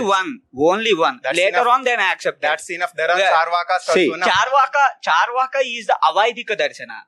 So, Charvaka is the Avaidika Darshana. So we will just, reject him. No, No, Charvaka is part and parcel of our system. We cannot reject. So we are not. You cannot remove Samba from the rice. We are rice. not rejecting them. So I was just explaining this, and you are connecting this to many things. Okay. So Shabda Pramana is mentioned by the systems, and those systems have some higher level of knowledge. And those people who have higher level of knowledge, they are considered as maybe yogins, maybe tirthankaras, maybe the bodhisattvas, etc. And their knowledge are considered as aptas. Okay, aptavakya. So when we say like that, those people have such a special level of knowledge, like Kevala Jnana in Jainism. And for other systems, it is there. So only according to that knowledge, we can say aptas. No, I totally agree with your point, but my perspective is something like this. Let me quote an example. This university is one of the best universities in Asia. Okay? Based on what? QS rankings. Okay? How QS rankings are done? Anybody know here? Anybody? As much as I know, of course, that is for the NAC grading other things. As much as I know, Scopus citations are the only criteria to adjudge a university to be having some rank. So in this university, for example, there is a department of School of Chemistry. There are 1 or 2 faculty who regularly publish at least 2 to 5 papers in a month or something like that. So the number of citations carry them a reputation. Accordingly, the university also getting the reputation. Based on those number of citations only, these universities adjudged are the best. But what about humanities? What about social sciences? They have not considered this point at all. The only parameter to adjudge this university is to be one of the best, top 10 or whatever it is. This parameter. Can you agree with this? What about the contributions of humanities and social science and fine arts? So I think that is a wrong kind of calculation. Who is just is not healthy. First of all, I mean to say, standing for the modern views. It's not like that. Thank you. So that is why we never try to. This ghoda or dusra kya hai? Horse and donkey. We cannot put together. That is why we try to equate wherever possible. See, we are never against the, I think, with apologies to my colleague Srideepaji, tradition. We are never against the tradition. At the same time, we are never against the modernity. So, can we go together? There is a Pangvantha Nyaya. There is a handicapped person who cannot walk and reach a destination. Same time, another person is blind. How do they reach the same destination? Yeah, he's standing on the, sitting on the shoulder of this person because he could able to see. He guides. And Dagdha Ashwaratha Nyaya. Somebody's chariot is born up. Somebody's horse is died. Put together these two, you reach the destination. That must be the approach. I appreciate your views. At the same time, can we go together? Can we integrate the knowledge systems? That is what you name it as IKS these days, Indian knowledge system.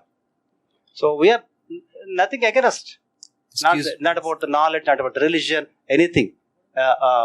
Anybody else? Yes, Professor, sir. Any comments you would like to make? Yeah, so as far as my understanding is concerned, Shabda Pramana is used only in the context of something. It's about the Atma Gnana, something related to Atma, Paramatma, Brahman. We shouldn't be using it in the context of Bhautika Gnana.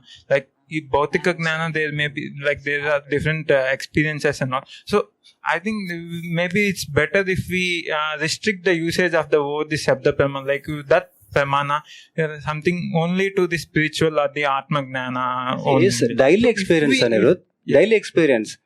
My son is going near to the fire and putting his finger in the fire. Beta mat karo. It will burn your finger. When I say, I am apta to him. This fellow is not heeding my word and went and burned off his finger. But that person, your son Aptatva, can experience like that. The quality of aptatva is various levels. Another example. For example, great scholars like Murali sir and Prasad sir are here. They are very eminent scholars in India. I also work in Ayurveda. They are original, I am duplicate. I am not an apta to you. That's what I mean to say. Whatever they say, that makes sense for me as a student of Ayurveda. Whereas you cannot take my word. I may be half knowledge. That's what different levels of aptapta can be defined. Even today, at every moment. Why do we separate Shabda Pramana? Not required at all. Aptatva can be attributed to any situation, any person. Prasad sir. Yeah, I think that is important. Actually, the morning we were discussing, let me see just one simple passage. I understood your spirit. From Charaka Samhita, we were discussing it in the morning also. So I think, can I just go through that passage once? Yes. There's something like, I think definitely what Sriram was mentioning. See, there is one interesting observation. Tatra aptagamaha tavad vedaha is taken for granted, and that is what others were also mentioning. Tatra aptagamaha tavad vedaha yascha anyaha api kaschid vedarthad aviparitaha. So that makes the context same. The prakarana should be same. Vedarthad aviparitaha parikshakaihi pranitaha should be properly and thoroughly analyzed by the parikshaka. Shishtanumataha loganugraha pravrittaha. That is also the beauty of that statement. Loganugraha pravrittaha shastravadaha sacha aptagamaha.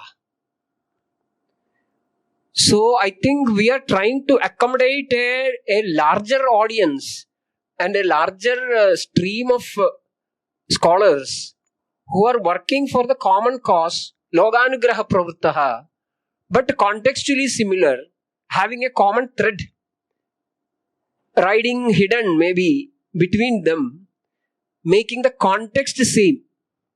And then I think apart from the authentic textbooks which are already there, newer ones which assimilates this spirit of that Vedam, that Jnanam, can also be included in the Aptopadesha or Shabdam. So this is from Charaka Samhita. This is not my version. This is from Charaka Samhita. So from Charaka's time itself, they have tried to accommodate the newer versions of observations, but with some criteria. That Veda need not be the Veda which is Rigyaja, Samam and Adharvam, but it is knowledge. So anything that is important. Because otherwise, if the context is different, there may be differences in opinion. So in the same context, so that we understand between us what we are all referring to, then if the other criteria are also fulfilled, they are also becoming Aptopadesha. So we get a broader canvas to see things in a better light.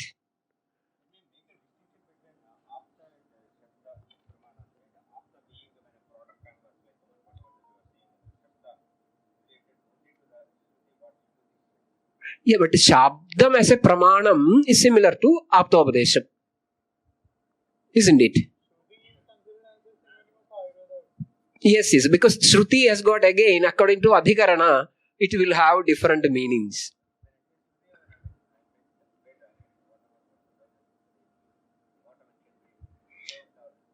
I think the Shastra at any time should not be a stagnant pond, because the water will get rotten.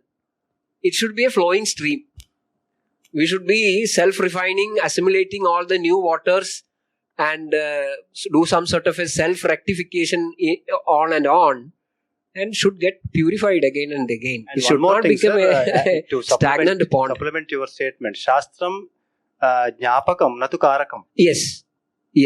Whatever happens that is also in the world, important. reflected in the documented literature in Shastra. Shastra never gives us an injunction. Shastram Jnapakam. It only reminds us what is happening. Natu Karakam. It never makes us to do something as vidhi. Yes, sir. Yes, that is also important.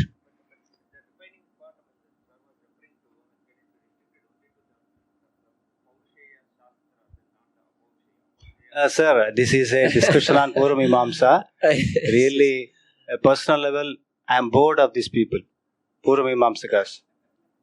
Because karma anurupani puraphalani. Karma itself is God for them. Shabdamatra devata. Words themselves are God for them. If I utter a mantra, I am doing a sacrifice and it is fetching me some result, apurva, then svarga, etc. Then they question why God is required for me. The words themselves are giving the fruit. That in fact Narishwaravadis.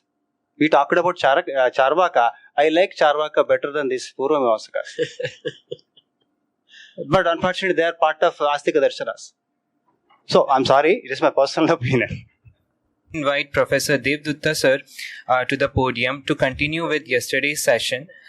He's gonna take this session for about 30 minutes. Then we will move on to the next enriching session. Panse भूयांसे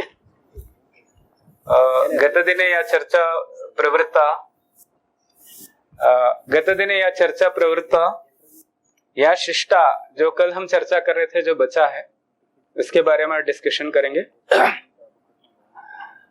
experimental research के बारे में हम चर्चा कर रहे थे. बहुत लोग आक्षेप करते हैं कि भारत में एक्सपेरिमेंटल रिसर्च नहीं के बराबर था. पूरा योग शास्त्र जो अगर आप आदि से अंत तक स्टडी करेंगे वो पूरा एक्सपेरिमेंटल बेस ही है. मैं उसका केवल एक उदाहरण यहाँ पर दे रहा हूँ. Single example I am giving here. This is I think 1.35 first अध्याय 35 सूत्र 35th सूत्र विषयवती प्रवृत्तिरुत्पन्ना मनस स्थिति निबंधिनी. इन दिस सूत्र इस सूत्र में भाष्यकार कहते हैं कि नासिकाग्रे धारयतो अस्य या दिव्य गंध संवित गंध प्रवृत्ति. यदि धारणा नासिका के अग्रभाग पर करते हैं तो एक दिव्य गंध की अनुभूति होती है जो लौकिक से बिल्कुल अलग होती है। तो ऐसे कई बताए, जीवा के अग्रभाग में करने पर दिव्य रस की अनुभूति होती है और स्पर्श की भी अनुभूति दिव्य होती है। अलग अलग स्थान पर, अलग अलग धारणा स्थान पर करने पर अलग अलग अनुभूति होती है, ये बताया। इसमें एक वाक्य जो बहुत ही इंपॉर्टेंट है वो मैं आपको बता रहा हूं, वेरी इंपॉर्टेंट।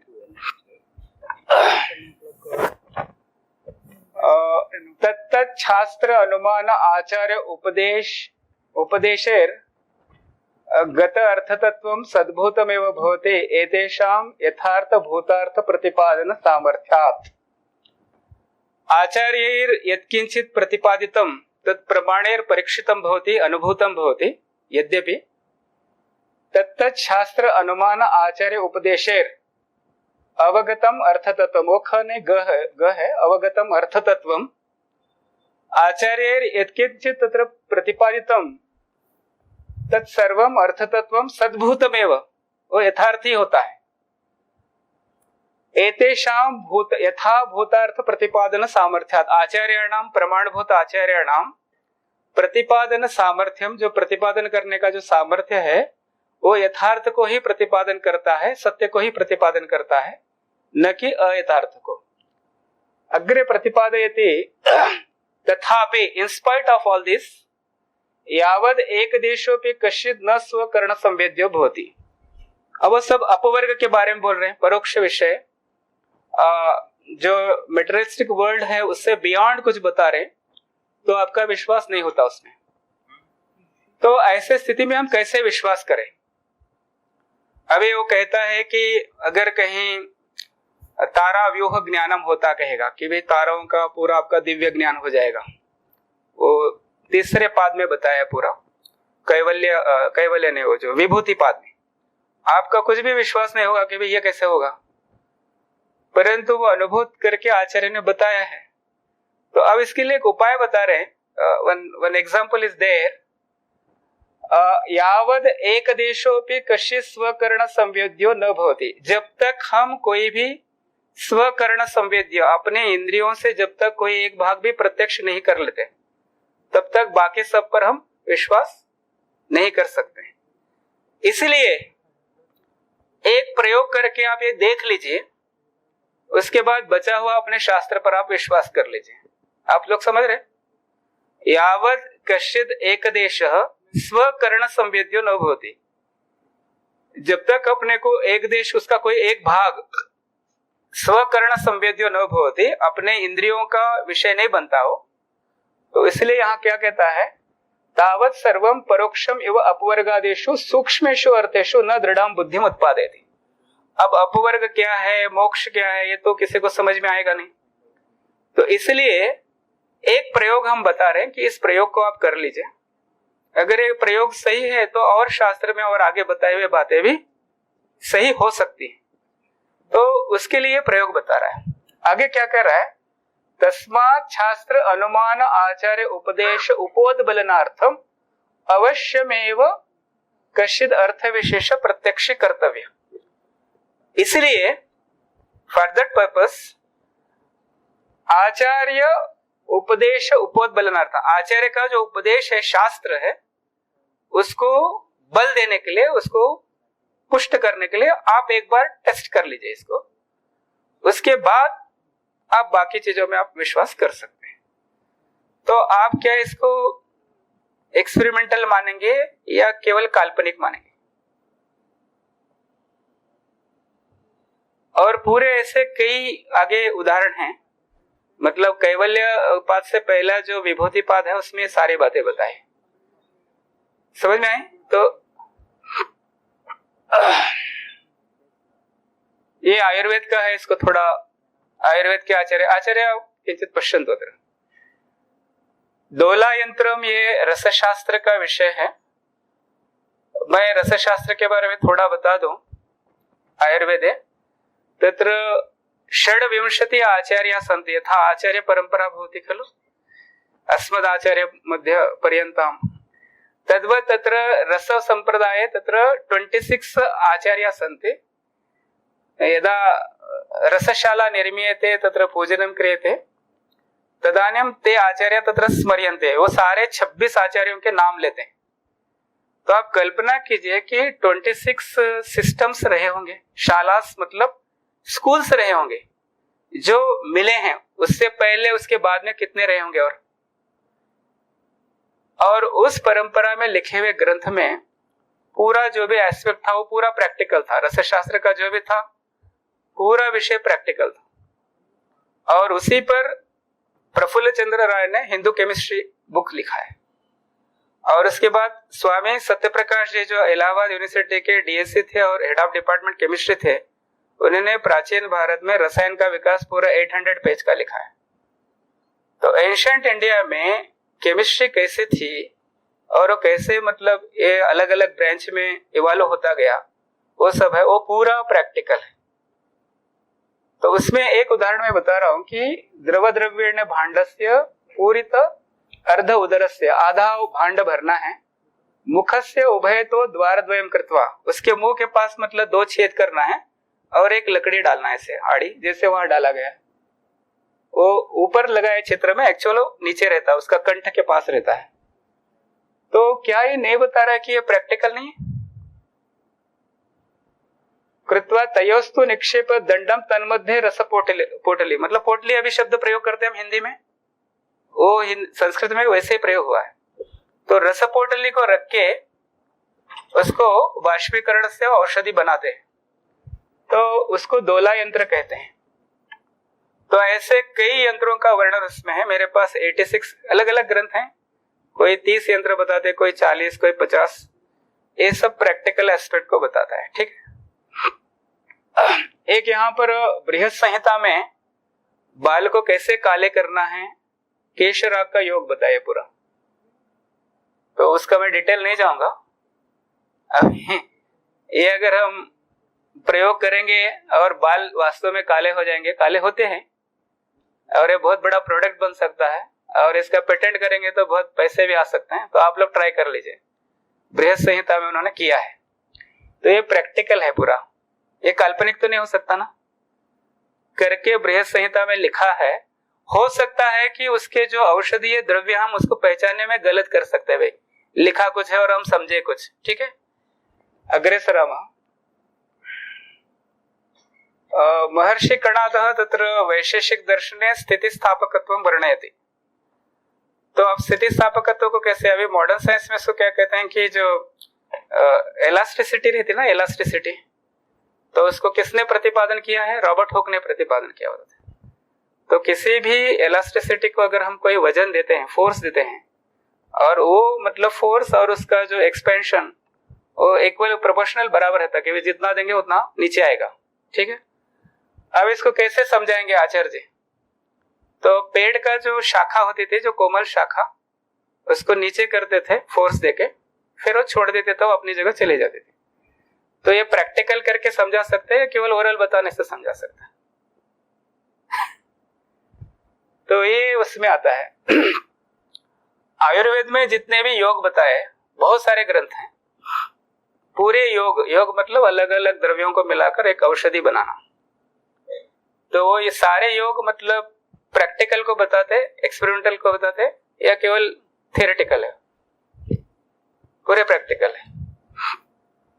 उसके बाद आर्यभट्टीय में जो बताया कि ग्रह गति और दूरी कितना है, वो सब गणितीय पद्धति से उन्होंने कुछ यंत्रों के द्वारा प्रयोग करके, ऑब्जर्वेशन करके वो बताया। वो बिल्कुल आज भी सही मानते हैं, सारी दुनिया मानती है आर्यभट्ट को।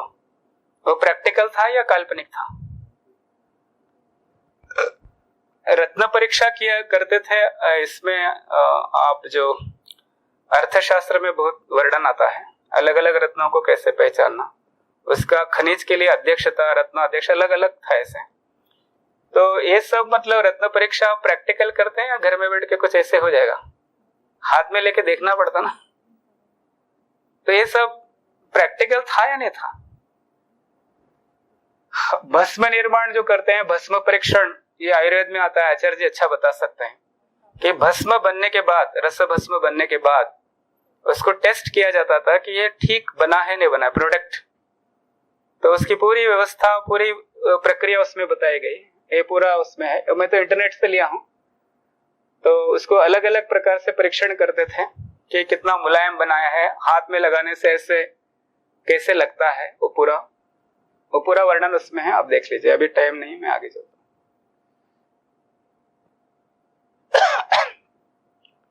एक फ्लेम टेस्ट भी बताया उसमें, फ्लेम को भी इस पर डाल के वो टेस्ट करते हैं कि आवाज कैसे आती वगैरह।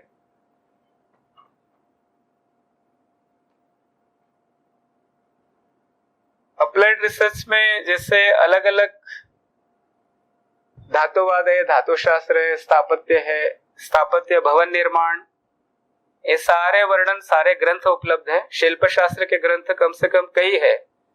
आपको चाहे तो मैं बता दूं कि श्री कृष्ण जुगनू के द्वारा, आप इंटरनेट में जाइए, कहीं भी जाइए, करीब 40-50 ग्रंथ तो श्री कृष्ण के जुगनू के द्वारा संपादित हैं, जो शिल्प शास्त्र से संबंधित है। तो पूरा शिल्प शास्त्र अप्लाइड रिसर्च या अप्लाइड साइंस से संबंधित है। आप उसको मतलब अनुप्रयोग के द्वारा वो सब कर सकते हैं। भवन निर्माण कैसे करना चाहिए, नगर रचना कैसे, घर निर्माण कैसे करना चाहिए। ऊपर आयुर्वेद में जो शल्य चिकित्सा बताया कि सुश्रुत संहिता में, वो सब क्या है, अप्लाइड ही है। और वस्त्र निर्माण बहुत बड़ा, ये जो बंगाल का जो मलमल था वो सामान्य नहीं था, पूरे विश्व में उसकी प्रसिद्धि थी।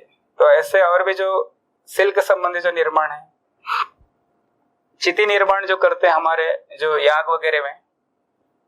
उसके बाद नाना सुगंधि द्रव्याणम, बृहत संहिता में एक 16 द्रव्यों का एक योग बताया। उसमें 70 to 1000 कॉम्बिनेशन के आप द्रव्य बना सकते हैं। परफ्यूम इंडस्ट्री के लिए कितना बड़ा लाभ हो सकता है अगर उसमें रिसर्च करके काम करेंगे तो।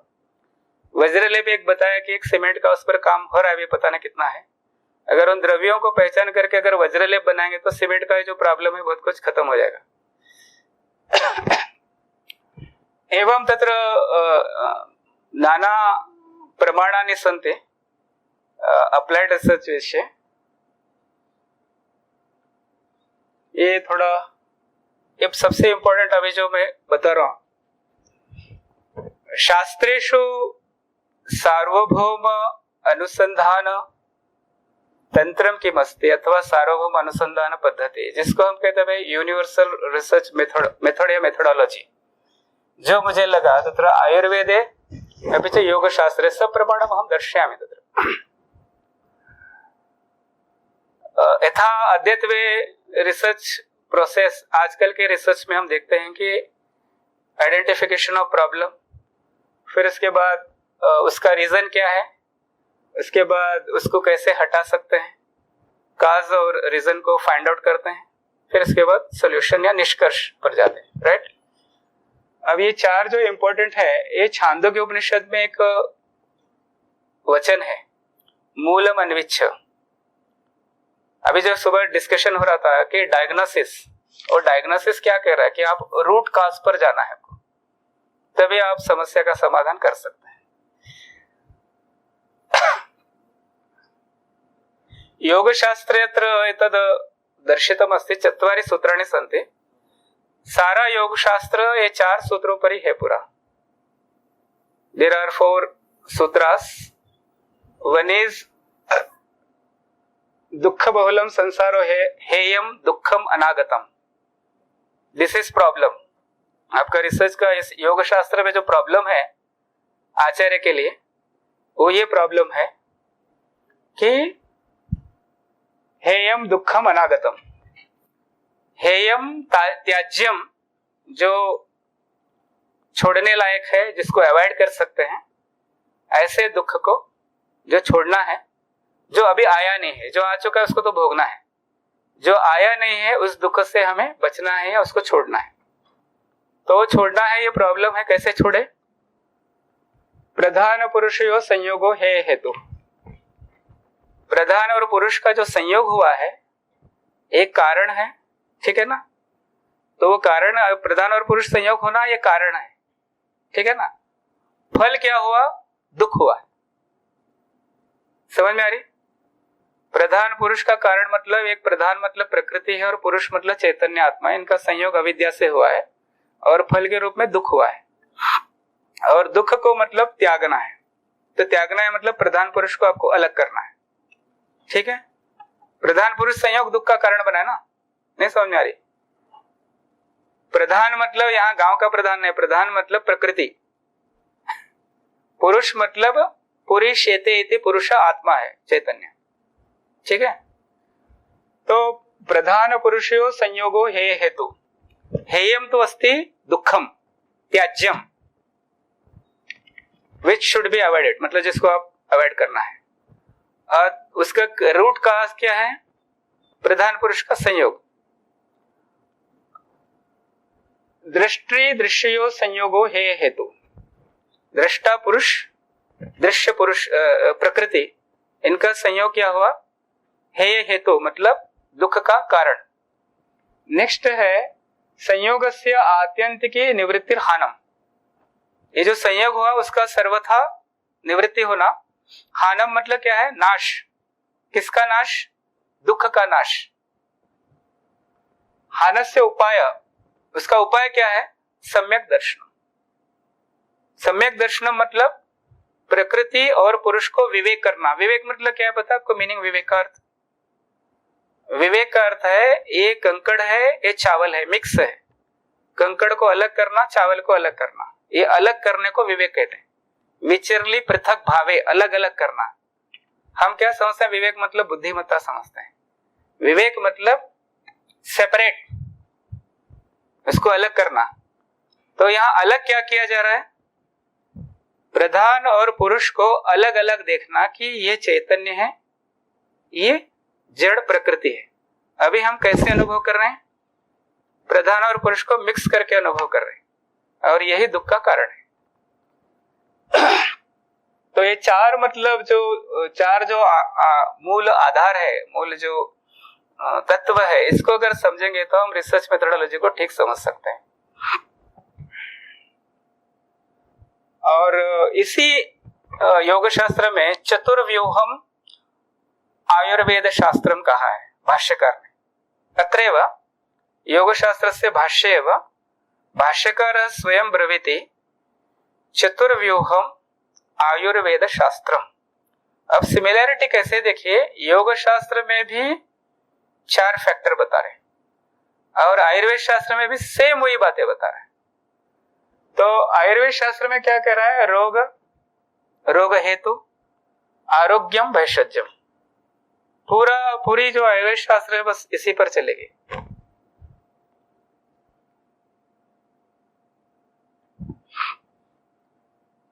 बुद्ध दर्शन में जो बुद्धों का आया है चत्वारि आर्य सत्यानि, 4 आर्य सत्य बताए गए। उसमें क्या कहा गया? यही कहा है कि दुख है, दुख का समुदय है, और दुख निरोध है, दुख निरोध मार्ग। ये सबसे बड़ी रिसर्च मेथोडोलॉजी में मानता हूं।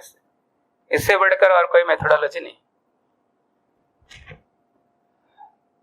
ये सब उसी का विवरण है। ये मैं प्रमाण दिया हूं, योग शास्त्र द्वितीय पाद 15th सूत्र का भाष्य है।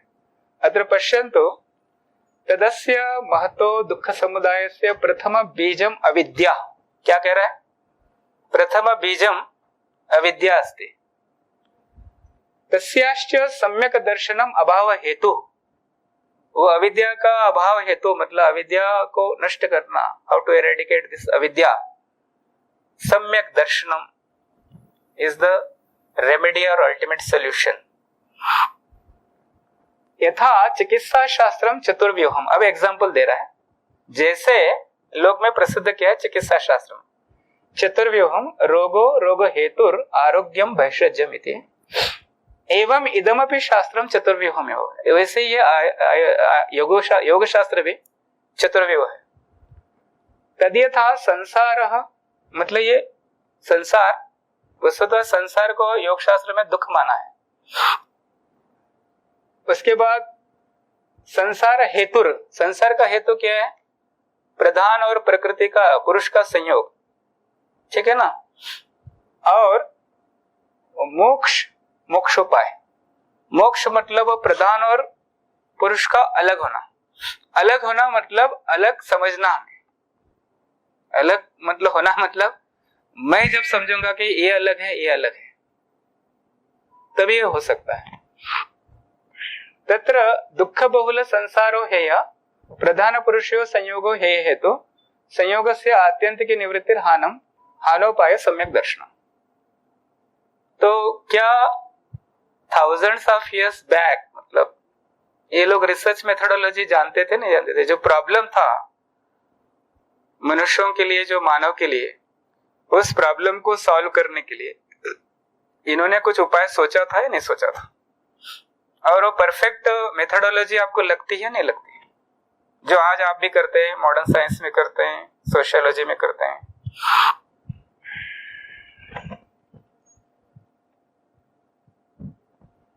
अब मैं व्याकरण पर आता हूं, क्योंकि मैं व्याकरण पढ़ा हूं। व्याकरण में जो पहला जो भाष्यकार ने सूत्र में कहा है आरंभ में, अथ शब्दानुशासनम प्रथमम सूत्रम अस्ति। फर्स्ट एफोरिज्म इज अथ शब्दानुशासनम।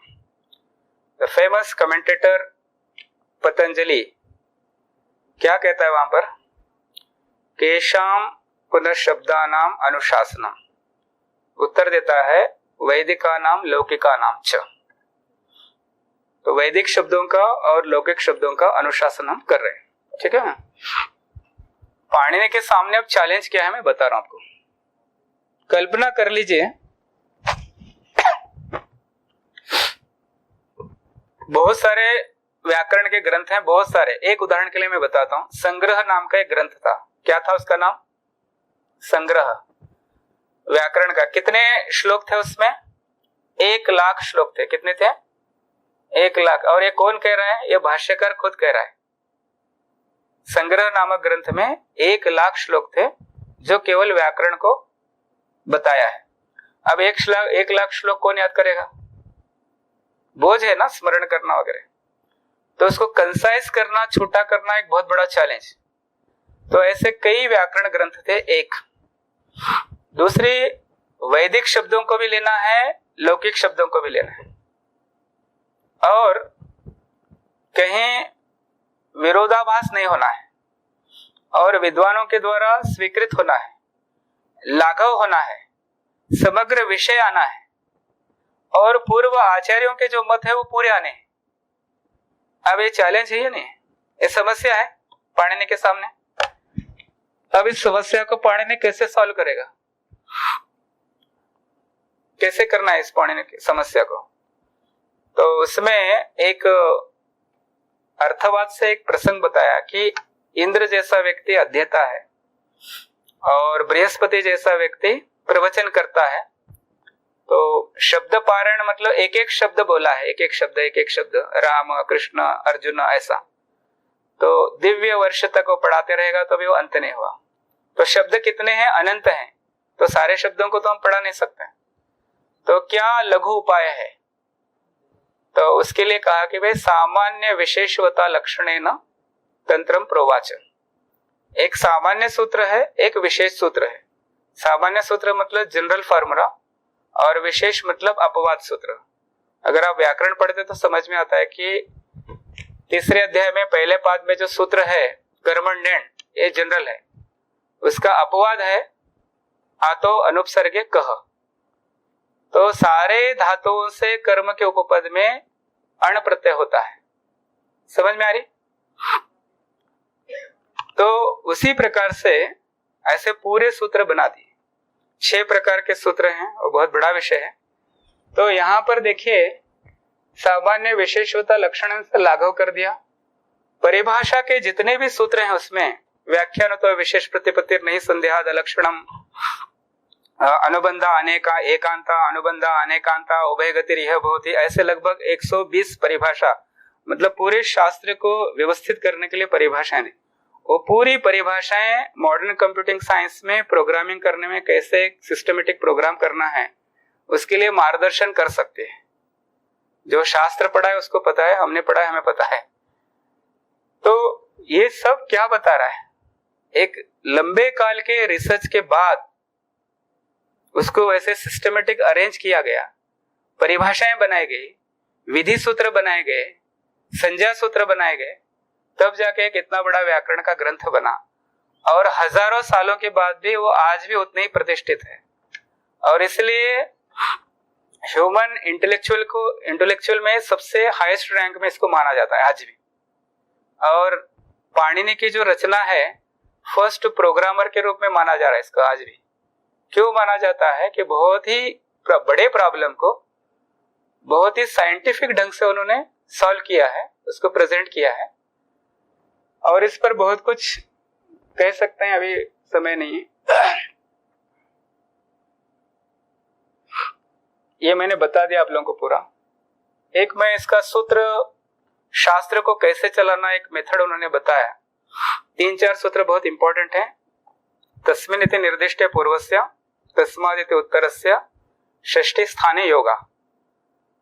तो इन 3 सूत्रों को अगर आप अच्छी तरह से समझ लेंगे तो पूरा शास्त्र को आप अपने ढंग से अर्थ कर सकते हैं। अपने ढंग मतलब कुछ अर्थ करने में सुविधा होगी।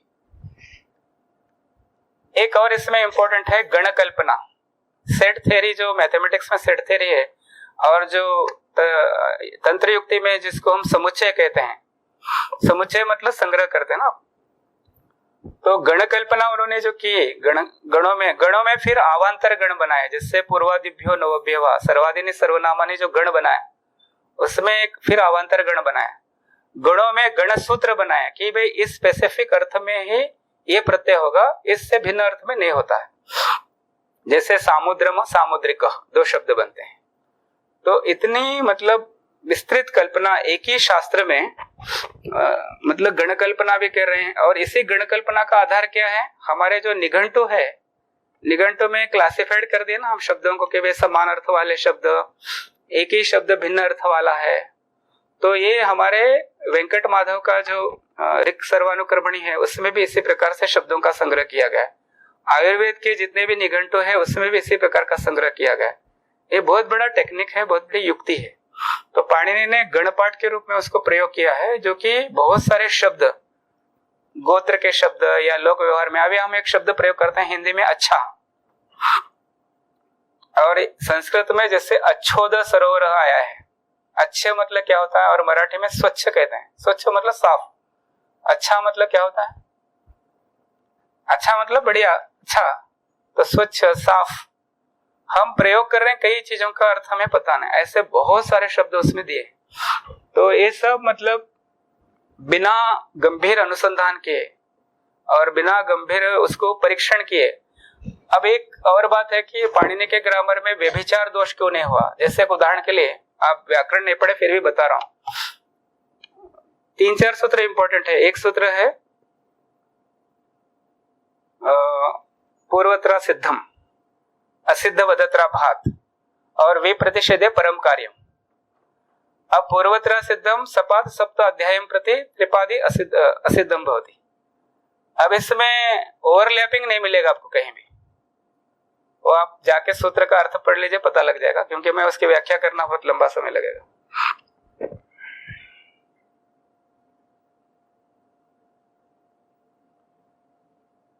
ये सब मैंने दिया। ये सब भाष्यकार स्वयं कहता है। अब देखिए यहाँ पर आचार्य को हम प्रमाण क्यों मानते हैं। आप तो प्रमाण पर चर्चा चल रही थी कि हम उनको क्यों ट्रस्ट करें, क्यों माने। तो पाणिनि के बारे में भाष्यकार जैसे महाविद्वान, बहुत बड़ा विद्वान था, सामान्य नहीं था। और सबसे बड़ा मतलब वो लॉजिक में तो बहुत एक्सपर्ट था, उसके जैसा तर्क कोई नहीं कर सकता। और ऐसा बड़ा तार्किक व्यक्ति वो क्या कह रहा है, प्रमाणभूत आचार्यो दर्भ पवित्र पाणि शुचवकाशे प्रांगमुख उपविश्य महता प्रयत्न सूत्राणि प्रणयति स्म। तो बहुत प्रयत्न से वो सूत्र बना रहा था। तो उसका आगे कहता है तत्र अशक्यम वर्णनापि अनर्थकेन भवितुम। एक सिंगल सिलेबल भी उसका गलत नहीं हो सकता। ये कौन कह रहा है? भाष्यकार खुद कह रहा है। तो कोई भी शास्त्र दुनिया के सामने देने से पहले वो कितनी बारीकी से उसको परीक्षा करते थे, कितनी बार उसको टेस्ट करते थे, तब जाके वो दुनिया के सामने प्रस्तुत करते थे। अब निरुक्त में हम देखते हैं ऐसे जो कोश बनाए, एक्चुअल निघंटु मतलब कोश है और उसका व्याख्या ग्रंथ मतलब निरुक्त है। तो जो हमें भाषा विज्ञान मिलता है, जिसको फिलोलॉजी या लिंग्विस्टिक कहते हैं, वो निरुक्त में सबसे ज्यादा मिलता है। ठीक है, तो उसमें जो कोश मतलब कलेक्शन करने का जो ढंग था उनका वैदिक शब्दों का, वो यूनिक था। वो बिना रिसर्च के हो नहीं सकता कि कुछ भी ऐसे जमा करो, ऐसा नहीं था। पृथ्वीवाचक कितने शब्द हैं, जलवाचक कितने शब्द हैं, अग्निवाचक कितने शब्द हैं, ऐसे अलग अलग शब्दों का उन्होंने संकलन किया है। ऐसा वही वर्णन है। छंद शास्त्र में आप पेपर पढ़ लेना, मैं अभी इस पर नहीं बताऊंगा ज्यादा, कि बाइनरी पर बहुत सारे पेपर लिखे गए कि छंद शास्त्र में गुरु लघु की जो कल्पना की गई है, और वीडियो यूट्यूब वीडियो में भी आए हैं, उसमें बहुत कुछ विस्तार से बताया गया है कि कैसे मतलब पिंगल ने इतना सोच के जो बाइनरी का प्रयोग किया है, भले ही बाइनरी के रूप में नहीं है, परंतु कितने कॉम्बिनेशन हो सकते हैं, 2 वर्ण के कितने कॉम्बिनेशन हो सकते हैं, 3 वर्ण के कितने कॉम्बिनेशन हो सकते हैं, 4 वर्ण के कितने कॉम्बिनेशन होते हैं, उतने प्रकार के छंद बन सकते हैं। वो चाहे तो वीडियो में शेयर कर दूंगा आपके ग्रुप में। साहित्य में ये सब अनुसंधान है। साहित्य की एक बात मैं विशेष बताता हूँ, साहित्य में सर्वाधिक प्रमाण जो प्रयोग होता है वो प्रमाण है उपमान प्रमाण। जैसे कालिदास क्यों फेमस है, कालिदास की बात लोग क्यों ज्यादा मानते हैं, वो उपमान प्रमाण के कारण ही मानते हैं। उपमा कालिदास से, वो कैसे पता लगता है, ये सब मैंने श्लोक दिए हैं यहाँ पर। वागर्थ व संपृक्तो वागर्थ प्रतिपत्ति एक, और उसके बाद तस्याखुरन्यास पवित्र पांसम अपांसुला नाम धुरि कीर्तनीय मार्गम मनुष्येश्वर धर्म पत्नी श्रुतेरिवार्थम स्मृतिरन्व गच्छत। जहां भी एव आया वगैरह आया तो समझना वो उपमान प्रमाण है। अब ये न्यायशास्त्र में, पूरा न्यायशास्त्र अनुसंधान में बहुत उपकार करता है, साधक बनता है। आप कोई भी रिसर्च जो भी करोगे बिना न्यायशास्त्र के नहीं कर सकते हैं, बिना प्रमाण के नहीं कर सकते। ये सब इस पर चर्चा काफी हो चुकी है। एक बहुत इंपॉर्टेंट है कि अनुबंध चतुष्टय, कोई भी शास्त्र जो है हमारा वो 4 अनुबंधों को जरूर मानता है कि इस ग्रंथ को पढ़ने का अधिकारी कौन है, और दूसरा है इसका प्रतिपाद्य विषय क्या है, इसमें क्या बताया जा रहा है। तीसरा इंपॉर्टेंट है संबंध, इसमें जो विषय प्रतिपादन किया जा रहा है उसमें मतलब प्रूफ क्या है और जो प्रतिपाद्य विषय क्या है, इन दोनों में कुछ संबंध है या नहीं, अर्थात प्रतिपाद्य प्रतिपादक भाव, बोध्य बोधक भाव है या नहीं। ये सब वेदांत का है, आप लोग देख लीजिए। जैसे इसमें विषय है इसमें कि वेदांत का विषय है तो जीव ब्रह्मैक शुद्ध चैतन्यम प्रमेयम, ये वेदांत सार में बताया। तत्रैव वेदांतानां तात्पर्यात्, तर्हि नित्य शुद्ध बुद्ध ब्रह्म स्वरूपम शुद्ध चैतन्यम वेदांतस्य विषय, ये वेदांत का विषय हो गया। संबंध क्या, अस्य ग्रंथस्य प्रमेयम यत् शुद्ध चैतन्यम, इस ग्रंथ का जो प्रमेय मतलब जो प्रतिपाद्य विषय है जिसको प्रतिपादन करना है वो शुद्ध चैतन्य है। ठीक है, तस्य प्रतिपादक उपनिषद प्रमाणस्य बोध्य बोधक भाव। एक तो प्रमेय जो शुद्ध चैतन्य है और उसको प्रमाणित करने वाला उपनिषद प्रमाण है। तो प्रमाण तो हो गया बोधक और प्रमेय हो गया ब्रह्म। तो ब्रह्म तत्व और जो उपनिषद प्रमाण, इन दोनों में बोध्य बोधक भाव होना चाहिए, प्रतिपाद्य प्रतिपादक भाव होना चाहिए। ठीक है, और तीसरा चौथा है प्रयोजनम तो तद्गत अध्ययन निवृत्ति पूर्वकम स्वरूप आनंद अवाप्ति ब्रह्म भाव मोक्ष प्राप्ति वा। तो प्रयोजन क्या है, आनंद अवाप्ति या स्वरूप अवाप्ति या आनंद ब्रह्मानंद भूति वगैरह। तो रिसर्च मेथोडोलॉजी में आप जो कोई जो लक्ष्य बनाते ना कि भाई मैं ये लक्ष्य प्राप्त करूंगा, मतलब आप उसमें ऑब्जेक्टिव्स में लिखते हैं, objectives are the stepstones towards your aim or towards your target। जो आप रिसर्च करके जो सिद्ध करना चाहते हैं उसके आपके ऑब्जेक्टिव क्या होते हैं, स्टेपस्टोन्स होते हैं। तो इसमें यही बताया कि एक तो आपके पास प्रमाण के रूप में है कि प्रमाण के द्वारा प्रमेय जो अविदित विषय वस्तु है उसको प्रमाणित करना है। तो रिसर्च मेथोडोलॉजी में आपका जो प्रॉब्लम रहेगा उस प्रॉब्लम को हम प्रमेय कह सकते हैं, और उस प्रमेय को प्रमाणित करने के लिए प्रमाण की जरूरत पड़ती है, जो आप मतलब अलग अलग जो उपकरणों से, टूल्स से उसको प्रमाणित करने की कोशिश करते हैं, और आपका जो प्रयोजन जो है वो ऑब्जेक्टिव में रहता है जो आप सिद्ध करते हैं।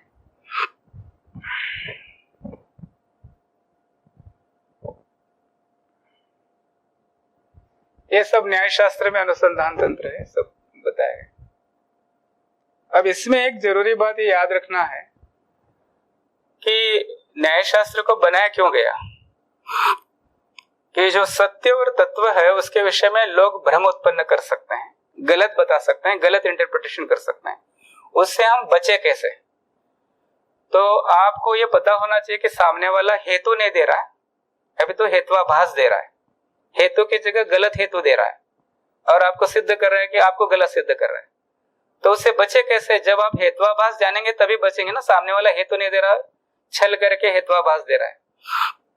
तो रिसर्च करते समय आपको यह पता होना चाहिए कि आप हेतु दे रहे हैं या हेत्वाभास दे रहे हैं, या सामने वाला जो रिसर्च प्रस्तुत कर रहा है वो हेतु दे रहा है या हेत्वाभास दे रहा है, वो छल कर रहा है या क्या कर रहा है। उसने प्रतिज्ञा तो की मैं ये सिद्ध करूंगा, और घूमते घूमते कुछ और ही सिद्ध करने लगा, तो समझना है कि वो प्रतिज्ञा हानि है, उसकी कुछ गलत कर रहा है।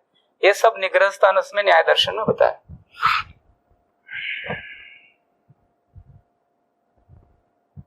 मीमांसा में ये आए हैं, इस पर आगे विचार करेंगे कि विषयो विशेषैव पूर्व पक्षस् तथोत्तरम निर्णय स्थिति पंचांगम शास्त्रे अधिकरण विदु। ये अधिकरण में ये सब चर्चा आगे होगी। केवल मैं एक ग्लांस के रूप में, एक झलक के रूप में सब दिखाया, और वेदांत शास्त्र में भी आता है, उपनिषद में ये प्रत्यक्ष करके एक्सपेरिमेंटल बेस पर वो करके दिखाता है पूरा। अब इसमें एक मजेदार बात देखिए क्या कहता है, मैं 1-2 मिनट में खत्म कर दूंगा।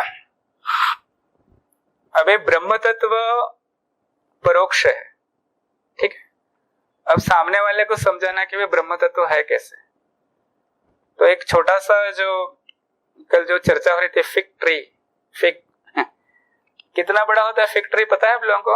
हमारे गांव के पास एक फिग ट्री है, आपको पता है? हैदराबाद के पास, आप महबूबनगर डिस्ट्रिक्ट में पिल्ललमरी है एक, मिनारा में, तो पिल्ललमरी स्थान में कम से कम आधा 1 किलोमीटर पर केवल एक ही वट वृक्ष है, एक ही सिंगल वट वृक्ष फैला हुआ है। तो उसका जो फल होता है वो बहुत छोटा होता है। तो वो कहता है कि गुरु उद्दालक ने क्रोध फलम आहार श्वेत केतु को लाता है, तो उसको कहता है उसको तोड़ो, तो तोड़ता है। उसमें क्या देख रहा है कि अणु के समान सूक्ष्म उसमें क्या है, बीज है। उस एक बीज को निकाल कर तोड़ो, फिर क्या दिखता है, कहते इसमें कुछ भी नहीं दिख रहा है। तो कह रहे ये जो बड़ा वृक्ष दिख रहा है ना, इसी में है वो। तो कहता है इसमें तो कुछ दिख नहीं रहा। तो कहता है इसमें श्रद्धा करो, इसी में है, बिना कारण के कार्य की उत्पत्ति नहीं हो सकती।